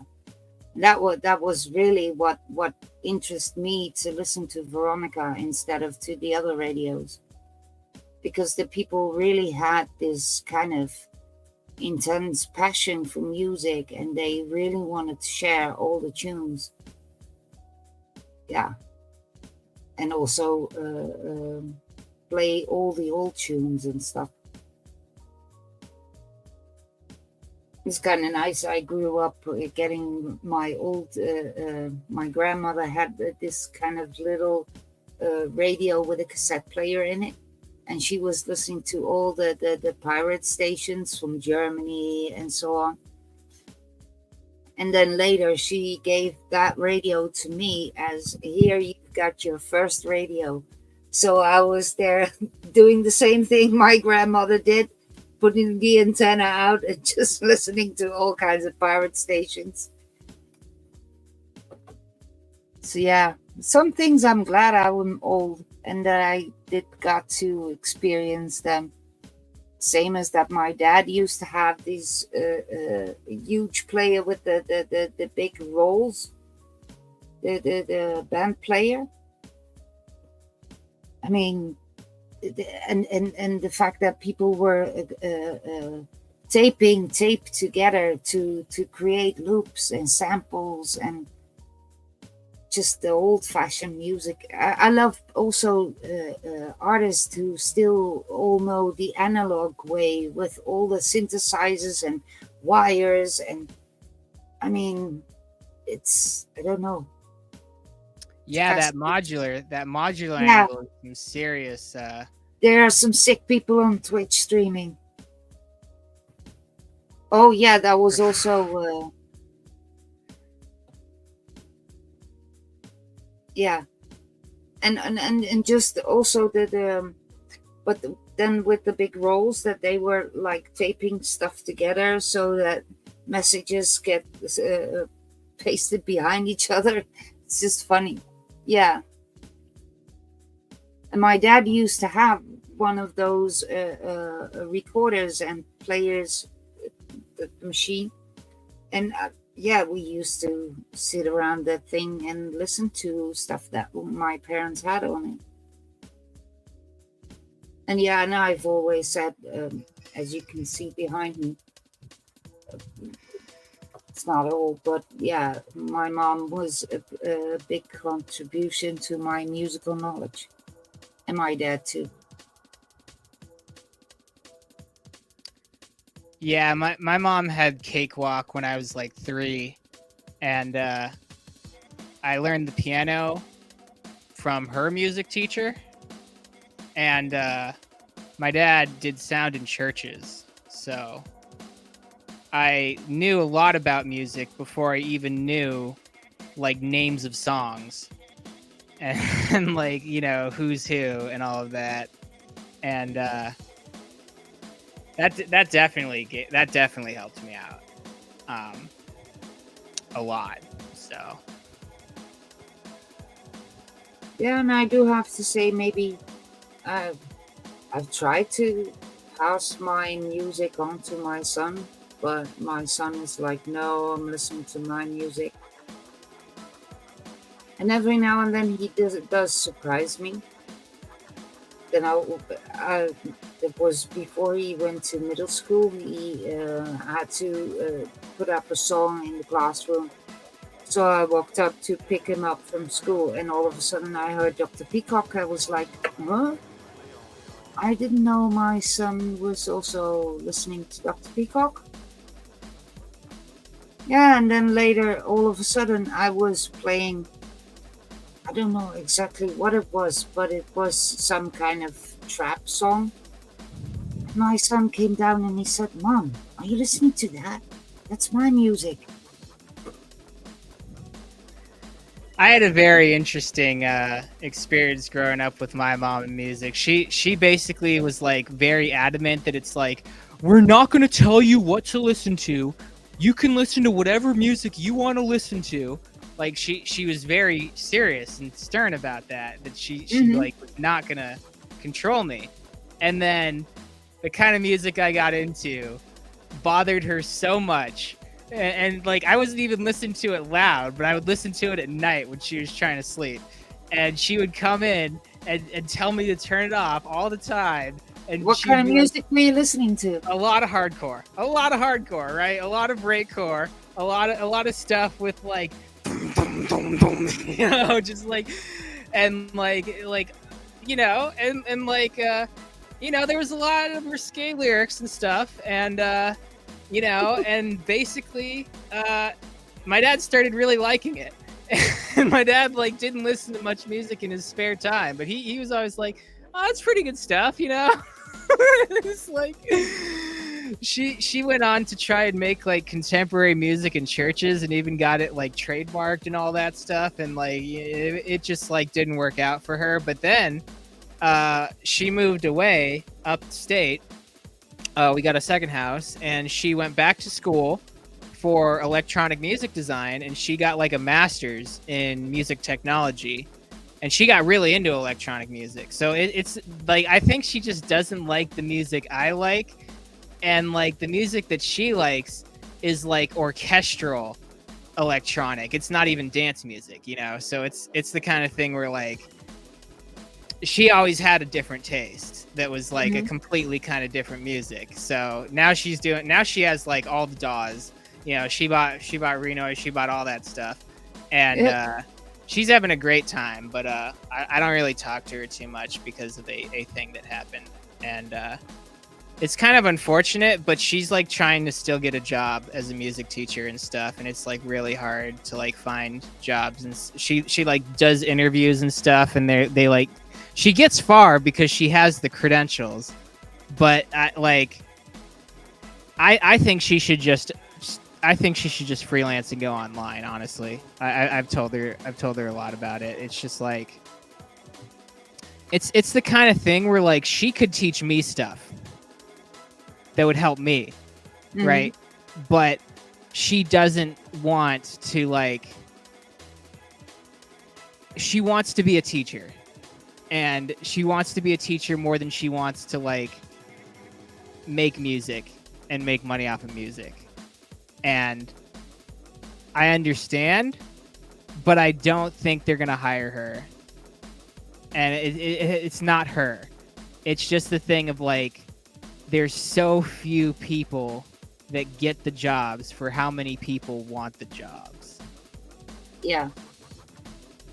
Kind of like if you want to do voiceovers, there are so many people already using voiceover. And there's so many voices already that you really have to stand out. Yeah, she can definitely sing that, and she learned like a ton of instruments, and it like I don't think she really knows what she is doing, and she has a lot of health problems. So it's the kind of thing where like, I don't want to discourage her from doing whatever she does, because, you know, if you wind up deciding to do nothing, then that's like pretty hard.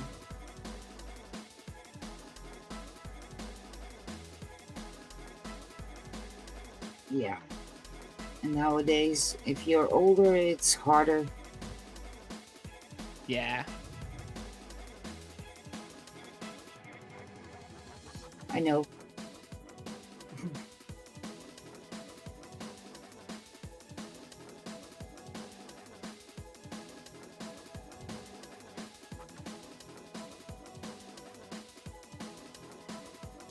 Funny thing is, I went also through the singles that I got from my mom, and like I also discovered, like I said, that she was having reggae among that.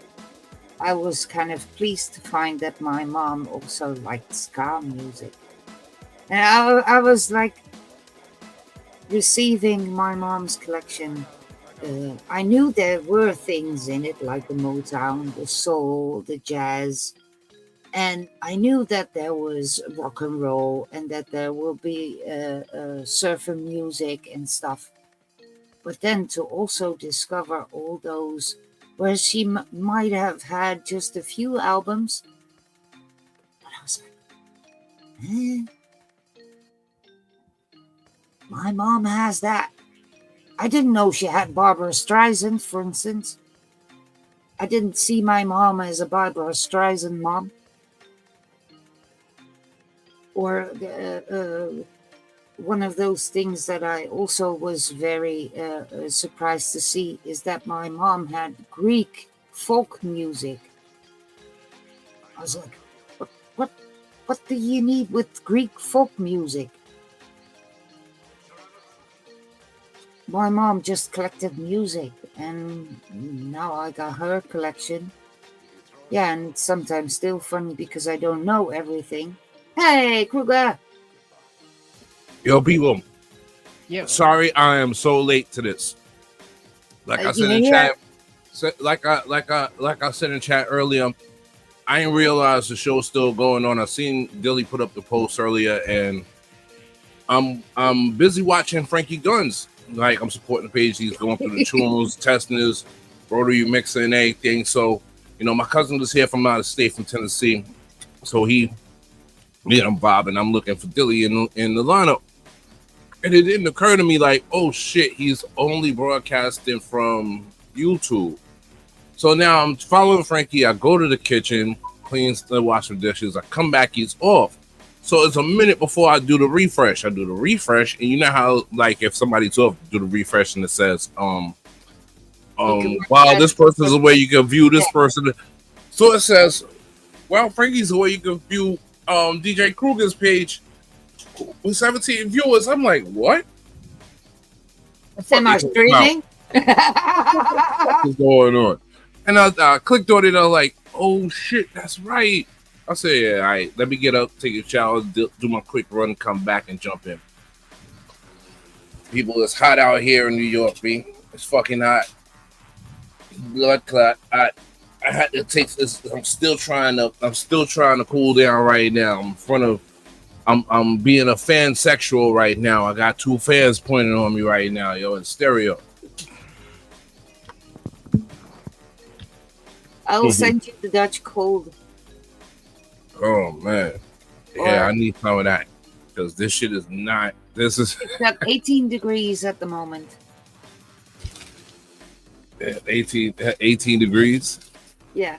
That's what it is right now by you? Yeah, Celsius. I don't know about Celsius. So what's this is Dutch weather. So in degrees, what that would be? I don't know what it is in Fahrenheit, but in Celsius it's 18. Funny. Well, good, y'all. Good to see y'all. Intense was good. Mona was good. I'm glad y'all here. Well, Dilly stepped away for a hot second. Yeah, it's over 100 here, man. I'm not going outside. Yeah. If I didn't have to go get some necessities or whatnot, I wouldn't have even lifted up and went outside. But I'm like, you know what? Let me do it now, because in the afternoon it's supposed to be like hard thunderstorms on our side, I guess. And then it's supposed to break like a lot of this humidity and everything. See, it's harder for us over here because there's so much concrete and tar and all that. So like the humidity and all that holds over here. It just makes you feel a whole lot worse. There's more vegetation and more grass and all that. It'd probably be a big difference. Tell us Dutch. It'll be a big difference. I can check what it says. Yeah, the humidity doesn't last here. It evaporates in 48 hours or less every time. It's dry. You know, you say grass, there's no grass. It even 15 degrees. Maybe in the winter a little bit. Yeah. 59 Fahrenheit. It feels like 15.3. Wind is blowing north-northwest. The humidity at this moment is 91%. You say it's 50.3 Fahrenheit? I'll take that. No, it's 15.3 Celsius. It's 59.5 Fahrenheit. That's what I'm saying. I'll take that. I'll take that. Pardon me, y'all. I'm hungry. Driving 2 beef patties and along the way coming back, trying to wait on the bus, melting in the hot ass sun. No more outside for me for the day. We even have a little joke here in the Netherlands that we sometimes say, well, if it's too hot outside, this isn't weather for a white man. So yeah, we don't like hot sun as well because the humidity will be really high and it's just pressing. You sweat a lot, and even if you move a finger, you're already sweaty. And I do have a very nice home that is very cool. I don't know how, but yeah, I mean the sun passes past my garden all day, and it could be very hot. But my house is, thank God, very cool. I don't have an airco or whatever. You probably find that. Like I wasn't sure to have who has. You gotta have an AC here. So, yeah, everybody has I one. had to pick up some soap and shit. Like there are some people with swamp coolers, but it's just like it's on all the time. So they're starting to sell more and more here in the Netherlands as well because the weather is getting hotter and hotter here. It is sometimes really. I mean, I remember the days when there was snow in winter, when we really could make a snowman, and then we would have the white Christmas, and then we had a mild summer with maybe 28 degrees or whatever, and nice weather to be swimming outside and stuff like that. But now we hardly get snow. And in the summer it's just hot. Yeah, climate change is real. And El Nino too. Yep, all that's real. I around the time of my birthday, when hurricane season really starts peaking up, I want to see what's going to happen around that time for us up here, because that's around the time like all our bad storms really come. Close to the time of my birthday, like around mid-September. Well, that's when I will be watching the storm chases as well. I mean, for me in the Netherlands, we have a kind of mild weather. We do have like this. We can't call it a tornado. It's like just a wind swirl. Probably taking a few tiles off the roofs, but nothing serious. The biggest thing we can get is a big hail, and then it's still like small compared to other regions. Right. Yo, I'm like Frankie. I sweat thinking about sweating. Exactly that. Like this heat, and it's really the humidity. It's not really the heat. Because if it's dry heat, I could take that. Yeah. Dry heat is no problem. Some breeze and stuff. That works out. That works out decent. But when the humidity is just coupled with it, it's just make it treacherous, you know? I mean, I've been in the Czech Republic, and there I was very easy 42 degrees. And that was pretty capable for me to be around outside because it was just dry air. And then it's way more easier to handle. If you move, you don't sweat instantly, and I mean, yeah, it's just way easier. Yeah. I know I always say this once in a while, but I know it's ironic that I'm Jamaican and I don't like the heat. I just don't. I'm a fall spring baby. Give me that. I take them temperatures any given time. That's the other reason that I like Canada so much. I know it's like, it's always mostly cold, but damn, my body can take that cold. The cold out here is a little bit slight different. It's sort of brutal just due to the fact of how it is out here. Because you put in that wind factor and you got all these tall buildings and whatnot, that wind hits you sort of ugly. Yeah, it kind of like cuts in your face. Mm-hmm. It cuts through your clothing and all that. But I mean, for me as a Dutch, I was speaking to a Canadian pretty recently, and for me as a Dutch, I'm more happy to be here in the Netherlands than to be in some places in Canada due to the minus 30. Yeah, because they up in the northern region, yeah, they get all of that. I mean, I think the coldest that I've been to is minus 15, maybe minus 18 or 20 back in the days when I was a kid, but I'm way too cold. I mean, I could live in Iceland or whatever, but my body has to adjust. Yeah. Like, I went out, not the last time, but the time before I went up to Canada, I think it was one of the coldest days. I think it was, I don't remember the number, but I know it was something crazy, like, it was some crazy number, like 30 below Fahrenheit. It was something like that. It was something in a crazy number where it was just ice cold out there. Thank God for Long Johns. I'm not a fan of them, but I needed them that night. But after like 24 to 48 hours being out there, my body said, "Oh yeah, we here. We here. We good." The night of the party is 6 below. It's 6 below Fahrenheit. I'm outside in a t-shirt like this, like, "Yo, what up?"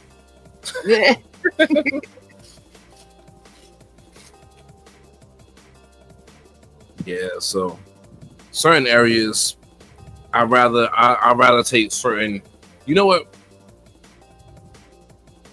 Nowadays, especially what's happening here stateside, I'll take whatever cold areas as long as it's peaceful. Fuck that. That's how I feel now.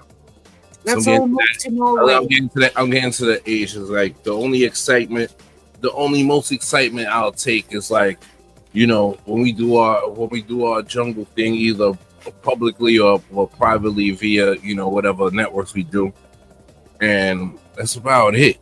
Because we're gonna be out and about like that. Yeah, I thought about moving at one point for the weather and all that, but like, it's just like so nice to have the warm, dry, and like the rain. After seeing what the storm damage tried to do to my house this time, like the carport beam like tipped, and we had to hammer it back in and put brackets all up in it. It's like, dude, people dealing with that every day in the Pacific Northwest and stuff like that. I'm like, nah. We get enough rain, like all the flooding and like the internet outages from stuff like that. It's like, it's kind of nice. It's kind of nice not having rain. Where you at? You ain't down in Texas over there, right? No, I'm in Arizona. Oh, okay. Oh, you outside of that zone? Okay, all right. Yeah. Oh, geez, y'all just get the heat. Y'all just mostly get the heat on that side, right? Yeah, no, I've had some miserable times having to walk in the heat of the day and getting sunburned. But it only happens to you so many times, and if you just like like the amount of times that like you are like stranded and you do have to walk is like, don't be too dumb, drive 10 miles and and nothing's around. But right, if you, as long as you do that, like you get rained on a lot less, your stuff lasts a lot more, everything's cheaper, right, and it's like you can't, like, it's hard to farm. That's the thing. But yeah, I remember going to Vegas and me not thinking, why are my tickets so cheap? Why is it so easy to go over here at this time? It was during the summer. The weather is cheap. You go over there in the summer, ain't no sports things going on at this point in time when I went. I was going to visit one of my school friends from back in the days over there, whatnot. And plus my cousin one of my other cousins was getting married and shit. So I'm there for the procession or whatever. And man, I stayed over at his crib and he went to work. He has like little side yard and everything with a little basic barbecue grill, the one that you just put the regular coals in. So I put the coals in, I'm setting it up. I said, I'm gonna do 2 burgers since I'm just here chilling or whatever have you. This is one of those miserable days.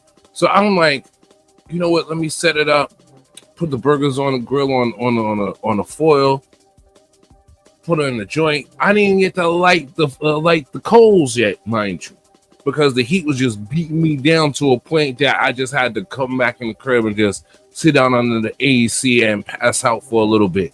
I passed out for 2 hours. It was 2 hours because come back and your burgers are grilled.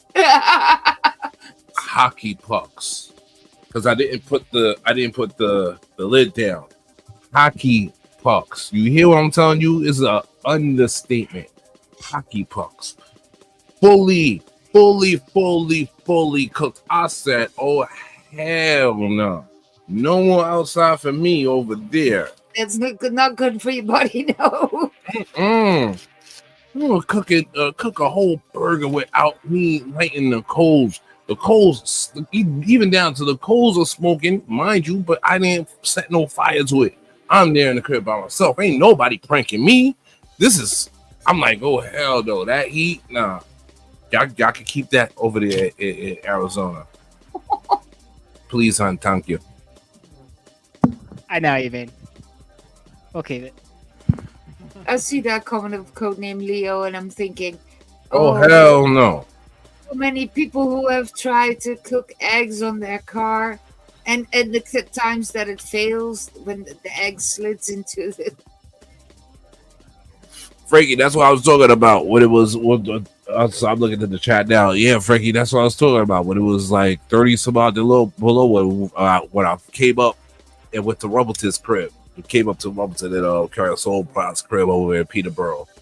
And that's further north up. So that makes another.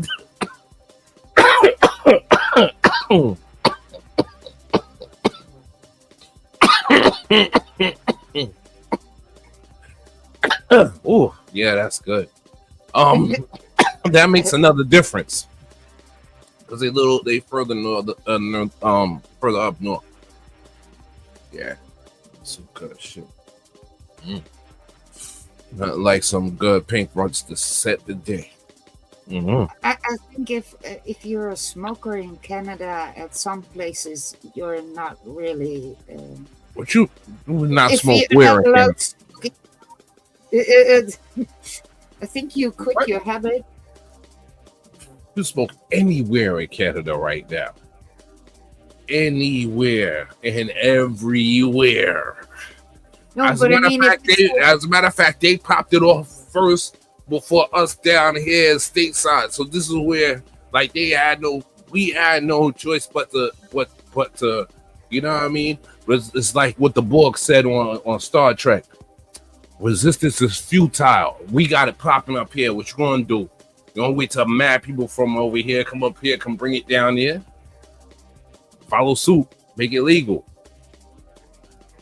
No, but I mean, if you aren't allowed to smoke inside a home, and you have to go outside as a smoker. Oh yeah, Oh yeah. Of course. Those rules still apply. That's just regular, basic safety things. That's all. Yeah, Unless but the if you place then is unless a place some is fitted point, for it. I think I quit smoking. Yeah, no. It all depends. Like certain places are probably fitted for like to admit smoking in their places or bars or whatnot. Like for instance, up in the city over there, close by 34th Street over here in New York, there's a couple of stores that are dispensaries where they have lounges upstairs. Instead of you smoking outside on the street, you can smoke upstairs. And you know what I mean? There's a lot of places like that now in New York within the city now. And that's just, in an effort to just calm down like the whole New York is smelling like weed. Which they can't stop. It sounds basically like the old coffee shops we used to have, but Yeah, here in the Netherlands they are working now on it's going to get like that over here. Smoke-free generation for 2040. Mm-hmm. So at this moment, if you want to buy tobacco, you can only buy tobacco at the gas station or at a certified shop for it. Mm-hmm. Otherwise, if you didn't go to the gas station or to that shop and you're running out of tobacco, you have not much choice. Mm-hmm. As opposed to over here where cigarettes and Danny's everywhere, but I see that they're making little strides to like sort of like I don't want to say dead cigarettes or make cigarettes more of an illegal thing. Like they haven't really got to that astringent yet. Like other places, like up in Canada, they don't have no menthol cigarettes. They have cigarettes, but they're not menthol. You know what I mean? And I think it's the same thing over there in the UK. So it's like, menthol was also banned in the Netherlands. See what I mean? So, they trying to do it, but in a sense, in exchange of it, I think I'm just speaking hypothetically. Everybody thought they would have exchanged it with weed and to see how it goes or whatever have you, because they looking at the examples of like Denver and like Vermont and like those places that really benefited from it, whereas crime is down. The money's going back into the city. The money's going back to like help fund certain things and do certain things within said states and cities and whatever have you. Like our mayor be fronting like that shit don't help be any shutting down so-called illegal dispensaries. The only thing that makes it illegal, they don't have no weed selling license, but they have their business licenses. In order to open a business anywhere in New York, you have to have a business license. So a person that have a business license, the landlords 9 times out of 10, and I'm saying this respectfully, 9 times out of 10 they're Jewish, and they know what they're going to do when they go get these, and when they rent these spots to these businesses. So income Eric Adams wanted to shut these businesses down after they done made like however umpteen thousands, hundred thousands of dollars. You know what I mean? And now you just got an empty store. It's crazy, but it's legal to smoke anywhere out here. I just remember going to New York City like 10 years ago, and they were selling like a pack of Newport menthols for $19 in the freaking stalls, and it was the only place you could get them. And it was like had to be Manhattan. Yeah, it was. And there were so many people running through this stall to get those Newports, and it's just sparking them up right there. And it's like they gotta be like, the whole place smelled like smoke. The whole place. Yeah, in the city, everything is more expensive in the city. Everything. The only way you're gonna get something cheap is if you really are in the hoods, which is like far over in the west, or on the west side, or far over on the east side. That was back when locally you could get that shit for $4. That's just to our neighbors. We go to Germany now. Mm-hmm. And in Germany, they also they work with the kind of like club system with the distribution of weed. You have to become a member of a club or whatever. And I recently discovered in one of the Dutch shops that the Dutch government is now also trying out regulated. What, to regulate the clubs? I think they kind of like want to go into a club system as well here in the Netherlands. Okay. Or maybe at something that there's only regulated weed at some point, that there's not going to be homegrown and backdoor weed, so to speak, anymore sold. So yeah, back in the days when I was kind of like I had any political interest, I was also telling the government, well, maybe you should do indeed grow yourself, and then just have it all legalized, because the back door of the coffee shop was the illegal part here in the Netherlands. Mm-hmm. We could walk around with 5 grams and stuff, but for a shop owner to buy the weed, that was illegal. Mm-hmm. So there was a weird kind of through the fingers system going here. Mm-hmm. And if and I said back then, if the government would have just have the growers grow for them, they could regulate the THC in it. They could have their part for the medical industry, and they could even put taxes on it. And we as a customer will always be ensured that we have the right amount of THC, or at least not too much for our being. Right. And not only that, it for what it generates economy-wise, it brings it back. It brings extra money back that stays and circulates within the Netherlands. It makes it's better for the agriculture. Seriously, like we've got perfect soil for them, so.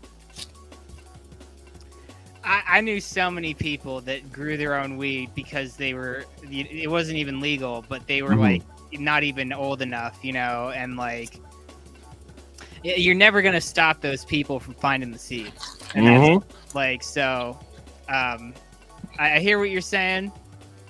They're still going to grow they're still going to grow their own. There's nothing like growing your own. Like, but you know what the Netherlands also has? Basically, the law says that you're allowed to have 5 plants in your backyard.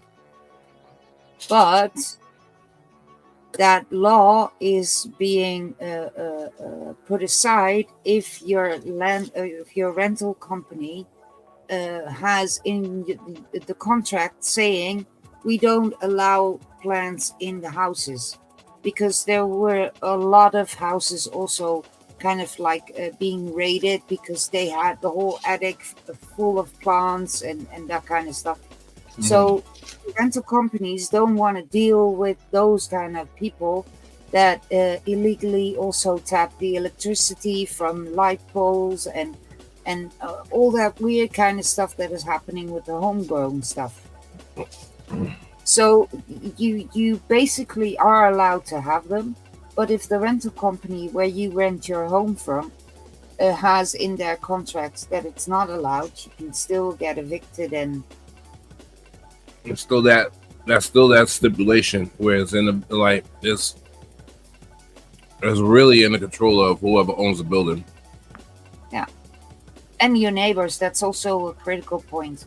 Oh, that absolutely happens. No, I had a friend. He went to a farm in Oregon, and they wound up stealing their neighbor's water with their multi-acre farm because their water got shut off. And it's like this thing happens a lot, And when you have a lot of plants, right? It's like you don't want your plants to die, and like you might explain it further down the line, but it's just like.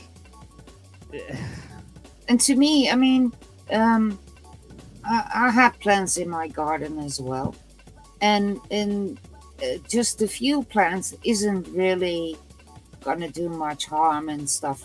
But most of the times, and I also had to evict a few of them because I was working at the garbage collecting. So we were just sent to this house, and the police were already there, and we just had to back out our truck and then make sure that everything was accessible for the police.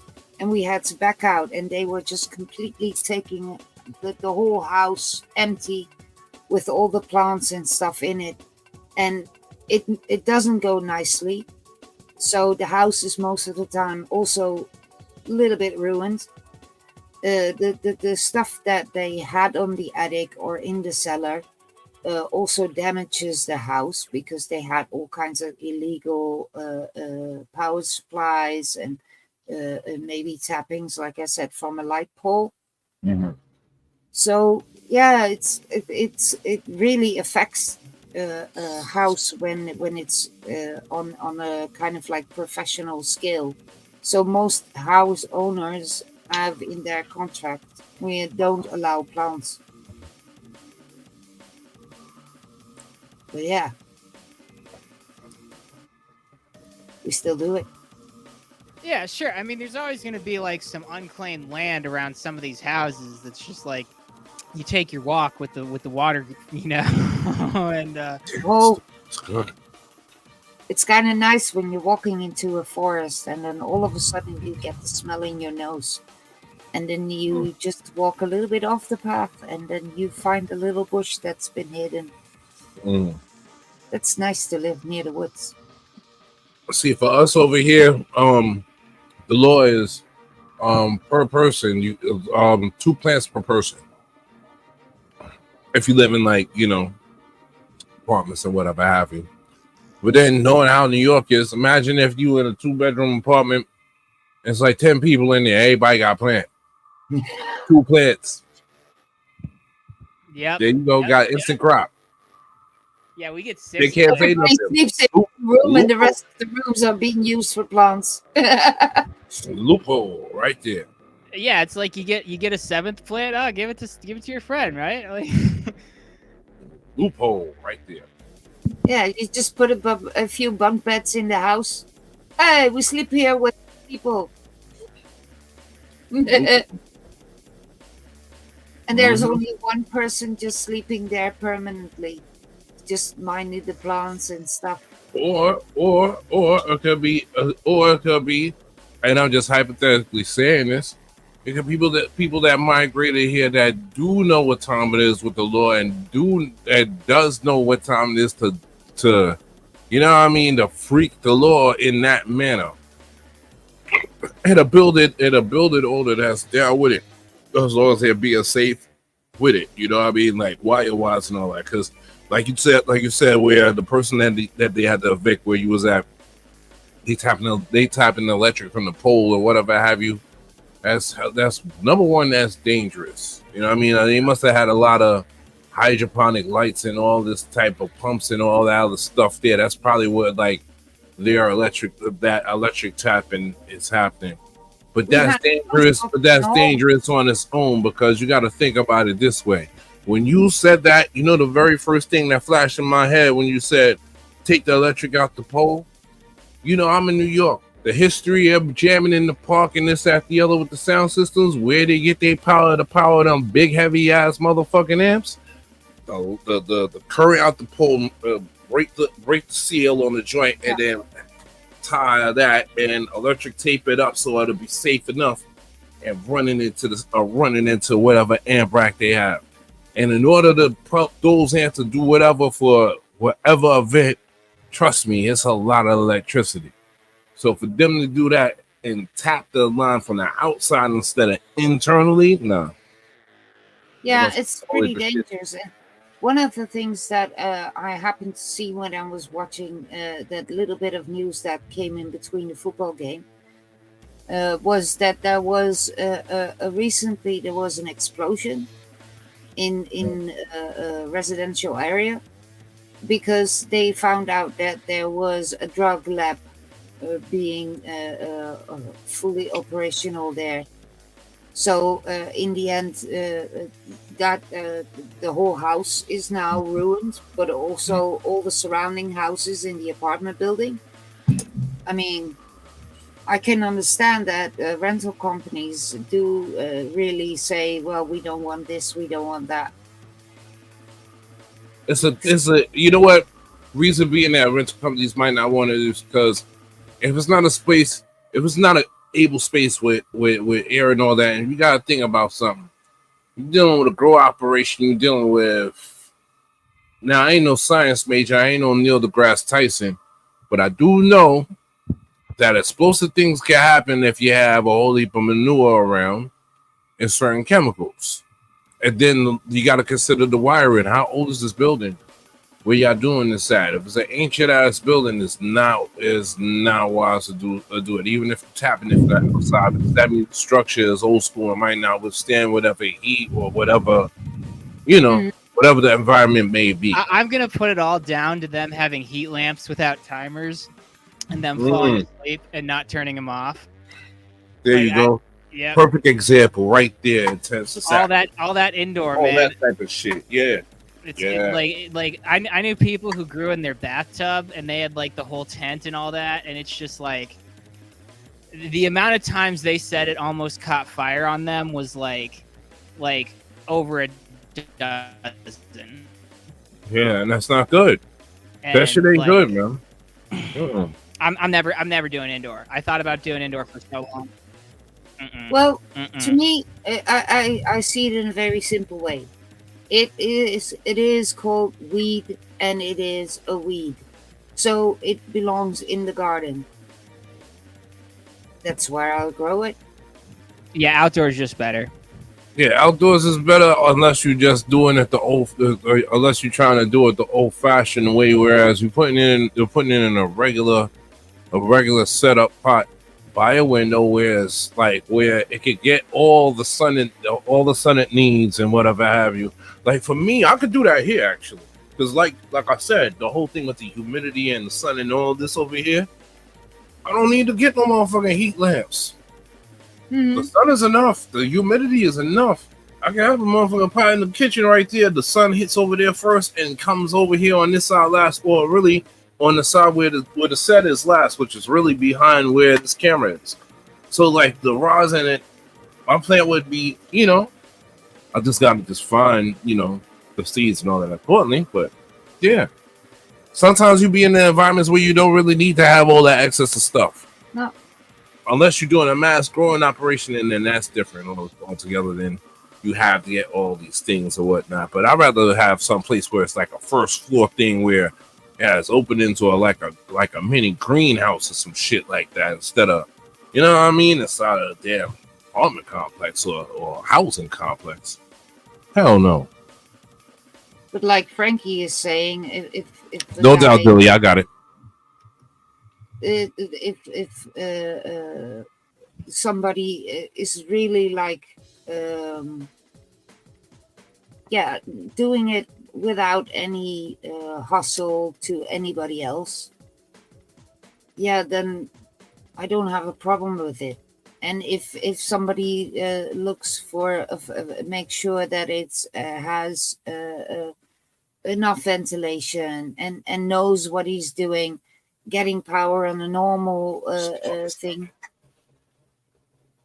Good night, Billy. Dilly. So then you're knowing what you're doing. Yeah, of course. But it's all those kind of like half-ass growers that sometimes really mess things up. Mm-hmm.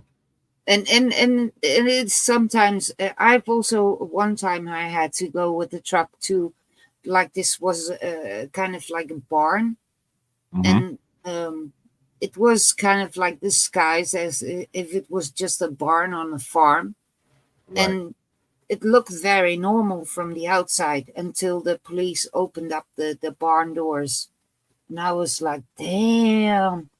And I came out of the truck and I didn't even smell it. Probably in a good area, and probably how they When growing they it. opened the doors, then it was when Then you you get the smell. Yeah, then you it's saw probably the how they smell. have how they have treated the inside of the barn and whatnot. Because there's a similar case like that happened out here in Brooklyn, and this is, I would like to say, at the no before pandemic, because when I seen this go down, I was coming back from DJing a regular gig. Over here we have a couple of main roads over here in Brooklyn. One of them is Atlantic Avenue, and along Atlantic Avenue there's a lot of like warehouses and stuff like that. You got like in the middle of the road, you got the LIRR elevated train thing running and all that stuff. So as I'm coming down on Atlantic, and I'm like, it's one of those nights where it shouldn't be that much traffic, but there's a whole heap of traffic, and all I'm seeing is mad flashing lights. I'm like, the fuck is going on down here? And it's a 2-lane situation coming down on that side. So everybody got to merge into one and allow the police to do whatever within that extra lane. As we're creeping across, it used to be, no, it's right next door to where there's a big garage for Accessoride. Right next to their garage, where it didn't have no sign or nothing, because if you looked at it with the gate closed, you would figure that they're the same, like they're a part of the same Accessoride. As we riding past, I'm seeing plants twice my motherfucking size from the front. They'd even start they're getting ready to take the plants. They didn't even start. I'm looking at it, and we're stuck a little bit right there because it's a red light or whatever have you. So I'm watching it. It wasn't in my mind to say take out my phone, and because I'll be a person that be in the moment. I don't like, I'm like, not everything I got to grab from my phone, and So I'm looking at it, and these plants are tall, twice my size. I'm 6'3". These plants are twice my size in this building, and it looked like all of them were standing next to each other, rolled up accordingly. And from what I seen, it looked like in one row it was like approximately had to be like 50. No, more than that. It had to be like about a good 60 or 70, and I'm like going straight back and going all the way across. I couldn't tell the other all the way across, and they only have one gate, like one or two gates. I didn't have, like, it's a big warehouse, so there had to have been more going across. All the police hit trucks and vans getting ready to take all that up. I was like, good gosh. And it was stinking. Like, with the gate closed, you wouldn't smell it. And I pass there all the time when I'm taking an Uber, and like if I'm coming from like downtown Brooklyn coming back over here to the hood. Normally, like, you would smell it if somebody's walking by and smoking, and you get a whiff of it as you're in a cab riding by. But this place had mad weed, and you ain't smell it or nothing. Mm-hmm. From what I seen, it looked like they had the walls treated or something. So it's where you could walk in front of it, you wouldn't know. Yeah, what I learned was that they here in the Netherlands they used industrial paint, so you get like this film coating on the walls, and that is already part of in which you seal every seam between. It's like insulated, the special paint, like it does like installation and stuff, right? I've seen it before. I forgot the name. Very good installation of ventilation and all the power control and so on. Because if you just do it like any other normal plant grower does, there isn't any danger. Right.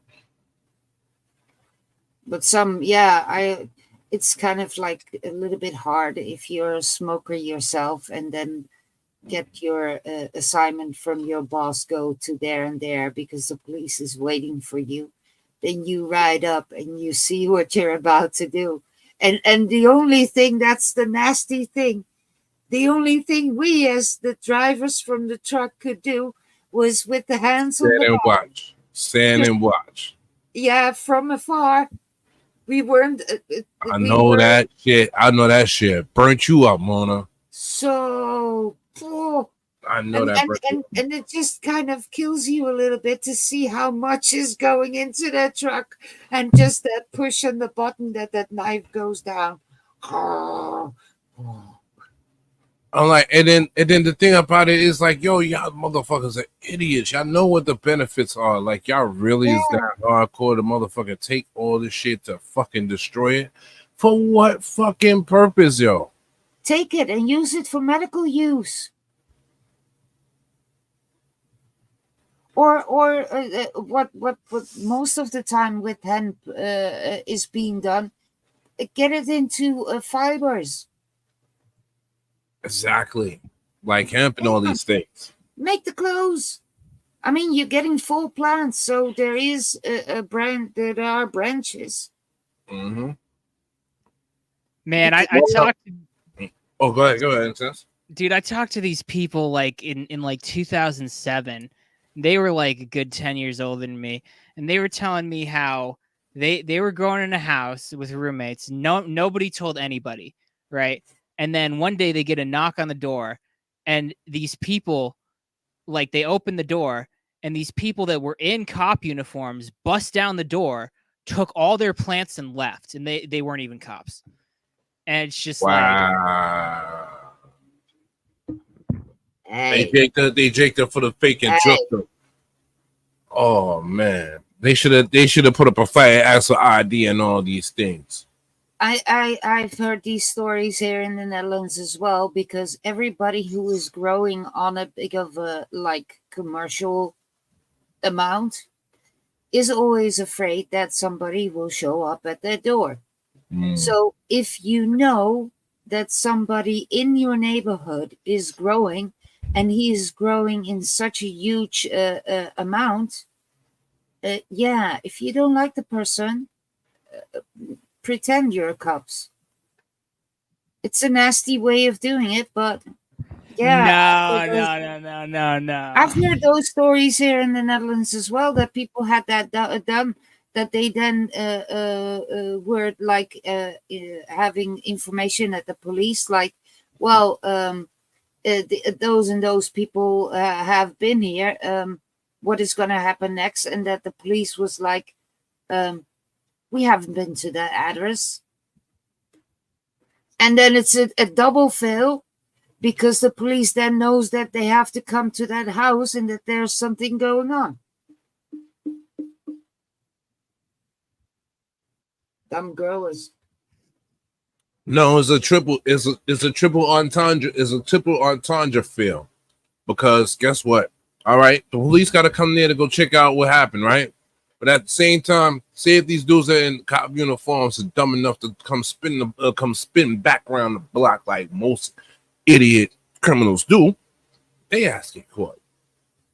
It's more serious for them getting caught intimidating police than you having a plant or a plant operation.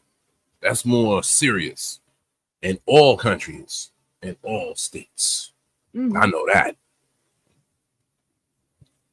I do know nobody is getting my son's clothing, because he still has all his how do you call it, that military unit kind of clothing with the special belt, and but I'm constantly behind his ass going, you need to return it to school. But he's a teenager and a little bit lazy, and it's like, nah, I will do that later.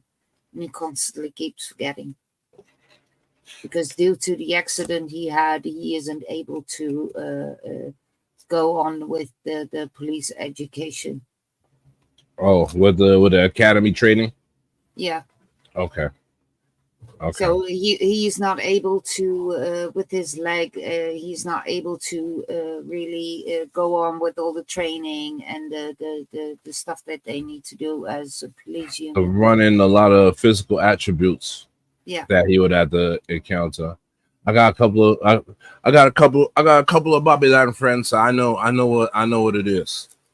And their training, the time when they was doing the training was brutal out here, where they had to, you running up steps, you doing all type of physical stuff there. It is borderline to the firemen, but just different.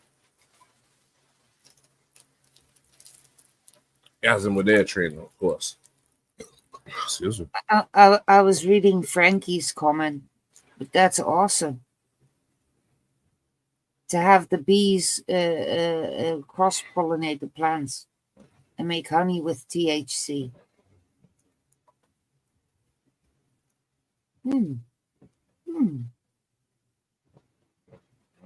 It's a thing here in the Netherlands that we'd like to be we'd like to have things here bee friendly. Maybe I should put up more plants and have more bees. Yo, Frankie, I know who you're talking about.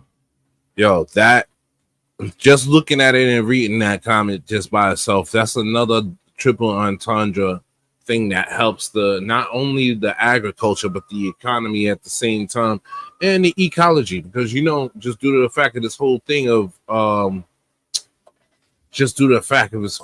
of how global warming and climate change is, bees are still endangered all over the place. Yeah. So imagine now you're raising bees. You know what I mean? Now you're doing this. Now like you helping the bee population. And at the same time you helping them, and then now with that you get a little bit purer. I don't know if it's gonna be purer or what, but you're gonna get a different, like more organic batch of weed now, because it's getting cross-pollinated with these bees now. So it's not artificial, it's all natural. You know what I mean? And you don't need to have workers do it, you got worker bees doing it. And you help build their whole population. Whereas over here, like they did is dying left and right. Well, what I'm actually hoping, I mean, I watch a lot of YouTube videos and stuff about people who are doing indeed just living off their own land and building their own business, back to the basics like fresh food and that kind of stuff. I mean, it would be lovely if you are able to have such a thing indeed. To be able to live from your own land. Mm-hmm. That's why my little dream is still a little farm with a little ground around it. I have to, I think, except that I have this house that has a beautiful garden as well. But yeah, I think I have my minor regret of not moving with my father when he went to go down south to South Carolina, because when he went down there, with that prime intent, like how you just mentioned. Have a house, have enough land so he could cultivate like whatever fruits and vegetables, have a couple of cows, couple of goats. Raise them on its own land or whatever have you, so it'll be better and cheaper and more natural, more organic. Because my pops know how to do all that shit. Kill goat, make curry goat, kill goat, all that shit. He's straight raw country Jamaican, like straight out of Mobay. You know what I mean? So he ain't the city Kingstonian Jamaican. He's the country Jamaican. Right, so he knows all that shit. He did that with the whole intent of going down there and just having that happen. And I guess like down there, the land is sort of different and the people are sort of different down there too. Like his neighbors seen how good he was doing, and they was trying to steal the goats and shit.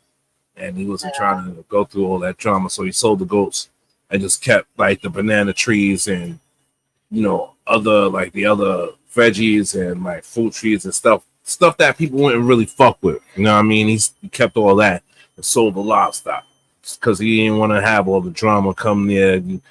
And down south where he is, it's like, either though racism is not really a thing, but it's a thing. It's sort of like an oxymoron down there. So it's like, you don't want to go against certain powers that be down there if you're down there really by yourself. It's not like you're going against them and your home front is like Brownsville.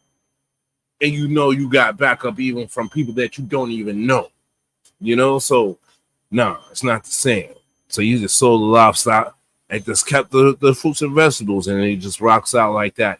But now he got to ease up on that because all the chemo that he was doing, he had prostate cancer. It's benign, but all the chemo that he did sort of weakened his bladder, so he can't really bend down too much or do too much strenuous shit, or else, you know, it'll hurt him internally. You know what I mean? It's the other thing I'm sort of fucking vexed with this whole cancer shit. Like, there gotta be other ways or other techniques or other ways of doing shit outside of doing that radiation shit. The only thing that need to be anything dealt with radiation is when you're talking about like CAT scan, X-ray, CT scan, things like that. All right, I accept that shit. But all that fucking extra treatment or whatever have you, they got them like, fuck. There got to be a simpler way of dealing with shit like that because, you know. That's one of the reasons why I have very much respect for true indigenous people.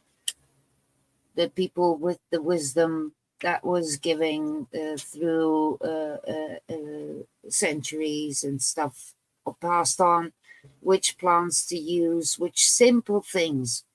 Because also, like I said, with the opening of social media for the kind of like what people take in as a burden to their head, also with the whole modernization of the world, you get more things like conservatives in food, more pesticides used for treating of beds and so on.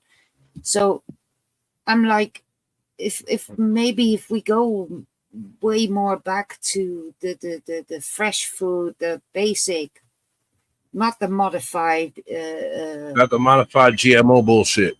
Yeah. Not the modified GMO bullshit. Fuck that shit. Human life would be way better. I think. Oh, I'm. And that's really, not to interrupt you, Mona. That's really what it really needs to get back to, and not to really segue into anything political on this side for like stateside, but in general, because don't matter which side gets into office, this whole thing about Project 2025 that's going down over here stateside and shit, which I've been reading like little separate articles about here and there and shit, because I think it's public accessible now, if I'm not mistaken. If you do a search for it, you'll probably find like all the articles for the shit. Yeah, there's a PDF.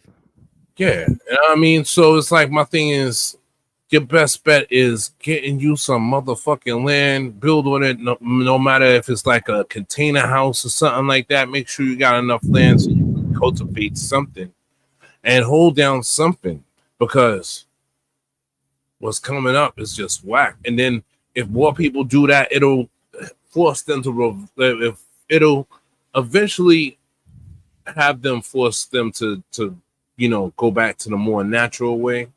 Because when all that GMO shit don't sell, the fuck you gonna do with it? So all it's gonna do is spoil. They lose money. Yeah. Put that shit back in the dirt and see if it grow back again. If it don't, that's they lost money. All those corporations. I also believe that the whole way we use and treat food nowadays also have influenced our brains, our the processes in kids and so on. I mean, we as the Dutch were always seen as one of the tall people in the world, but we're getting down in size as well, because we're getting more and more fast food shops here. More and more lazy food things. Back in the days when I was a kid, we used to look at the States as TV dinner. No, and when we have dinner, we were with all the family on the table, not with a meal in front of the TV. So, and then slowly, those kind of meals also came to the Netherlands. And now we also have the meals you buy in the shop. You put a few holes in them in the microwave, ping, and you can sit in front of the TV or your laptop. It's been a long time coming. It's been a long time coming. You're right, because I remember an era where it was like that really wasn't mostly a thing per se, but like how the media was putting it forth. As far as I can remember, as a shorty, I'm not to really tell my age. Even though I'm coming in half a century this year. Yeah, it's come to it, you know, and it's sad. I mean, I buy all the produce from Mexico at the local mart that I can, because the pesticides are illegal there, and I didn't know that. Yeah, and like as far as like looking into like farms and buying land, I have a uncle in upstate New York, and he has like 100 cows, 100 something cows, and like 30 sheep. And he's like, the price of milk is just so hard to compete, but he's like, I do it anyway because it's like, you know, it's a lot of fun and I still make enough, you know, but like it's just him, you know, milking all those cows, and like the cow milk is fine, but the cow meat is terrible. But like as far as like buying land, it was like I looked into it. It's like you can get a square mile for like $3,000 in like the wrong place, but if you want the right place, it's gonna be like 18-25, because like you want like if you want like a stream or like internet and like power and phone, or not phone, but water. You need water and power basically. Yeah, water, power, plumbing, all that stuff accessible. Well, the idea is to build your own spot or like, you know, camp there legally, but like it's like the investment, it's just like why would I be in the South when like, you know how nice the land is up north? Like, so there's a lot of it up here, but they want a lot of damn bread for it. That's the only thing. Yep. Well, that's why sometimes I'll be looking at that and then looking across the line, across the like the lines of probably Pennsylvania sometimes. But then just remembering that they're a damn Commonwealth state sort of just turns me off, because it's like, all right, same way I'm sitting in this damn this hot ass project apartment right now, butting my blood clot weed, and just, you know, I could play my music as is and this, that, the other, and just be content and nobody fuck with me, you know, 99.9% of the time. Down there, that is a flip. That is a flip in that percentage right there. And my boy put me onto that because he lives down there in Allentown. He used to live in Easton, but he used to live in Allentown. Now he lives in Easton. My dude, DJ Alpha down there. Mm-hmm. Do you remember like a year ago when we were talking about how like in Europe all the farms are like on like slopes and like not on square plots of land, and in America it's just like plop, fertilizer, you know, spray, like water windmill, you know, it's just like well, I really think about like the American farmers and stuff, and you think about like the farmers markets and all that stuff, it's like it's a lot of people with gardens and nurseries that are actually putting out, not corpos, and it's like, you know, GMO everything is like you know, it's going straight to Pringles or something. Right. So there's still a lot of oh, my back. Yeah, Mona. We got to also have pretty flat land. Like over here, the land varies. In New York, I'm just speaking for the 5 boroughs. The land varies, because there are little spots here and there where there's like, you know, little growing areas and whatnot. Whereas like I could say like there's certain areas in Queens and Bronx, definitely in Staten Island, positively over there. Like the most place with the most greenery out the whole 5 boroughs is Staten Island. Like, and it's by law that they have to have greenery out there or have like more of Greenland out there, you know. So if you're using the land, it's probably, if you're doing like farming, like that's what you only could do, not build another building and none of that stuff, you know, because there's too much of that, like when in Brooklyn and Manhattan by itself. Yeah, just for the save the carbon footprint type thing, you know. if you get a tractor, you definitely want flat land. But like any land I would get, as far as like tilling it and all that, I would never leave it flat. You know, it's just terraces are just and like even just a slope and like zigzag, you know, mounds. It's just like right. Frankie, Frankie, I meant to say this earlier. Frankie, you're 1,000% right with that whole thing with the. It's with it partly to do with the way that the Western countries have fucked with the food cycle. 1,000% motherfucking correct. Yes, it is that. It is that, and the bad part about it is like over here on like stateside, our politicians don't take accountability, and it's sad, yo. It's really sad when they don't take no fucking accountability about what's going on with like the food in general, because all this is like a big domino effect, so to speak. You understand? All right, so check it. You have like everything that has happened with Brexit. I'm starting from that timeline right there with all of that happening, and you know, them separating from the EU. After that, mail prices jump through the motherfucking sky. Everything imported and exported, all the motherfucking prices shoot up. But the reason they shooting up is because, all right, you ain't with the crew no more. Also, you don't get no group discount no more. Y'all gotta fare for y'all gotta pay all this extra and whatnot, and this, that, the other, the third. Let's take Boris out the shit. Well, can't really take Boris out the shit because he caused the shit. But just on the part of businesses, now it starts from that, and it just affects everything else, everybody else's overhead, like all over the world with shipping, with anything. So it doesn't matter whether it's food, music, material. One fuck up in that chain causes a fuck up all the way across the fucking board. Mm-hmm. It's the same thing with climate change too. So we got two strikes against us with that and that. Whereas in climate change is sort of augmenting the land and augmenting the waters and the seas. This year alone, we halfway through summer. Yo, sharks is getting busy chomping on people over here at the beaches over here at Coney Island. Every other night is a shark that bite off somebody bumbleclap over here. Fucking Coney Island. This is different. This is not supposed to be happening at all up here on this side. Not to laugh about it. I don't condone it. You know what I mean?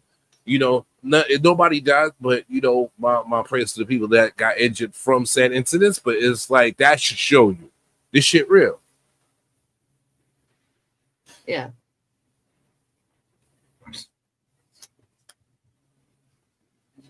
I mean, that's kind of funny. Talking about sharks, I noticed that when I grew older, that as a young kid, then you had the local pond, and you jumped in. You just jumped in. You didn't know any danger or whatever. You just jumped in. It was a warm day. You just jumped in. Then slowly, when you're getting older, you now are looking like, okay, is the edge, is it safe? Can I jump from it? And then the more older now, I'm like, okay, I don't need to be in that pool. I'm just gonna take a shower. And I'm not jumping in because you don't know which bacteria are in there. You don't know what they dumped in it. There can be old bicycles in it, whatever. I'm like, I'm not going in that water anymore. Oh, bicycles. Yeah. If you look at the like the canals in Amsterdam. Oh, you talking about the canals and all that. All right. That kind of stuff. I thought you for a second. I thought you were talking about a pool. I said, we had a near our boarding school. We had like this local lake thingy, and us was always told that the local farmers were dumping their dead animals in that lake. Mm. So at some point there was somebody like, yeah, I'm gonna swim there, and it's nice. And we were all on the side, nobody was going in. And then that person was like, why aren't you swimming? Well, and then we told that person was out of the water in an instant. Why you ain't tell them before? Oh, y'all got there, they was already in the water? Yeah. Oh. And we were like, why the hell are you swimming here? Oh, you ain't get to catch before they got in. All right. Yeah. So, I mean, and those kind of things, yeah. I hope they took a thorough shower after that. You know, it's ironic that you say it's something like about a lake over there.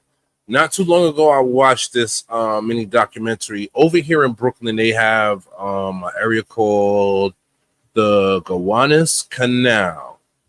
It's over in like towards downtown Brooklyn, where it's like a big body of water where like all the ships go through over there. Sort of like a mini version of the Panama Canal. It doesn't work in that same fashion, but it was a passageway from there to get to like the outer body of water and everything, and to get into like certain businesses and certain warehouses over there. But that canal been mistreated so long and so much over time that it took like close to 10, like almost close to 20 years for them to clean it up. It's mostly cleaned up now, thank goodness, because over there used to smell horrid. Like the Gowanus Canal used to make sanitation smell like botanical gardens. Yeah. No understatement. Like anybody visit New York and used to have to ride on the F or the G train, because the F and G train is a very high up elevated platform that goes over the canal. And one of the stops is like right over the canal, like outside platform. And you take a whiff. No mas. It's funny with all the now it's good. The stuff with COVID going on, and people were like telling each other stories about hygienes and so on. And then I got to know the story about London, that they just all dumping everything into the Thames. And then all of a sudden the government was like, oh, we can't sit in this building anymore because we smell the canal. And then they decided to completely clean up. But to think that people just were like, okay, now I'm rid of my junk, but we just dump it. They thought they think the ocean's gonna just sweep it away, or it's gonna go somewhere or whatever have you. But if you ain't seeing it actually push all the way out to sea, then it's a dub. That's just gonna be sitting there at the bottom, piling up until it forms the next wall and come through the water. And even worse, poison the fish and marine life within the area to make the smell worse. You know what I mean? End up driving them to another body of water when their regular home was over there in the first place, where they started dumping stuff over there. And I heard about Lake Ontario from the time when I was in the Saga. My uncle was like, you would never. I said, don't worry, because I don't know how to swim. You would never. I told my uncle, you never had to worry about me being in Lake Ontario. Never, ever. No sirree. Indoor pool something, and I'm in first and out first. My own shower pool. But yeah, I see some they all full of plastic, and you know the messed up part about it is, and I just finished telling my cousin this story. My cousin, that the one that y'all seen earlier pop in, that was my cousin. That when he comes back, I'm gonna probably introduce him to y'all, whatever have you. He's the reason that I know how to fucking produce beats in the first place. Period. What I was about to say, damn, this week good. The thing with the plastic, right? Top of pandemic, I was telling them about the whole thing about the lack of factories. One of the metal plate factories, the places that make the metal for the pressing, one of the main ones burnt down over here on stateside. To my understanding, there was two main ones. And one of the main ones was over here in Stateside, and at the top of the lockdown, it burnt down, which caused another domino effect that caused the whole backup of everybody's presses getting held up from getting their records pressed. And now because you waiting months to get your records or get records from labels and stuff or from the press, because now they all waiting in line for the other lack of pressing or lack of plan to send on their metal plates and stuff. All that plastic in the motherfucking ocean should be motherfucking recycled for some type of vinyl.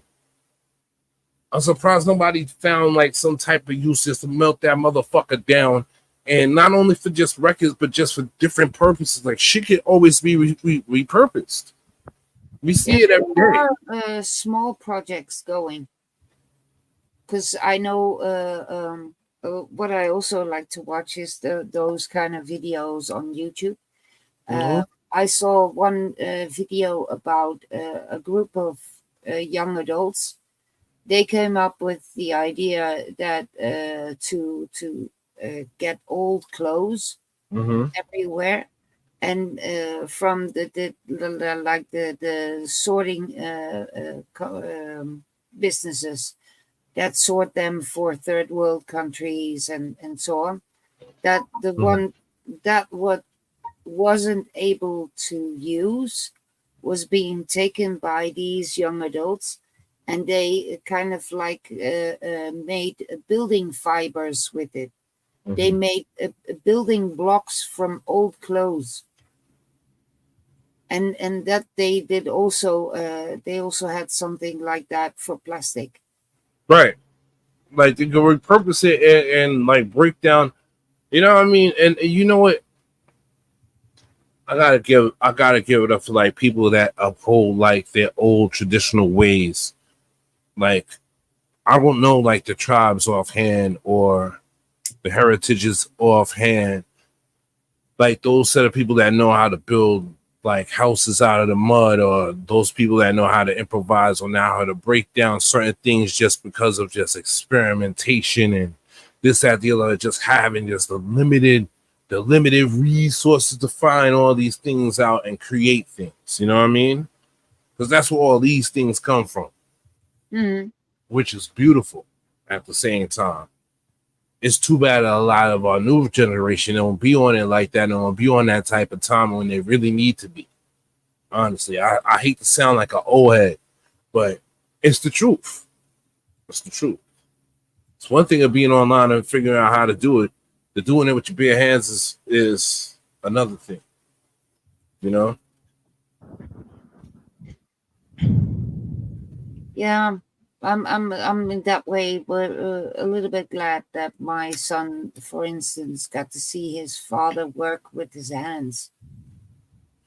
I mean, my son knows that he has to do some work to get somewhere. And we were just talking about it yesterday that a friend, they went on a holiday and he was like complaining, oh, my friend still needs to pay the holiday and blah, blah, blah.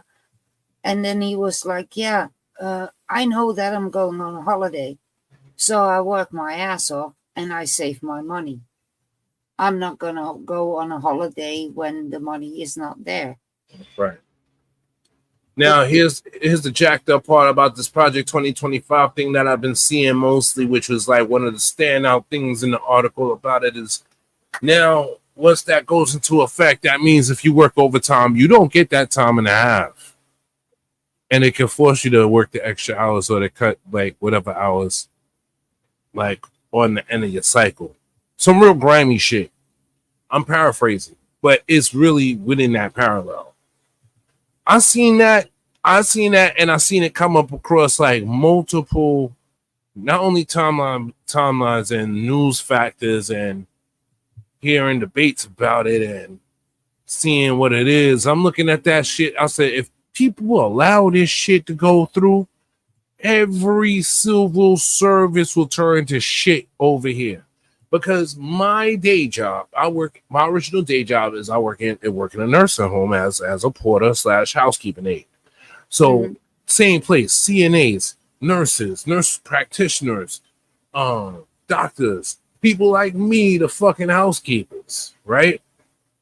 So you mean to tell me, sir, I'm about to have surgery, and when this Project 2025 shit come in, that means every hour past my regular 70 hours, after my regular 70 hours, I don't get no time and a half. It's just regular time, and you're gonna force me to work this extra time because it's law.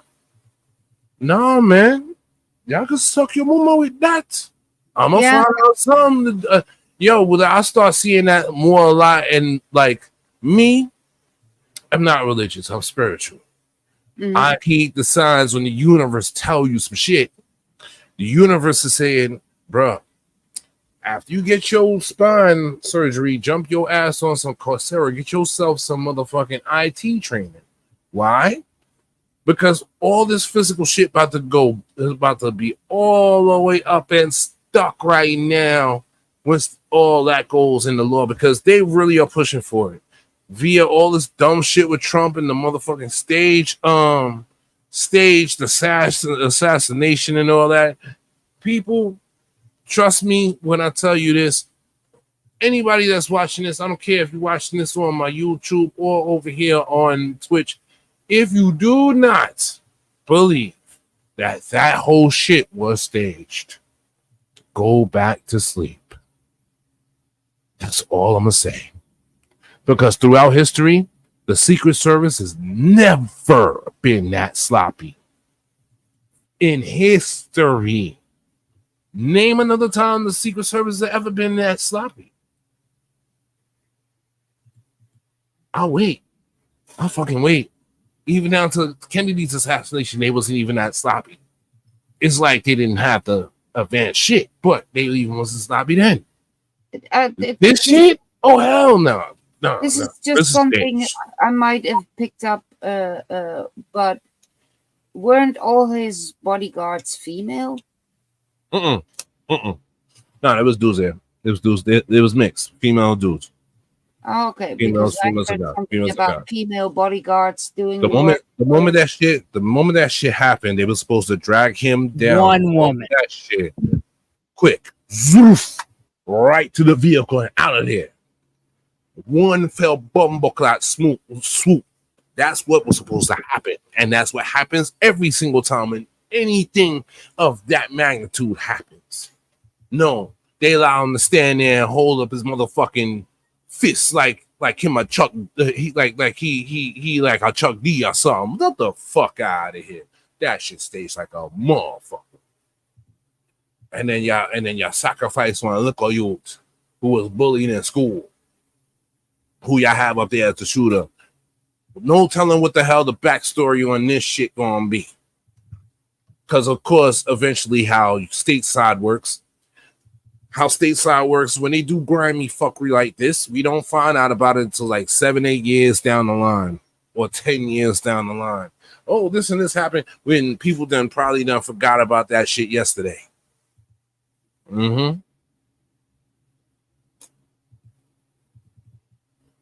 What a crazy time to be alive over here.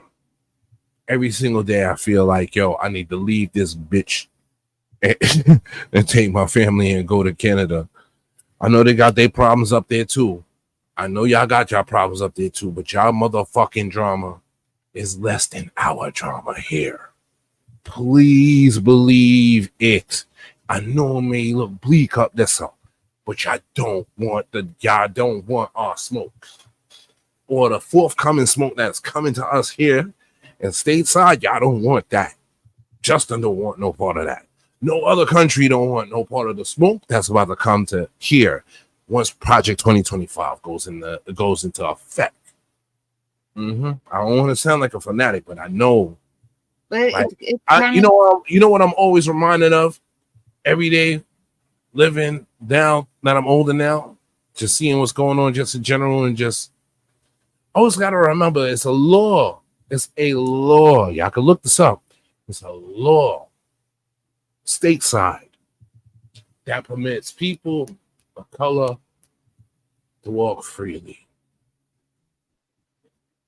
One day they could motherfucking flip that, because you see they already got at the women and talking about abortion illegal.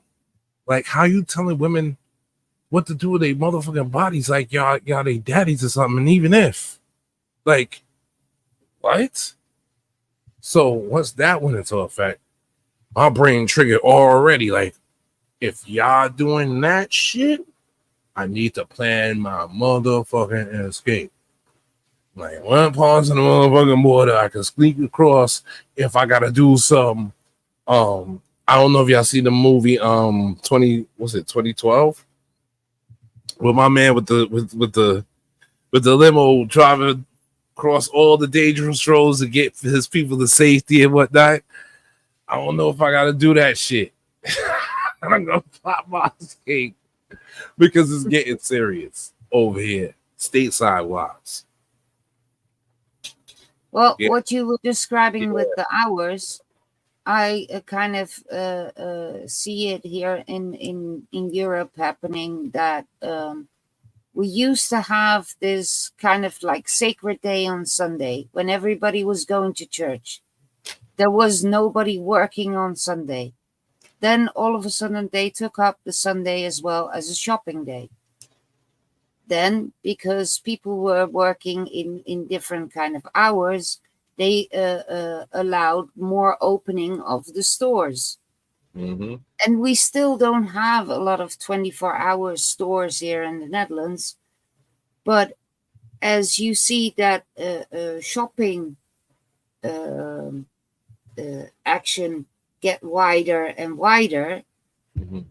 It all of a sudden also then appears that every hour is a working hour. It's not anymore that after 12 o'clock midnight, it's midnight. No, for somebody else, it's a working hour. So all those extras that we had in the past, things like overtime and stuff, now all become work time. So y'all don't have overtime over there? We still have overtime, but a lot of businesses also now don't pay you anymore for the overtime. No, you have to take it up during the year. So if you work overtime, you have to take it up elsewhere, and they make it harder for you to have it paid out, because then the tax will also come over it. And so people are like, yeah, okay, then I will have an extra free day. And people just are not keen on working overtime anymore. You see everything that you're saying right now. That is one of the motherfucking pieces of Project 2025. What's going to happen over here, and that's why I was saying all that to say. Right now, presently with the health system, they're overworking the staff that they have to a point whereas not everybody's staying with the profession. This is straight across, like, coast to coast wise. This is happening, not just only over here in New York. This shit's happening every motherfucking where. I know this. If I know anything about my unit in 1199 SEIU, I know that, like, these things, they let it be known, like, yo, this is happening here. This is happening here. Don't feel bad. It's happening everywhere. Like, it's getting. This is the reason why certain big hospitals were getting sued and the people were winning, because y'all short staffing the facility and overworking nurses and whatever have you. And at least the people that you were overworking, you were giving overtime to. Now, when this lick into effect, there's going to be a lot. It's going to be a massive exodus on civil workers, people like them, people like firemen, people like policemen, people like. There's going to be civil disturbance across the fucking country.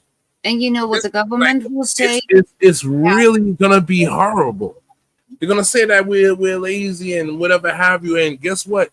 That whole influx of immigrants or whatever have you, they're gonna take up the brunt of that shit. Just stay they're gonna take up the brunt of that shit, and you can't be mad at all. I mean, if you already want a 24/7 economy, then the government is gonna say, okay, then there is no more every 24/7 is a working hour. So for those kind of things could be taken away from people. And like I said, for one person, 12 o'clock midnight is the time that he should be sleeping, but the other person is working at that moment. Then companies are going to say, hey, but then we have all our people working at midnight shifts because they can have more money. No, we can just go with one payment for every hour because we're in a 24/7 economy. And slowly and slowly and slowly they take more and more from us, because if we are in that 24/7 economy and if every hour is a working hour, then you can't be refusing working during midnight. It's just part of the jobs that they say. It's for you and others.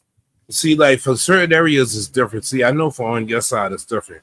Over here in the five boroughs, I'm tell you right now, it's been a 24-hour economy from day.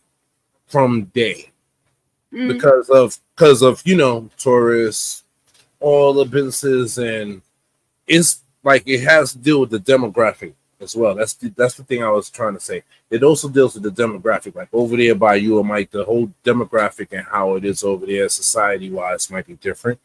Opposed to like how it is over here on my side, like over here in New York. Like over here, everything you're describing, that's normal over here. But everybody who works the extra hour at least get paid their time and a half. It's very seldom you have people who don't get their time and a half and just gets paid per hour, per time work. And a lot of those are like off the book jobs and stuff like that to that extent. But if you're on the books by federal law, they got to pay you this time and a half. Now with this law coming in, it's about to take that off, and that's a holy fuckery. I want my time and a half. What the hell are you talking about? Yeah, but that's what I said. I'm gonna pay. Then I'm gonna work my regular 8 hours on that. So not then shit extra. It ain't happening. Clocking out time. Okay, I'm not getting paid for overtime. I'm out. We used to have such a nice overnight economy here with like everything from night classes to 24 hours to like venues that would be open to like, I mean, we used to have like social places that were open 24 hours. And then it became every employee's got to have healthcare. Every employee's got to have a minimum of 20 to 40 hours. You have to buy them healthcare. And then they were like, okay, well, there's a whole bunch of drug addicts that come in at night. We're everywhere shut their night hours. Now you have to drive 5 miles to get a freaking burrito at 1 a.m. And it's like, this is the whole state. And it's like, you were spoiled. It was so nice. It was so nice. Like being able to like walk around at 3 a.m. and just like pop in places that weren't convenience stores and get real food, like just like people were really up all night. Yeah. Because everything at that time, it was like it's before the domino effect really started to take effect, when you could pull up the places and whatever have you, get grub and this, that, the other, third, like sort of like the Waffle House effect without the fights, Well, you know why all these people were doing drugs and ringing up the businesses for all their free stuff is because of 2008. So. Yeah. Shit crazy, man.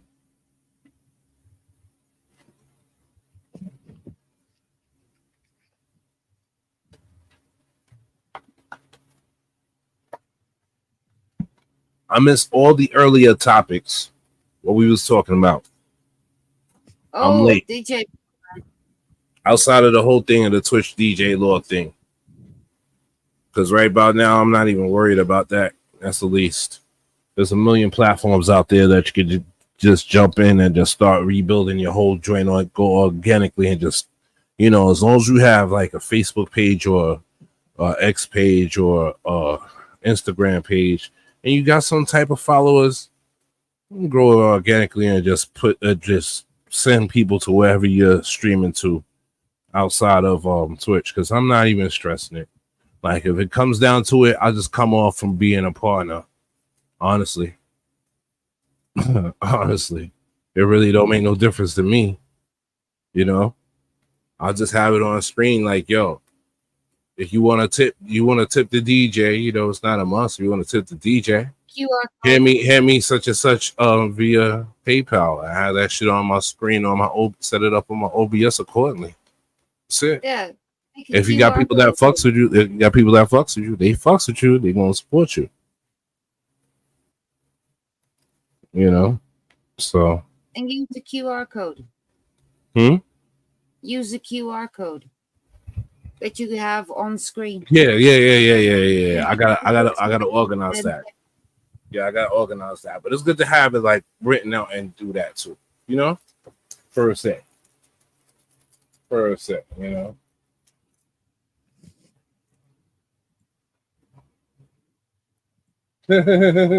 I'm just now seeing what you just said, Berkey. On the what a big CDs or cassettes.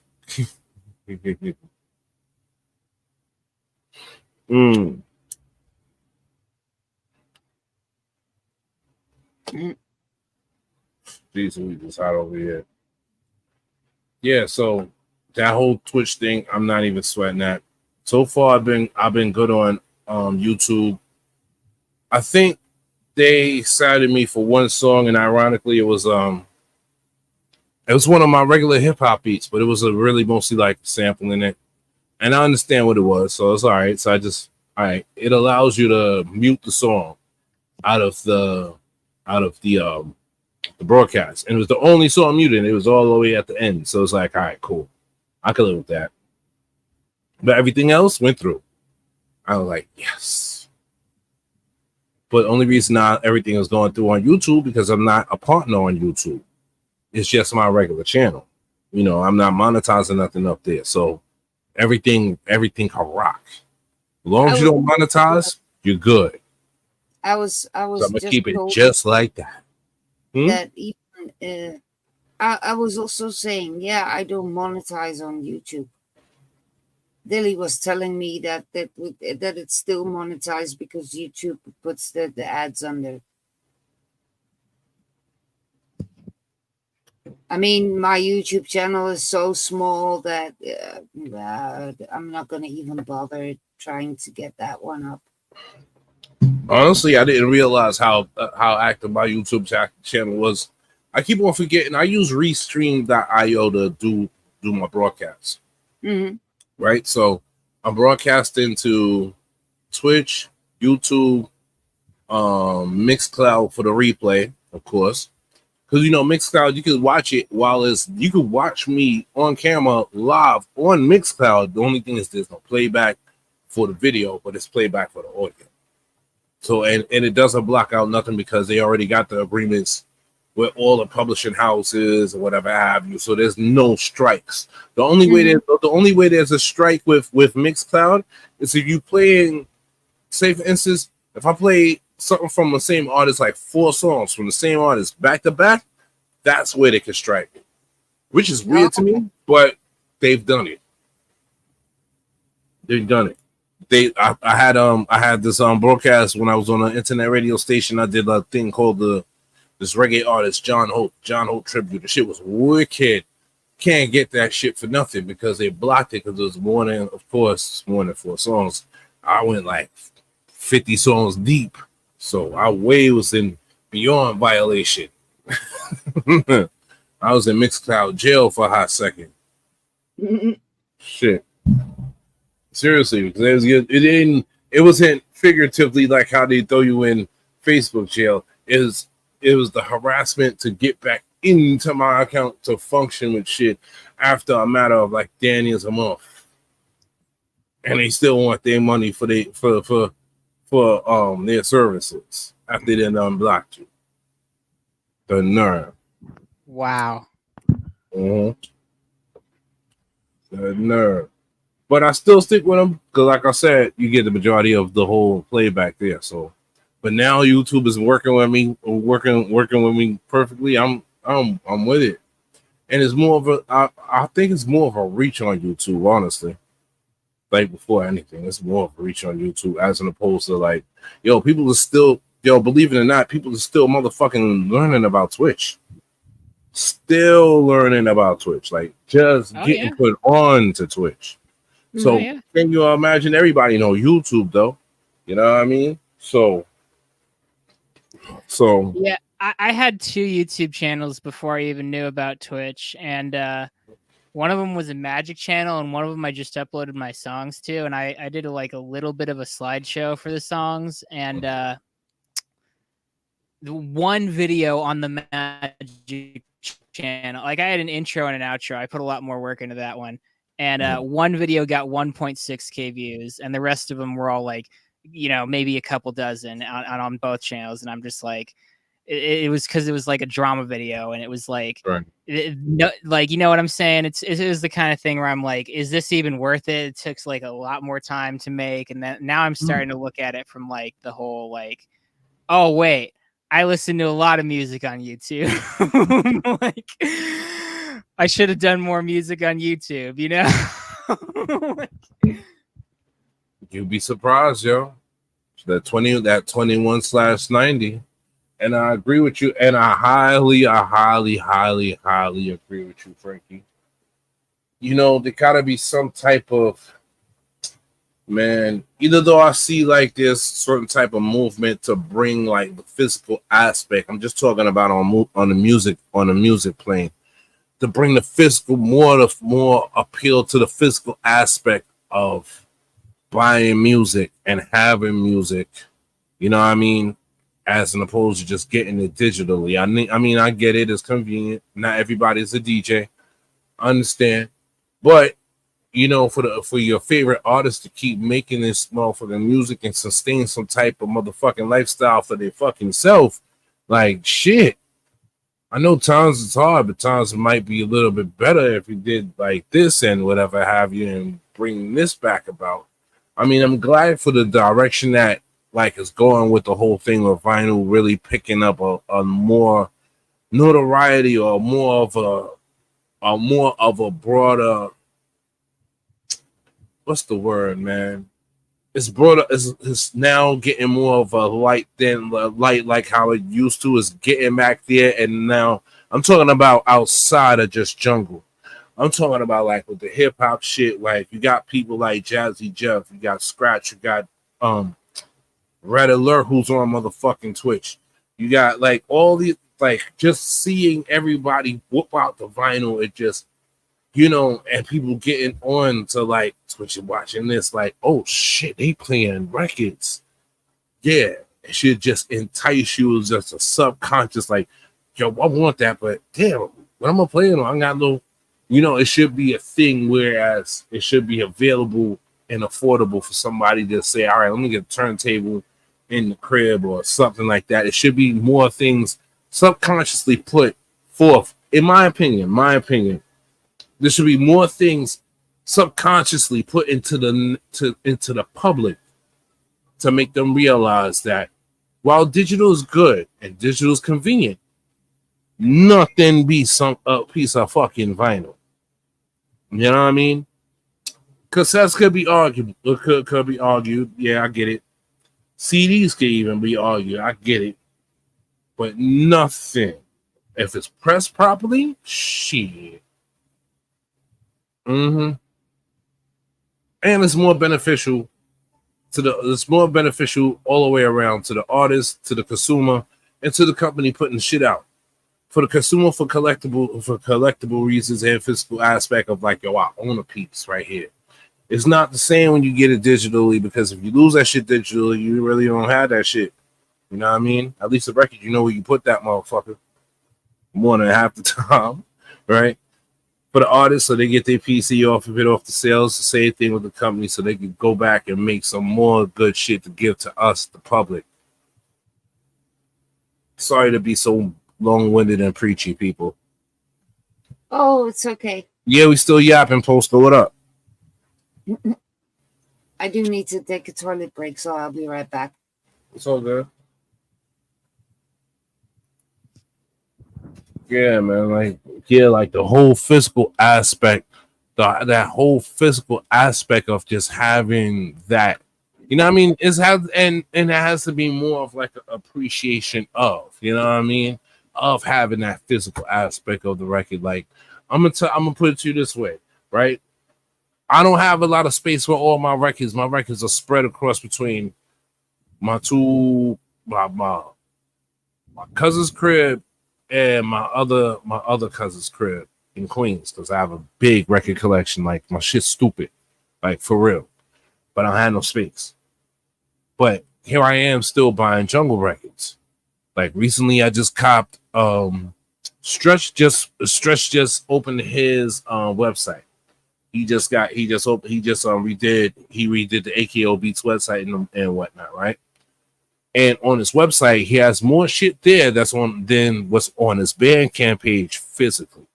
Like he'll have all the same stuff there digitally, of course, but what's there physically on Bandcamp is not what's there physically in the website. And on the website, he put up like a section of the arcade joints and got them shits at a fucking good price too. So I said, fuck this. I'm grabbing 5 of these motherfuckers one time. I think I got from 13, 15, 21, 22. I'm talking about the AKO arcade joints. So I just caught like 5 one time. Like, fuck that. Don't cost, and it didn't cost much on shipping on top of that, neither. You know what I mean? I don't know how like he got the sitting linked up, but it's decent. Like for the shipping and everything, I think my order just came out to like $1.5 or something like that, because I got some other stuff also. So yeah. But I'm more appreciative when I get the physical fucking record. I love it. You know what I mean? I love it when I'm on a project and I get that shit in a motherfucking meal and just busting that shit open and motherfucking putting that shit on the turntable and just like all my test presses, I always play them like at least twice, and then I'll put them shits up. I put them shits in the closet. That closet in the hallway behind me, and shits in the closet. I mean, nothing touch them shits no more, because once I get a better prep or figure out what, start putting them shits in frames as like a timeline thing for myself, because the shit is big for me. It's like just having these vinyls and myself being on vinyl. It's big. So for my personal shits, my test presses, start framing them shits up. But just having it physically, it's like, even if it's not my record, it's like, yo, this is dope.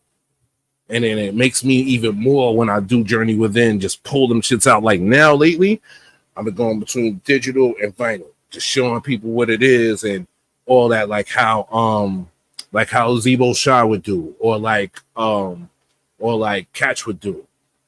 Like, yeah. It's a different feeling, man. I know you know the feeling, Mona, because you fuss with Night Force heavy.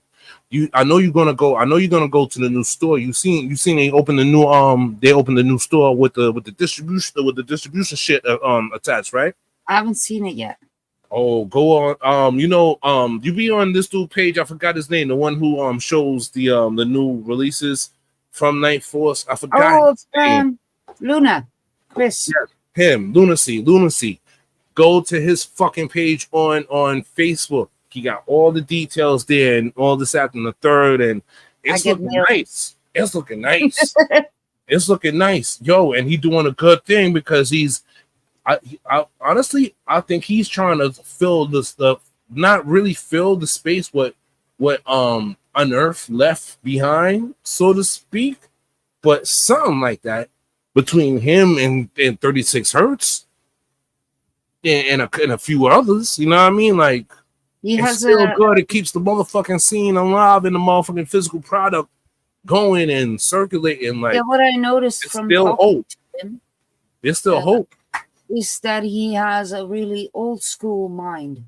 He is like we are all here making music, and we want to enjoy the music, so we still want to release it and promote it. And he really loves that feel of vinyl. So probably for him, with having the whole Unearthed stuff, and now more and more releases on Night Force itself too.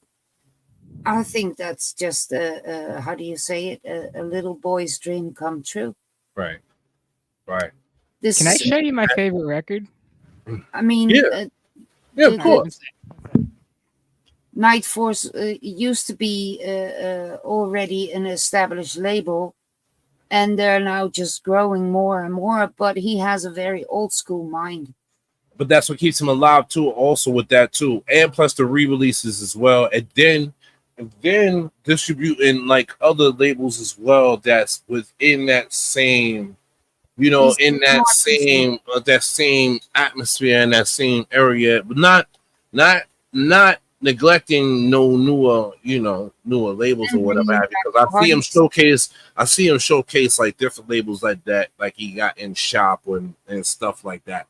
Most of the stuff he does have like though is like a lot of the in-house associations and shit like that. But rightfully so, as a unit, as a store, as a company, you should. Dream Seeker. Who's the artist? Or that's the artist name? This is a compilation by these people, and it's a Chrono Trigger remix album from Canada. And there was 200, and I got the last one as a gift, and it was like for my birthday, and it's like a lot of like a freeform hardcore. And when I saw this cover, I knew I had to enter the giveaway because I was just like, this is beautiful. You know what I'm saying? Yeah. Like this is like next to the artwork that I like have bought for like artwork. So I don't think I'm ever gonna play it because I just love it so much. Just the way it looks, you know, and like I already have the songs. So nice. That's still a crispy. It was still a crispy and fresh too. Straight Japan import from Japan. I like their presses as well too.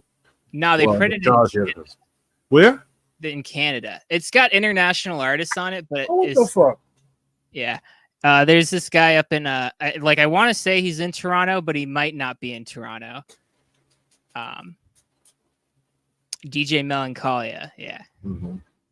And this is like their first record for the whole thing, and like the paper quality is not too great. So that's another reason it's like I can't be taking this to gigs and stuff. But right. But the vinyl, hold on.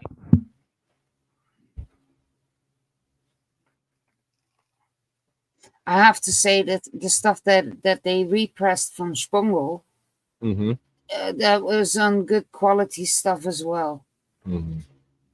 Yo, I totally agree with you, Frankie. But it looked like he's really taking this, like he's moving accordingly with it. Well, from what I see on the outside so far, what Lunacy has been doing, because I follow him normally, and it's like I've been picking it up on my page. I'm like, damn, like they really. Oh, okay. He's like, bringing the parties back as well. Yeah. And I swear, he multi-purposing the building that he's using it as the store, and like it's like a warehouse, honestly. So it's like he multi-purposing that shit, and I'm like, okay. Yeah, he's smart because now people are all grabbing back to the old, so there is a huge crowd for the old Night Force parties. And this year, number 3 will be up. They already had a boat stream as well. And yeah, I think the man is just building on the future. White vinyl, huh? What's that? What are we seeing? What was that? Hold on, that was a slip mat that came with it? Yeah. Wow. Yo, B. Yo, that's dope as fuck right there, yo. Frankie wanted to know what part did they you said they came from the six? The group you talking about, right? The album right there that like the compilation, like all the artists is from the six or something. Hold on, let me give you your Olo back. Hold on a second. See, when they're playing the control, hold on. Boof. It Bob. just says made in Canada. It's not going to say Toronto, but I'm pretty sure it's Toronto. Yeah. Made in Canada and Taz Records or Taz Recordings? Yeah. Okay. Tool assisted sounds. Okay.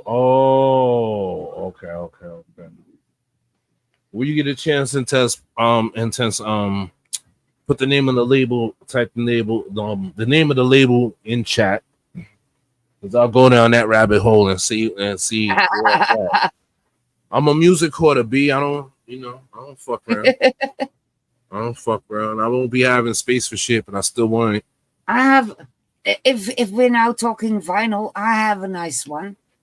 That's just, I mean, I have to make room in my my storage behind me. So this one is still standing outside. Let me see if I can grab it without knocking it down. I don't have no real one special favorite outside of like one of my own.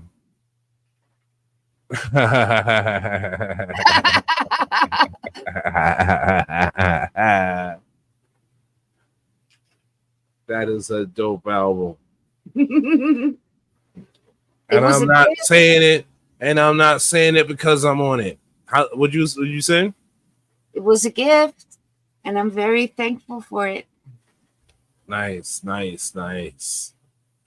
even if it wasn't a gift, honestly, that album is still inexpensive. Because when Nick put it up for the sales, I said, "What? That's how much that shit is? Damn, that shit should move. That should move. That's a good price for a double. That's a good price for a fucking double pack. And the press is dope. That press is nice. I like the press. The paper is a very nice quality. Yes. Just the whole structure of that whole double album is like, yes, this is nice. I'm happy to be a part of this. I'm happy to have you on vinyl. Finally, right? Finally. Yeah, I think it's the first one. Yeah, my personal favorite of mine. Large one, I think out of my joints, I think my personal favorite thus far on vinyl, physically on vinyl, I think my personal favorite would be, and outside of my first record, of course, my first record is gonna be close to my heart. That shit, I don't put that shit on no chart. I don't put my first record on no chart. Just know that's the first. The fuck we dealing with everything after my first record. Bigger to Frankie Guns, right? But my personal favorite is that shit that I did with Wetman, with Vivid Recordings, the BK Batman EP. Hold on. One second.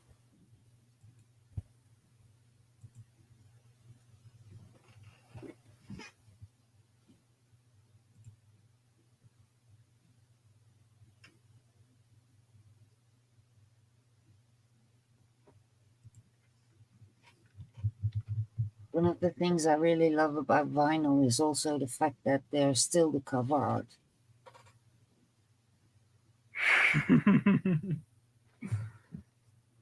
Yeah, cover art just like makes it so much better, Like I've always liked the way the size of the cover art on a vinyl. But also the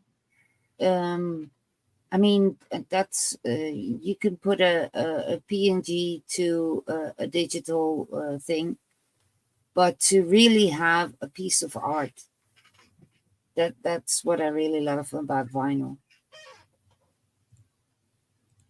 And some people do really think about their artwork, like I felt with this one.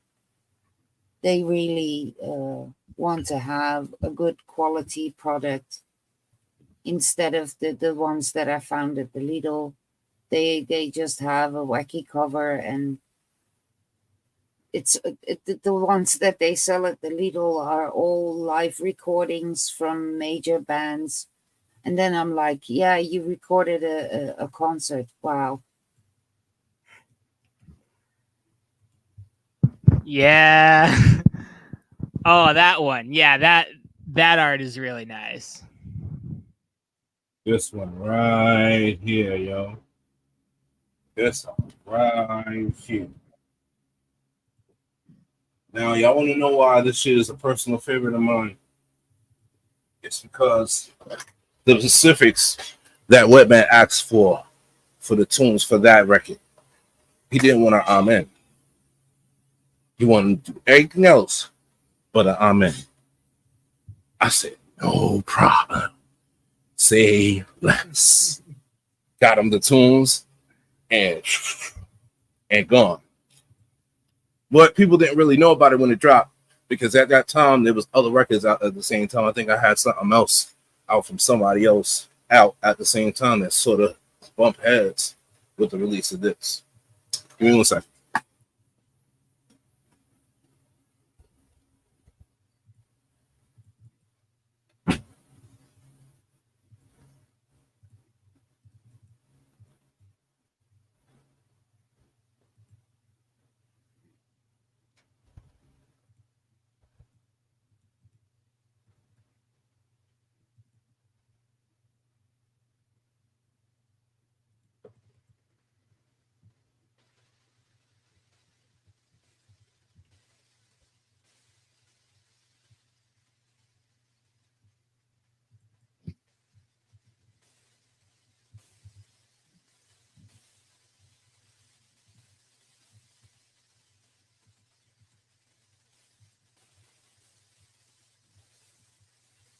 Sorry about that, people. Come on. Yeah, so that record right there in particular is like one of them ones. And he picked like 4 out of 10 records. Like, I think I sent him like 10 records and he picked like 4 out of that. And like, yo, these 4, just shorten this and this record and we straight. Just send on and we good. I think at that time when that dropped, I'm not sure if To the Future was out at that time of that with Ragamuffin. It might have been. And I think that was the one that clashed, because it was another something more physical. Something physical you get, like, you're going to decide which one you're going to get, and you're there on a budget. You know about Marcus and Lush's label. You know what I mean? You know about that. It just all depends on what you want. And then knowing that one record got played on Boiler Room, and you know what I mean, is that the vibe. But I love that fucking record because it's just this one of first of the many comprehensive joints. You know what I mean? Like my album sampler, that's comprehensive right there. That's just getting you ready of what's gonna come forth with the album. Whereas you're gonna have a mix of everything for each pack that drops. Because I'm dropping it, me and Frankie dropping it in 4 parts, all double packs, right? But it's gonna be different flavors or different energies per double pack. You understand what I'm saying? So whereas the sampler gives you Running Away, which is sort of like 160 BPM, then you got the Amen banger with motion picture, and then you got like sort of like the semi-liquid drum funk shit with the sound. So you get like, I'm trying to mix it to like give the consumer something where if you don't like one, you're gonna like the other. Mm-hmm. Or you can use the other, and the only commonality for each track is all of them shits are DJ friendly. Each one of them motherfuckers are DJ friendly. Straight up. Every record on my album is DJ friendly. I had to make sure I did that shit because, you know, as much as I love some certain artists or whatever have you, some of them have masterpieces, but they're very not DJ friendly. Like all right, I understand they be sinking into the art, but if you're selling physical product, think about who the fuck is mostly gonna be playing it. It's gonna be us DJs. Leave a motherfucking hi-hat as a guide in that motherfucker, or some shakers or some shit. Got us into the beat so we don't be crashing like two freight trains And, in public. and don't just go bop bop bop lyrics. Have an intro. You know what I mean? Like shit, do something. You know what I mean? I could respect, like, I'm to the point of like, well, whereas like my brain will work where I can mix two profane records together, because I don't know, my brain could dissect his drum code of, oh, that's the one. Whew. And hearing it on the surface, it might not fit, but it fits. But you know, at least he gives you a guide into the fucking drama of his crazy drums. At least he gives you the DJ friendly ability to motherfucking attempt to mix the shit in. A lot of people who's on timing with their drums, long, airy beginning, no fucking hi-hat or anything, and you're looking for that one to hit in, and that's frustrating sometimes. But I digress. I know what you mean. I fully digress. Complex Curve Radio, big up each and every. Yeah, indeed, man. Yeah, Profane is our modern version of John Coltrane and Max Roach combined. He is that, because as he's those two things combined, Opius is the digital version of Buddy Rich, because that's who he grew up on. That's like he grew up listening to that shit. And I wouldn't have noticed that until, ironically, I shared a video, like somebody put up a clip of Buddy Rich getting busy on, I think, the Tonight Show or something like that. And Nick TVG commented underneath the joint, and then they're engaged in the conversation underneath there about him listening to Buddy Rich and Max Roach joints when he was like 9 years old. I'm like, oh shit. Now I understand why these fucking drums are so fucking crazy. This is what you're raised with this. You raised with this shit. That's why you're doing this shit digitally like this. All right. Makes sense. You know, like for me, when I do the shit with the drums, my jazz influences, like from things that I didn't even realize, like just subconsciously picked up on, is groups like Weather Report and shit. Groups like is Weather Report, Cannibal Adderley, Herbie Hancock, Bob James, of course, Bob James, of course, David Axelrod, of course, you know what I mean, of course, Jimmy McGriff, everybody that's drum, like nice with the drums. Only people I didn't really get accustomed to or really have knowledge of, ironically, was Max Roach or Buddy Rich. Like, I knew of Buddy Rich on TV, but I didn't know of his songs. I knew of him on TV because at the time that he's on the Tonight Show and shit like that, it's the time I'm seeing him be on the fucking Muppet Show and battling against Animal. That was my introduction to Buddy Rich on the Muppet Show. Him versus Animal. Yeah. Mama. Mm-hmm. For those who don't remember, well, a lot of new gen, you know, generation. The Muppet Show was a dope, you know, puppet show that used to come on regular TV and shit. It was the biggest shit on a Sunday night, I swear, because of Kermit, Miss Piggy, everybody involved, and all the guests they had pulling up. Like it was an event. It was definitely an event. You know, God bless. Yeah, there you go, my man Gonzo. Damn right. God rest his soul to the one Jim Henson. I swear, that motherfucker was a genius. Yeah.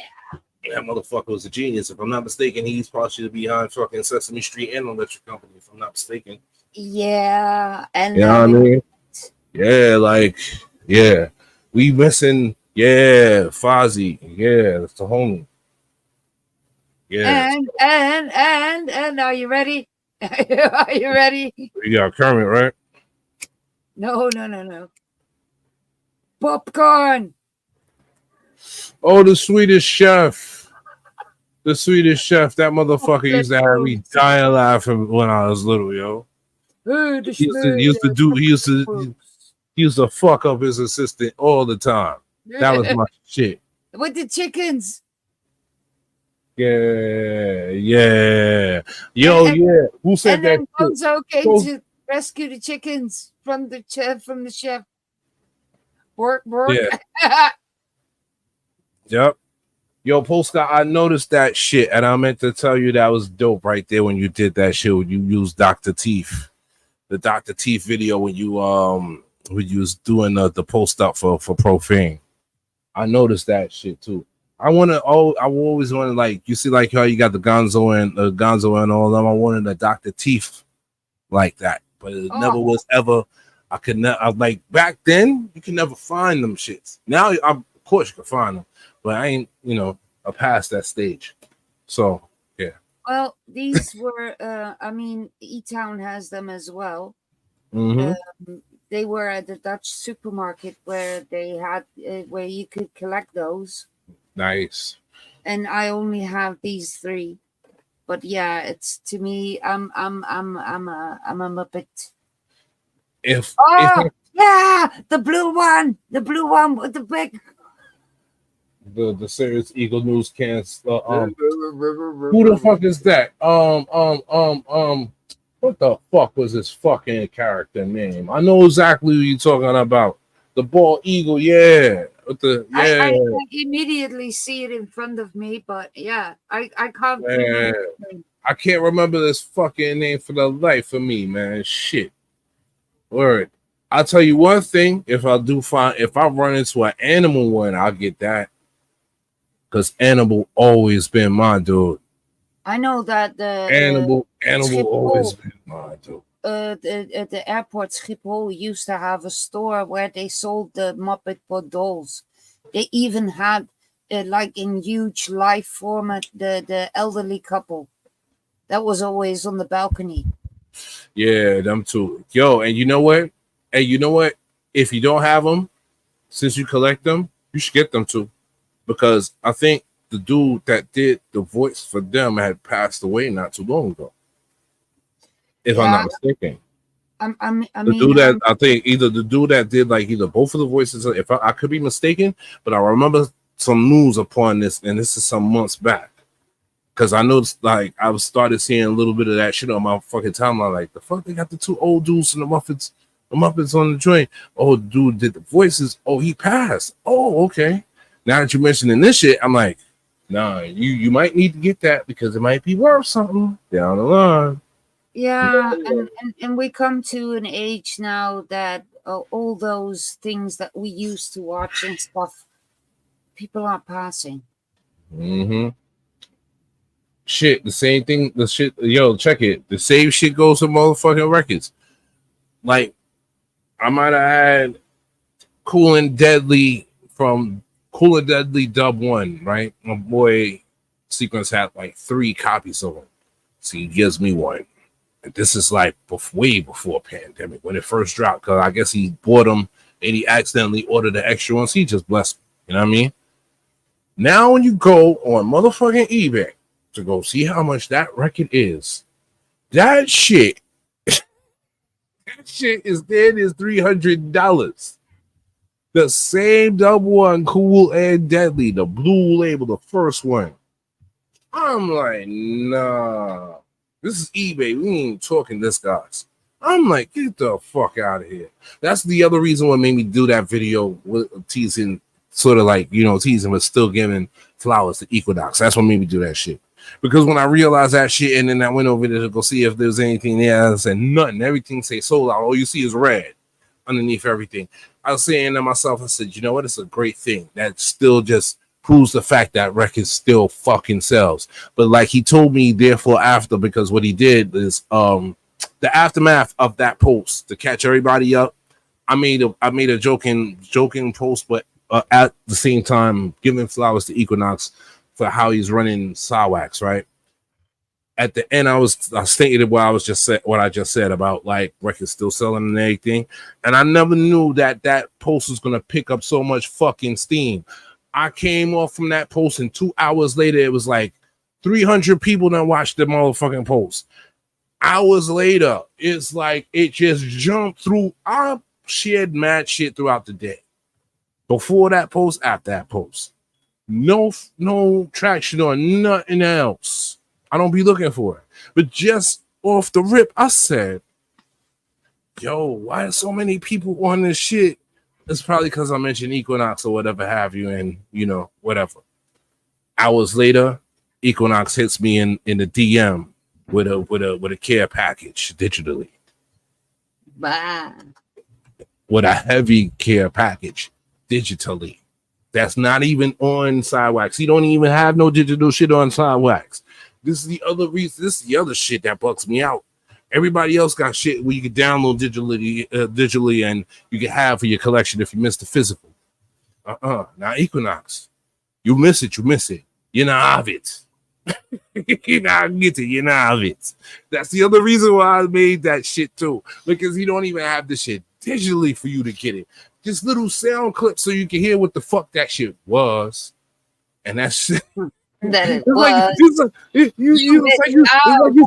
like I look at that shit and all due respect, it's like you taking a piss on the people when you do that shit, B. I said, you don't let me hear that shit I can't buy the shit in no way or form of fashion.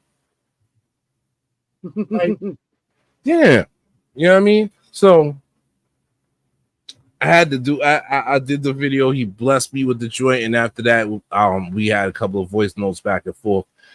And he was telling me, he was like, yo, it took a while for it to get to that. Like, it took between doing the parties, between everybody doing the works outside of the label too, which is big and which was important too, because Double One was doing shit on different labels, Nebula was doing shit on different labels. Like, everybody within that initial circle was doing stuff internal for Silex, but also doing shit on other labels that was just of big quality that made.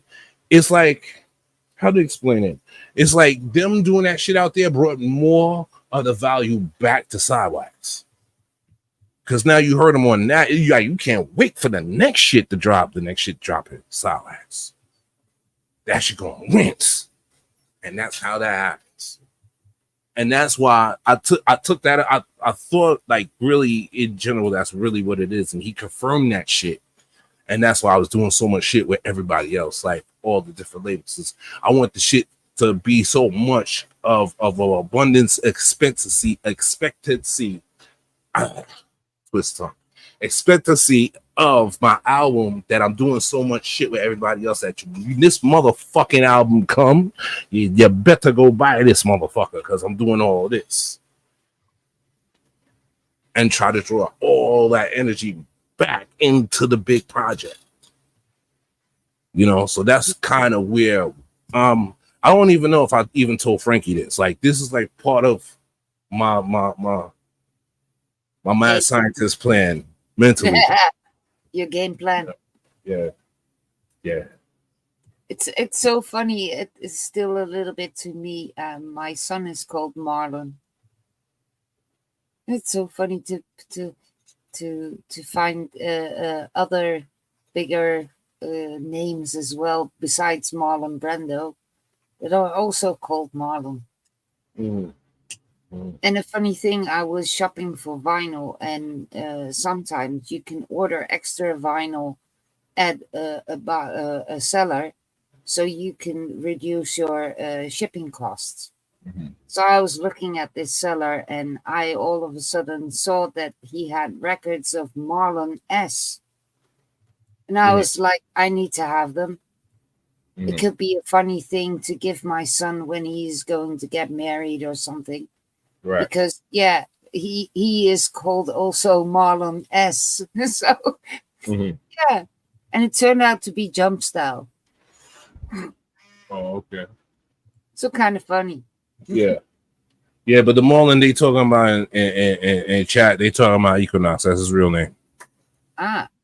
That's his real name is Marlon. Equinox.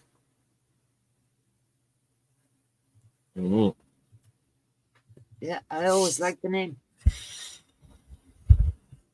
I know a few Marlins. That's crazy. I just realized that I knew a few Marlins and all of them are Jamaican. That must be a trademark Jamaican name. Marlon. You got Equinox, that's a Marlin. There's a reggae artist by the name of Bling Dog, that's another Marlin. One of my personal friends down with Polo Low Lobs. His name is Marlin, aka Marlo. Yeah, all of them Jamaican. That gotta be one of the main Jamaican names. And you know how they make those mean videos talking about what's the top 10 Jamaican names you find with kids, and they got Rupert, and yeah, Marlon has to be a part of that shit. Because I don't know no regular American Marlins. Outside of Marlon Wayans. I know nothing of them. Marlon Wayans, the Wayans brothers, the Wayans family, the comedy family that does like all those movies like Don't Drink, what the fuck? It's a long ass title. If I showed you a picture of them, you know what I'm talking about. They done a lot of comedy throughout the years and shit. Okay. The movie White Girls. You have the comedy movie White Girls. You ever seen that? No. Shit, you gotta see that. Is Marlon and his brother, they're cops, and they go undercover with the bodysuit of white women in college, and they have a part 2 to the shit, and everything is hilarious as fuck. It's hilarious. Of course, the plots are just enormously inflated, but they comedy prowess sells the whole shit. So yeah.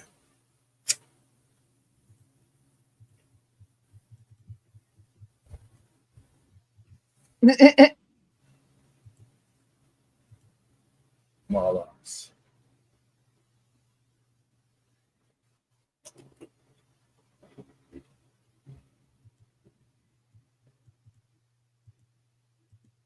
I don't watch that. Ready? Lodge of Spire 1210. Yeah. Spire. Spire exactly. That movie. The movie I'm talking about. Polska. I would actually love to, but considering that I've sent Equinox a great amount of tunes, and he'll play some, he'll play 1 or 2 when he gets around to it, or if you see me pop up in the chat or whatever have you, and I'm larging up everybody, then if he has space for it, he'll put me in the mix like MC Hammer. They put me in the mix, right? So he'll put me in a mix one time. So I look at that, if he want to remix something, if he has like over 30 records of mine, so if he want to remix something, all he has to do is holler. I'll definitely give him the fucking green light to do any record of mine. He know that. Dublin knows that. Pretty much. So you're just waiting on results. Truth be told, I did I did holler at Dub One to do a remix for me, so I'm just allowing it because, you know, he's, you know, life. I always say life happens. You understand? And when life happens, sometimes you can't stop certain shit, but that shit can stop certain shit, if that makes sense. You know, so like it happened where it takes you away from this, but you got to handle that in order to get back to this. And it might take a while. So it's those type of things, and it could be physical and mental. And in this case, it could be both. You know, I'm just hypothetically speaking, but I am speaking along the terms of what it is actually, because we did have that conversation a couple some weeks ago. You know what I mean? Because I was hollering at him, I was just hollering at Dub One just to check in, you know, just regular check in, not even asking for tunes or none of that shit. You know, just to, you know, to see the homie I ate. You know what I mean? I ain't sometimes you don't hear from people, and you look around you and you see people that's close to you dropping. It's like, wait a minute, who I ain't talked to in a minute? Nah, man, let me holler at the homie and see how he doing, because I know he got health issues too and all this other next shit. Let me holler. You know what I mean? Even if I just drop a line just to let him know, like, yo, I'm hollering just to, you know. But he was telling me like he sort of been out of the loop, and I get it. I get it. I be having those moments where I'm not really productive on the production. And these days is that time. Dealing with the shit with my spine, my hand, and all this shit. Yeah.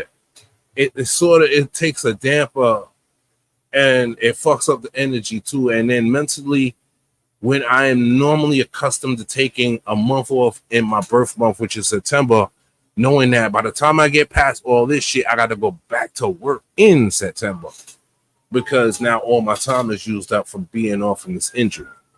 Sort of fucks me up. So that's why I'll say, like, after my shit, I'm gonna do some IT training, because I can't deal with this physical shit. The only physical shit I should be dealing with is getting up and going to go fucking play music. Seriously. Honestly. And get you groceries. That shit been in my fucking soul since birth. It's like everything that deviates away from that motherfucker always turns into a motherfucking catastrophe. You know, throughout my life, and it's proven to be so. Like every other job that I've had, either they close down because of either finances or some dumb shit, or they get swallowed up by another corporation and they dash away the staff. So now you got to go look for something else. I've been through all that type of shit. You know what I mean? And it's like the one thing that I fall back on that helps me and keeps me somewhat afloat and whatnot is my ability of knowing how to fucking DJ. Period. Save my ass. This music saved my life.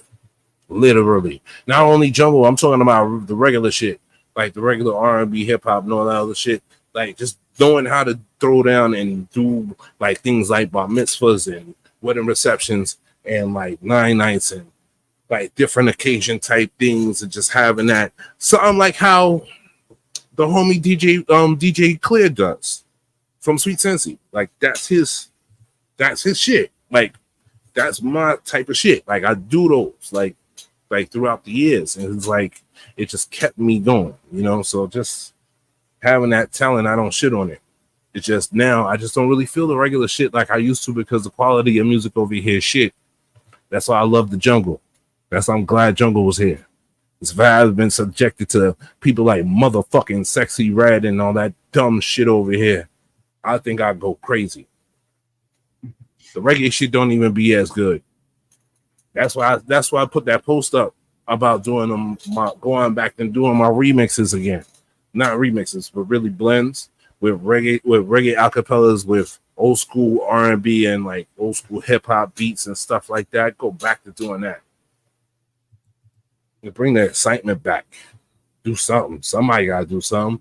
I'm just a little pea in the pod, but that pea in the pod could be on the motherfucker on the ground like a hard ass stone and juke you in the foot. You'll notice that shit. You step on it. Or it can get between your toes. You know, so it doesn't even have to be hot, but it can get between your toes. Yep, exactly. Yes, Polska. Yeah. Dylan a good dude, Polska. Very, very good dude. Very, very, very good dude. Yo, and I guess I could talk about it a little bit because he started showing like the label clear, Sweet Sensei, Dylan. He already started showing the label a little bit. My double 10-inch from Sweet Sensei is up next. Ton Weight, the Ton Weight EP. That's coming. Yeah. That one's gonna have, and that's another balanced project. That right there. See, like that's the first one. You see that Wet Man? That's all right. So here's the next balanced project right next to my album sampler that's coming. When I'm in, and everything else is different drums with just a different feel to everything. So you give your consumer just enough. Like if you don't like one, you have another one that you have two more you can flash and use, and all them motherfuckers DJ friendly again. So yeah. Be on the lookout for that, people. It's that soon forward. And then I think after that drops, that's about that time. After that drops should be the first part of the album. Like it'll be a space between all this what I'm talking about. Between the double 10 and the first part of my album, there's gonna be a space.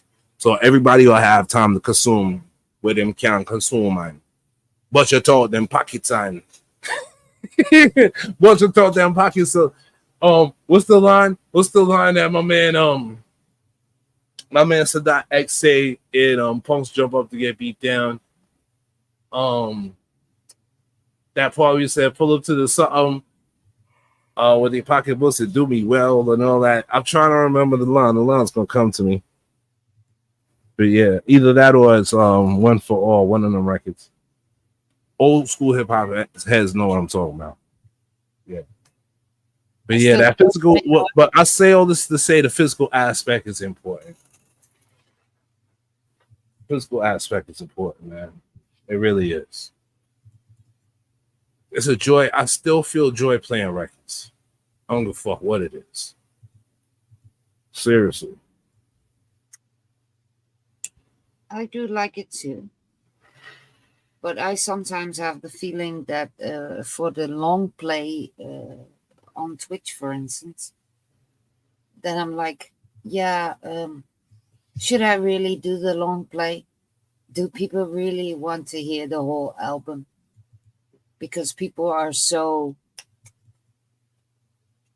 That depends on your crowd. You the pilot. You the driver. You in the driver's seat.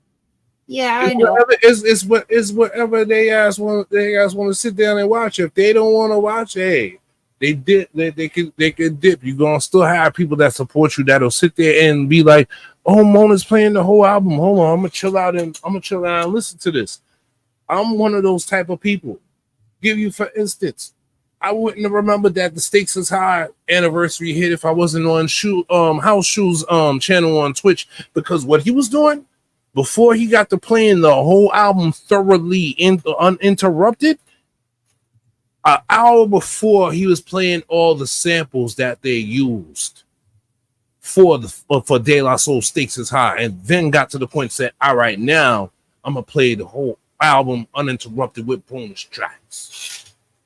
There was like over 600 some odd people sitting there listening to that motherfucking album from the back, and I was one of them. So you never have to front of worry about who are gonna watch or this or that and the third is whatever you want to provide for your content. You never worry about it sometimes. You know what I mean? You only worry about it when it's motherfucking uber controversial. But some shit like that, they don't want. If they your peoples and they your followers, they gonna follow you regardless. You know, if they want to sit there watch it, they want to listen, all right. But then and then on top of that, you got to remember you got your lurkers. You got your lurkers that probably want you to play the whole album because they're not on screen, but they got the sound running while they cleaning, cooking, etc., playing video games and shit like that. And they have you running in the background, and you understand, like things like that to that nature. You know. Mm-hmm. Mm. Easy Complex Curve. I might pop out for a little bit later, play one or two tunes or something. I don't know. I know I gotta prep up for tomorrow's show. That's for sure. I think I'm probably gonna have like 2 new dub plates for tomorrow. Something like two. It all depends. Because like I said, my cousin is here from Nashville, Tennessee. My cousin Cartier Jones. He's the one who taught me how to motherfucking make beats in the first place. Off of ASR 10, MPC 2000, etc., etc. The one you see sometimes come pop in the back, you hit him. You know, I catch him when he come back around so I can introduce him to y'all. But yeah, he's up here on a quick visit or whatnot. So, you know, I'm putting a little time, you know, I ain't seen him in a minute either. Tell me all about Tennessee and, you know, fixing my head and see if I'm gonna come visit down there hot as fuck. So I don't know about that. Me and the heat up here is not getting along. I want a divorce from this motherfucking heat right now. You just need to send me some of that motherfucking Dutch cold down here. Like ASAP, like Rocky, like for real. Like, yeah. Yeah, at the moment, so. Yeah, but we're gonna have a break in the weather tomorrow, so thank goodness for that. It's gonna be like 83 tomorrow, so I'm looking forward to that. I could do that. Hot day tomorrow. I think we're gonna have a hot day here tomorrow, and I don't really like it because I need to work. Oh, you're gonna have a hot day out there tomorrow? Probably. It's like our weather. It's like our weather is pushing over the year as it goes by and shit. That's what I noticed too. It's like what we have, y'all end up getting like what we catch and what Canada catches, y'all catch like shortly therefore after, after we get it. Like some part of our heat wave, they got that shit too. Like they got a part of that shit up there too. And which I'm sort of glad that there's not the repetitive thing of the fucking wildfires this year. Thank God. Oof, that shit was treacherous. That was treacherous and scary, to say the least. You know what I mean? But I'm glad it's not happening like that this year, you know? So, but they're getting the same summer like us. See, UK been enjoying the hot days, so they rarely get it like that, but they get a lot of rainy days out there too. Yeah. And then I go to London for the Night Force party. And what do I get? Rain? A heat wave. Oh, heat wave. So you caught it. You caught it. The UK. Yeah, but you caught them at a good time.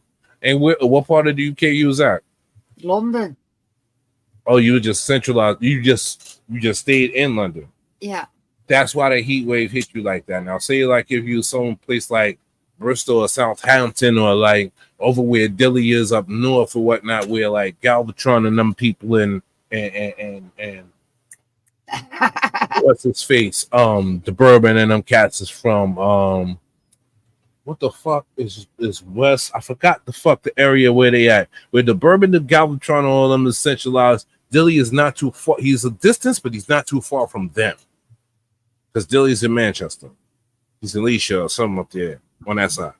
So he's not too far from them. So from my homies over there on that side.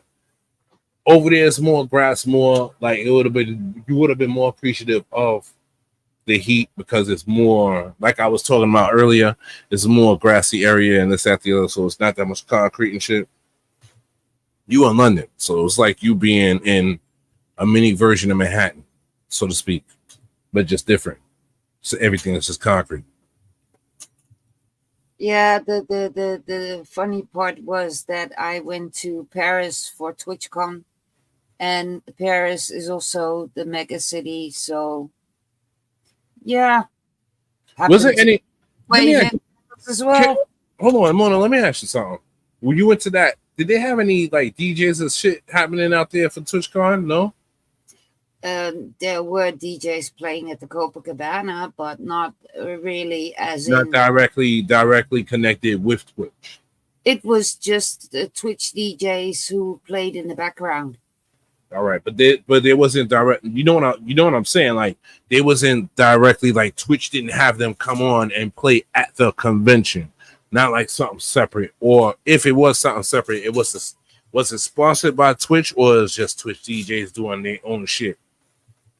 Twitch is kind of taking the DJs. They also had, like in San Diego, they had Thug Shells up on the Copacabana. Thug Shells is cool, but she ain't a DJ. She a rapper. Yeah, but for instance, they had those kind of streamers over, and John B opened TwitchCon Paris. He was playing in the entry hall, so to speak. Okay. And it's nothing major, and most people walking there probably don't even think about the fact that the artist might be Twitch. You know the reason why I asked that? Because you got people like Craze, you got people like Jazzy Jeff, people like Scratch Bastard, people like let's take us out the fucking equation, because I'm not to downgrade none of us, right? But compared to them, we are nobody, all right? And they up there, no matter what time they get on, all right? And these are motherfucking household names. You mean to tell me Twitch didn't think and especially somebody like Jazzy Jeff, who could bring on extra sponsorship, because he gets sponsored by like different like DJ companies or whatever have you for equipment and shit like that. Imagine joining that shit up with motherfucking Twitch and somebody being actually having a fucking brain in corporate at Twitch to be like, yo, this is a super entendre opportunity to say, yo, we could bring this into this, especially now that we're doing this whole DJ program shit or this new DJ format shit. Bring somebody in that plays most of the shit that's in that same conundrum with all of that publishing. Jeff, any of the people I just mentioned, they're safe. If they could join that program, and they'll be safe straight through. They will have no strikes on their fucking joint, just because they followed everything they play is within that aura. It's not like us that, like, I would say 70% of the jungle is not a part of Sony, BMG, Warner Brothers, and all that other shit, or not even a part of Cygnus for that matter. And even then, somebody like me who always, I always rinse my dub plates. I don't give a fuck. It's my channel. They could strike me for that because it's unreleased. That's why I'm like, yo, I don't give a fuck. I could just let go of this partnership shit. Or if you strike me and you just done off my channel, I have the same energy like my homie Frankie Guns. It's been a nice run. I'll go someplace else with it. Seen? So I'll come here and do if they let me have the channel back, or if I gotta build another channel, I'll have it back for stuff like this, where we're doing this, where we're just chatting and stuff like that. But if they get on the bullshit with the music, hey, YouTube letting me live. I'm still on Mixcloud. There's Trovo. You know what I mean? There's different sites. There's different sites. Places like Restream.io, they open up the floodgates to let you go see what other channels or what other sites which you can actually sneak in and go play music and bring a crowd there and stuff like that, because they have a whole list of whole list of channels where they share the stream to. So right there, that's the rabbit hole in itself. That's why I'm like, let Twitch get on their bullshit. So what? So what? Twitch, y'all want to do that? All right, fine. I'm over here. But like Mark says, there are a few DJs playing, but I also I heard that Blitzmac was asked, a drum and bass DJ, asked to open on Friday in Rotterdam. But it's not, I mean, some of the gamers are really like portrayed it as, yeah, they are there. And like the big names are being really fronted, but not from the DJs. Mm-hmm. They let's say to throw a name because I don't watch all the huge streamers, but they would rather than promote somebody like an Amaranth than they would do, let's say, a John B.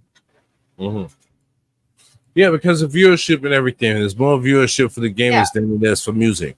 But as in like everything just being combined, and now that they're doing this whole thing with the DJ program or whatever have you, you figure that they would motherfucking pick up steam on that shit. And just like Mark and Sutton just said, I noticed that like it might be see like how he just said like they just now picking out motherfuckers that have like large chats or large followings and shit like that. But even that within that same aspect, they still ain't motherfucking picking up motherfucking main names. They need to be motherfucking picking up, like I aforementioned, that have large ass chats and large ass followings and this, that, the, and the third. Somebody who will top everybody who I fucking aforementioned that they don't motherfucking have come there do some shit. Fucking DJ Spinner. DJ Spinner every year he motherfucking maxes out and crashes out everybody on my motherfucking channel list anytime he does Wonderama, where he does Mac Out the Park and plays nothing but Stevie Wonder shit, and Stevie Wonder morning after time pull up on him live. So it's like, y'all don't call people like him and his shit be. That's why I be looking at it different sometimes. Well, if you want to, and then also, not to interrupt you, I'm sorry. And then on top of that, big shout out to my homie motherfucking guy. I seen the post that the homie Simon put up from Overshadow for my homie Galvatron. That shit, I felt so fucking happy for my homie that he's releasing now on Overshadow. He's next on Overshadow, Galvatron. And he's been very, very, very, very, very, very persistent. I can actually say that outside of the streams that we do see him doing production, like from me and him chatting and all that and DMs, and he deserves it. He really, really does deserve that release. Him releasing on there is like, say, me having a motherfucking proper release on AKO. Put it to you that way. So that's big. I don't count AKO as M5 because that's only one song. That's only one song. You know what I mean? It's not like I got a full-on joint.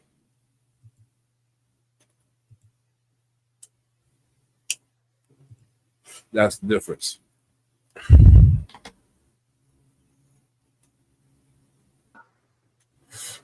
All right, people. So we've been going for like 7 hours of change. and for I me, know I it's just have my little I don't have my little 2 beef patty, but my one, yeah, my real food. So who are we rating right now? It looks like we probably going. I'm probably going to lick Red Army Audio because he's on and popping right now. Yeah.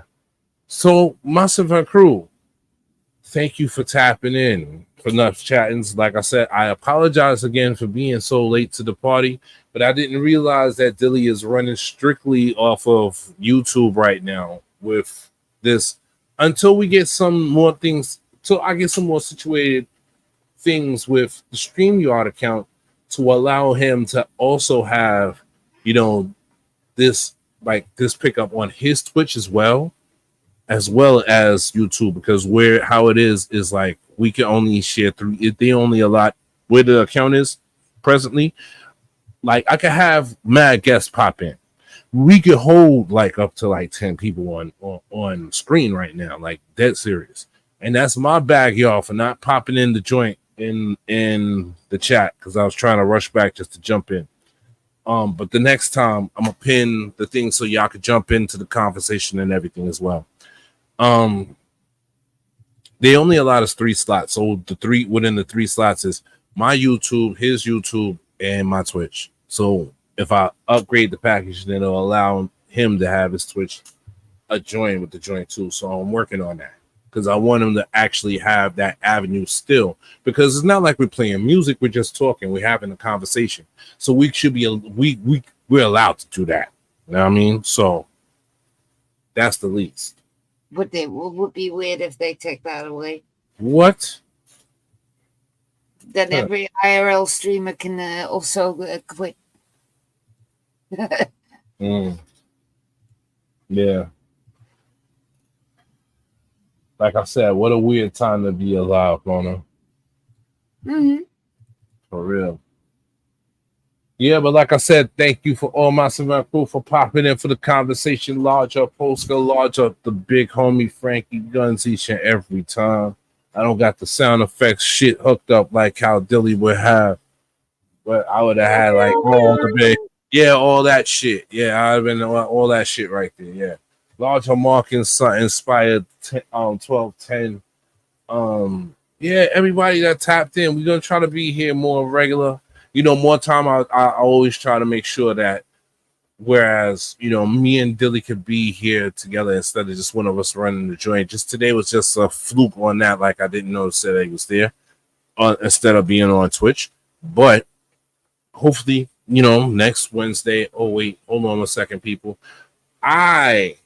Dilly probably will be running the show by himself next week, Tuesday, because I will still be in the hospital at that point in time, because my spine surgery is next week, Tuesday, not the Monday. So I got to spend 2 days in the hospital. So, yeah, I won't be here for that or my show on Jungle Train. I'm probably going to have one of the homies sub in for me and hold that down for me and shit. It'd be weird. I would and now I'm thinking about that shit. I might holler at, I doubt he'd do it, but I'm probably going to holler at Rumbleton to cover me, because that was his old slot. That'd be a treat to the people. While I'm getting chopped up on the operating table. Well, I'm gonna butt out from the camera. I will stay for the raid, but yeah, have a great night and thanks for talking with you. Yeah. Thanks, large up, Mona. Large up. Thank you for always being We're here. back. You know. Dilly, large up. I know you probably had you might have had a very important, meeting, and this, that, on the third, bro. So, large up. I know he'll chat to me later. And Mustafa crew, large up. Bless up. Till next time. Seen? Nuff Chattingz.